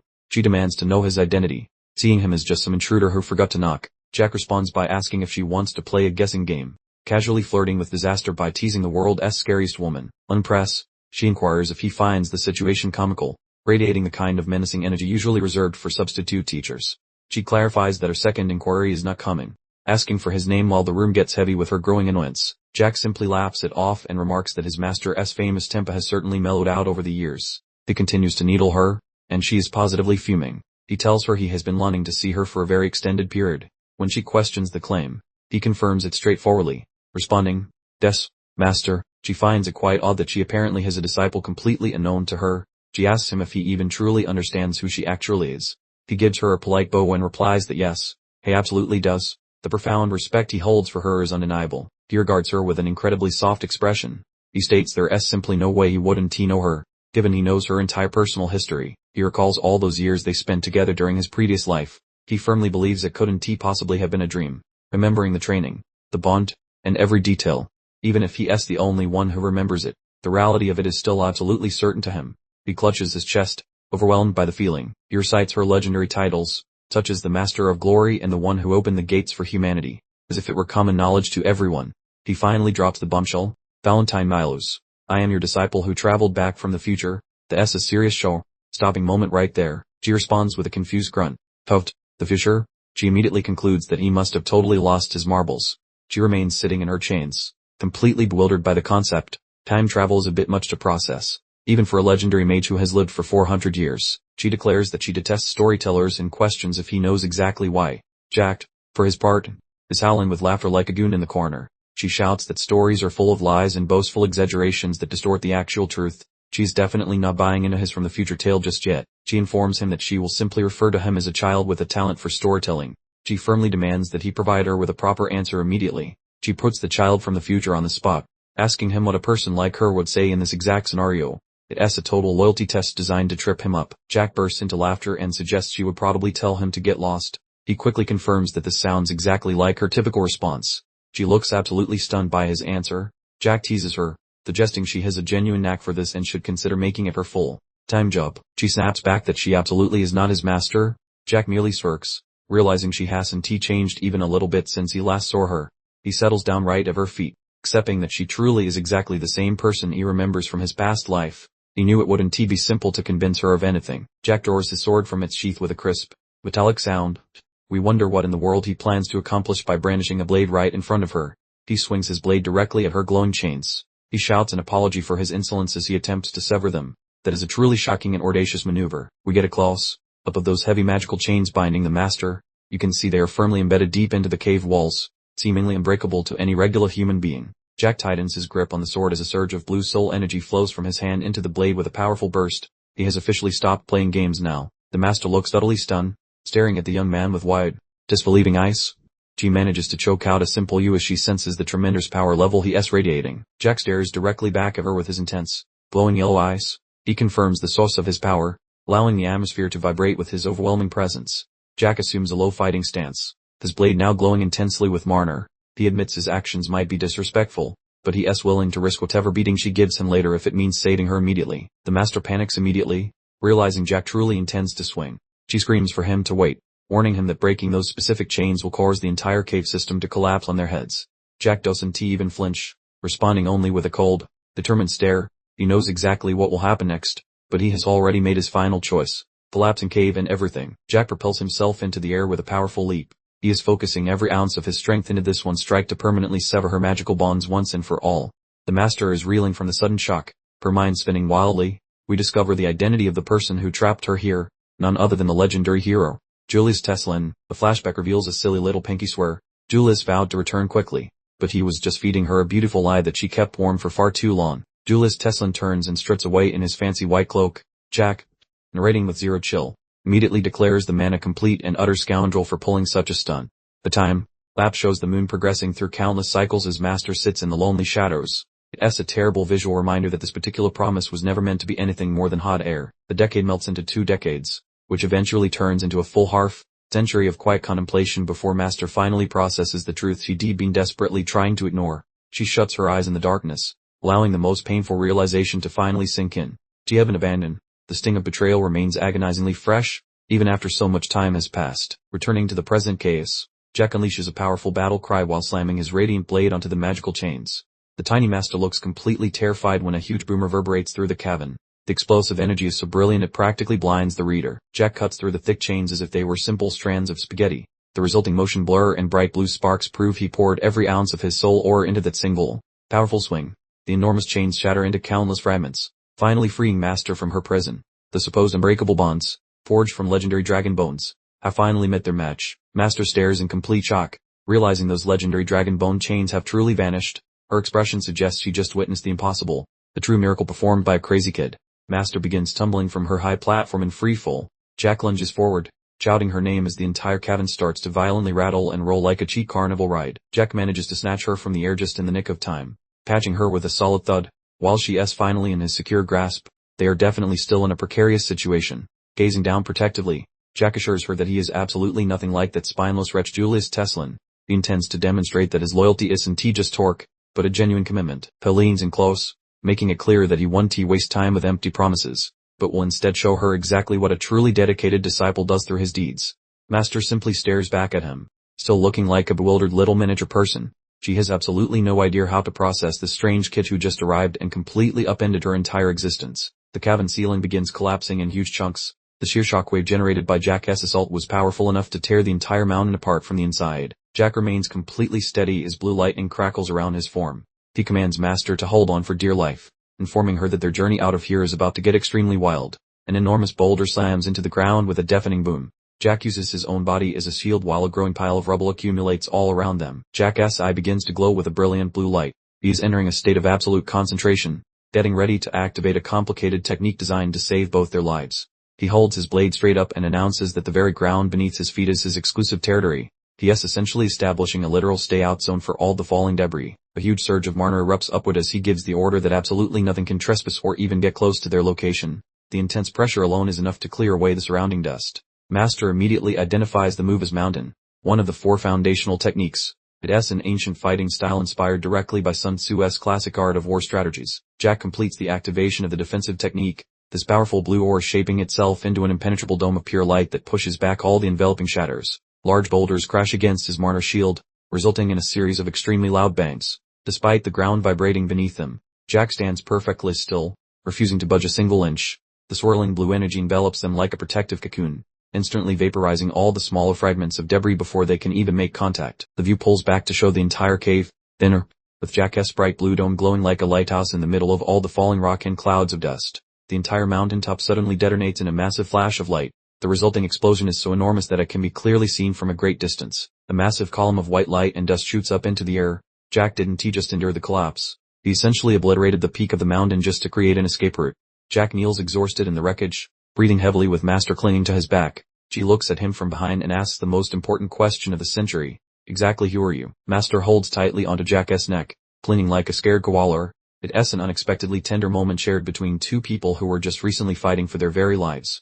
Jack offers a weary, crimson grin while stating he already gave her the info, feeling drained but glad she is finally out of harm's way. Once more he claims the title of her student, his bandaged hand clutching his blade to show he is still down for a scrap on her behalf. Staring at the massive crater, Master is baffled that her small child can manipulate soul power, as he is clearly not your average gifted brat. Jack flashes a wide smile and suggests they explore the globe together for the next 13 years, already mapping out their entire future life. Master touches his cheek with a mix of wonder and doubt, starting to suspect this tiny human might actually be telling the truth for once. She begins kneading his face like dough, a habit Jack recognizes as her personal version of her polygraph to see if he is a big fat liar. Little Jack gets his cheeks pulled like rubber while complaining the test is inaccurate, making for a funny return to their classic chaotic vibes. Master peers into his eyes and demands to know if he is really a time traveler, her fear finally turning into genuine curiosity about his story. Thinking it over, she decides he is more of a regressor than a traveler, eventually conceding that his wild claims might actually be facts. Jack lets out a booming laugh, relieved she finally believes him, though he starts wobbling because his internal battery is reaching 0%. Jack collapses face first into the dirt with a grunt, having wrecked his tiny body just to pull off that high-stakes rescue operation. Master crawls over to scold him for being rude enough to force a relationship, acting like a grumpy cat even though she obviously cares deeply. They rest in the pit under the sunlight, where Master admits they never would have reunited without his pushy behavior, earning a grin from Jack. Jack asks with a cheeky smirk who her favorite student is, and she mutters that he argues way too well for someone who is basically dying. Jack formally introduces himself, and Master responds with a small huff of acceptance, marking the start of their new chapter as a team. The view pulls back to show the massive hull he made, as Jack screams he's back in her care, officially reuniting the legendary pair. 5 days later they reach the assembled territory, which looks like a sleepy little village, but trouble always follows our boy like a magnet. Jack looks like a working corpse, rubbing his eyes and groaning at his teacher, wondering how she managed to stay mute for 5 whole days.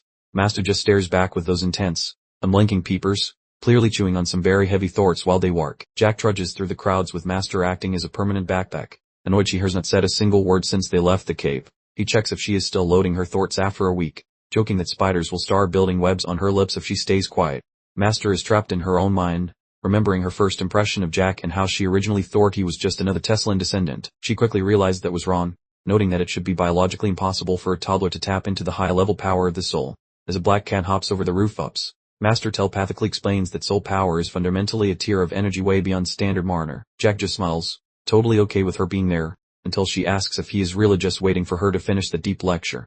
Bach, Master hits Jack right on the head, and he just laughs it off because getting smacked by her feels like a nostalgic hug from his past. Standing in a shop, Jack continues the lesson by explaining that soul energy is a rare perk that even Marner geniuses can almost never reach. The mood gets dark when Master points out the grim truth, telling Jack that the murder stains on his soul are way too high for a kid. Jack just gives her a bright and slightly creepy smile, having fully accepted the fact that he used to be a complete and total monster. He laughs and says he would spill the tea on his old life, but she has been doing a silent protest for 5 days, testing her patience. Master hits him with a serious reality check while they work, asserting that his present actions have stained his hands with more blood than hers ever did, which is truly a horrifying realization. She fixes him with a sharp look, wondering aloud if he has truly considered the implications of his actions. Jack just returns the stare, completely baffled, and asks what she means. She questions why he believes a precious opportunity like regression was ever granted to him. Jack, more concerned with his snack, seems entirely unprepared for such a philosophical challenge. He takes a large bite, finally absorbing her point. He realizes that while he was casually enjoying himself, she has spent days agonizing over his sudden time-traveling existence.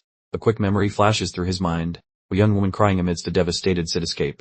This image represents the heavy emotional burden he carries from his previous life. A visualization of knights charging into a brutal melee abuse. The relentless repetition of conflict is something Jack has experienced far too many times. Jack stops in the middle of the street, looking out over the town limits. He finally gathers himself to offer a definitive answer to her questioning. He admits he has no idea why he regressed, but he refuses to worry about it constantly. He figures if some higher power send him back, they will reveal the objective in due time. Master then asks what happens if nobody ever contacts him with instructions. Jack gives an indifferent shrug, essentially saying oh well, and then casually turns to pet a nearby dog. He looks back up at her with a truly genuine expression. He explains that simply spending time with her in this moment is actually the most important thing to him. Jack flashes a wired, genuine grin, appearing like a completely different individual from before. He has chosen to live this life for himself and her, not solely for the purpose of revenge. Master comments on the sweetness of his words and then asks what his next move will be. Jack laughs lightly and declares he needs to find some trustworthy allies to join his cause. As he glances at playful pup, he reflects on the urgent need to assemble his own team. He understands that changing the future is impossible as a lone wolf. He remembers the massive explosion of energy from 5 days ago when he rescued Master. He knows that using that kind of power comes with an exceptionally high cost. He recalls the night he carried her away, surrounded by bright blue soul energy. He had truly risked his very life to extract her from the dark cavern. The flashback shows Jack vomiting against a tree while Master watches nearby. He internally admits that he felt absolutely dreadful after utilizing such immense power. He confesses that he had her secretly consume 2 powerful healing potions just to remain standing. He spent the entire 5-day journey essentially on the verge of collapsing. Back in the present, Jack knows his body is in poor shape and he requires a reliable protector. He suggests they do some brief shopping and then finally get some adequate rest. He also mentions needing a replacement sword, since his current one is completely destroyed. We start scanning the street carefully, searching for a decent armory. Crash! Abruptly, someone screams and slams directly into him. Talk about a jarring end to a thoughtful conversation. A basket filled with bright yellow blossoms scatters across the cobblestone street. A low moan escapes from the person as the scene descends into disarray. A gun-blonde woman is splayed on the ground, clutching her head in agony. She apologizes repeatedly, explaining that she was simply rushing by too quickly. Jack extends a hand to help her up, claiming he wasn't looking either. But then he pauses suddenly, detecting something very unusual about her presence. He watches her frantically gather her flowers. Considering how he just mentioned needing an ally, he notices with a slight smirk that some of the blossoms are still intact. Jack calls out to her, forcing her to jump back with a terrified yelp. She frantically checks if he sustained any injuries, looking like a total bundle of nerves. Jack offers her a pouch of gold and asks her to become his associate or companion. The girl simply stares at him, completely confused by this spontaneous employment offer. She repeats the word comrade with a genuinely shocked look on her face. Jack just offers her a single surviving flower and explains that she gets the gold if she agrees to join him. The girl lets out an ear-splitting shriek of pure panic. She likely thinks Jack is some kind of eccentric, high status weirdo and looks prepared to flee instantly. Jack stands there holding a bag of gold, feeling a little awkward as the girl rejects his proposal. She tells him that she absolutely cannot accept that much money for a few flowers. Jack offers a small smile and asks how much she would actually be willing to accept. He is completely determined to hire her, regardless of how peculiar his methods appear. Crimson cheek plus trembling. This youngster suggests minimal payment, as she seldom receives massive wealth instead of worthless vegetation. Jack tosses gold toward the maiden using a relaxed motion, concluding the bargain exactly as he originally intended. Returning the woven container, Jack mentions those plants belong to the kid, basically providing funds purely to listen to her chatter. The youngster dashes away sporting a massive grin while bidding farewell, leaving Jack alone while observing his fresh protege vanish among urban dwellers. Jack freezes instantly upon feeling prying eyes, twisting around to observe that small lass spying from a shadowy side passage. Our hero offers a friendly gesture while appearing quite smug, since their brief encounter obviously rattled everyone involved today. Striding away wearing a crooked grin, Jack celebrates discovering a rare prize before disclosing the wild reality that the child drinks blood. His mentor lurks nearby as Jack confesses that encountering a nocturnal creature within such a dump was entirely unforeseen. The teacher appears doubtful, questioning if Jack approached her purely based on her species, but he simply giggles and hides his motives. While the kid frolics across the village, Jack remarks her potential is immense, claiming she might reach legendary status if she avoids being lazy. The boss sees internally, shocked by his ignorance regarding simple truths, swearing she must educate Jack's thick skull to ensure he survives. Howling with laughter, she insists success relies on hard work, forcing Jack to groan about remaining a stubborn fool despite jumping across centuries. The bloodthirsty youngster pauses in a car door with a puzzled expression, pondering whether Jack's features resemble someone from her ancient and dusty past. The stunning visual displays the mentor strolling amidst violet blossoms, appearing like a serene flashback from a period before she became bitter. Within the vision, Dee wanders through aromatic shrubs, nearing a golden-haired lady who seems to be having a wonderful time, spinning about while her golden mop catches the light. The stranger clearly represents a vital piece of the mentor's secret background. Her pupils dilate once the realization strikes, stunned that her denizen from those specific woods is lurking in such an ordinary village. While the sky turns orange, the boss acknowledges life has become bizarre, yet Jack happily promises to protect their journey, completely unaware of her revelation.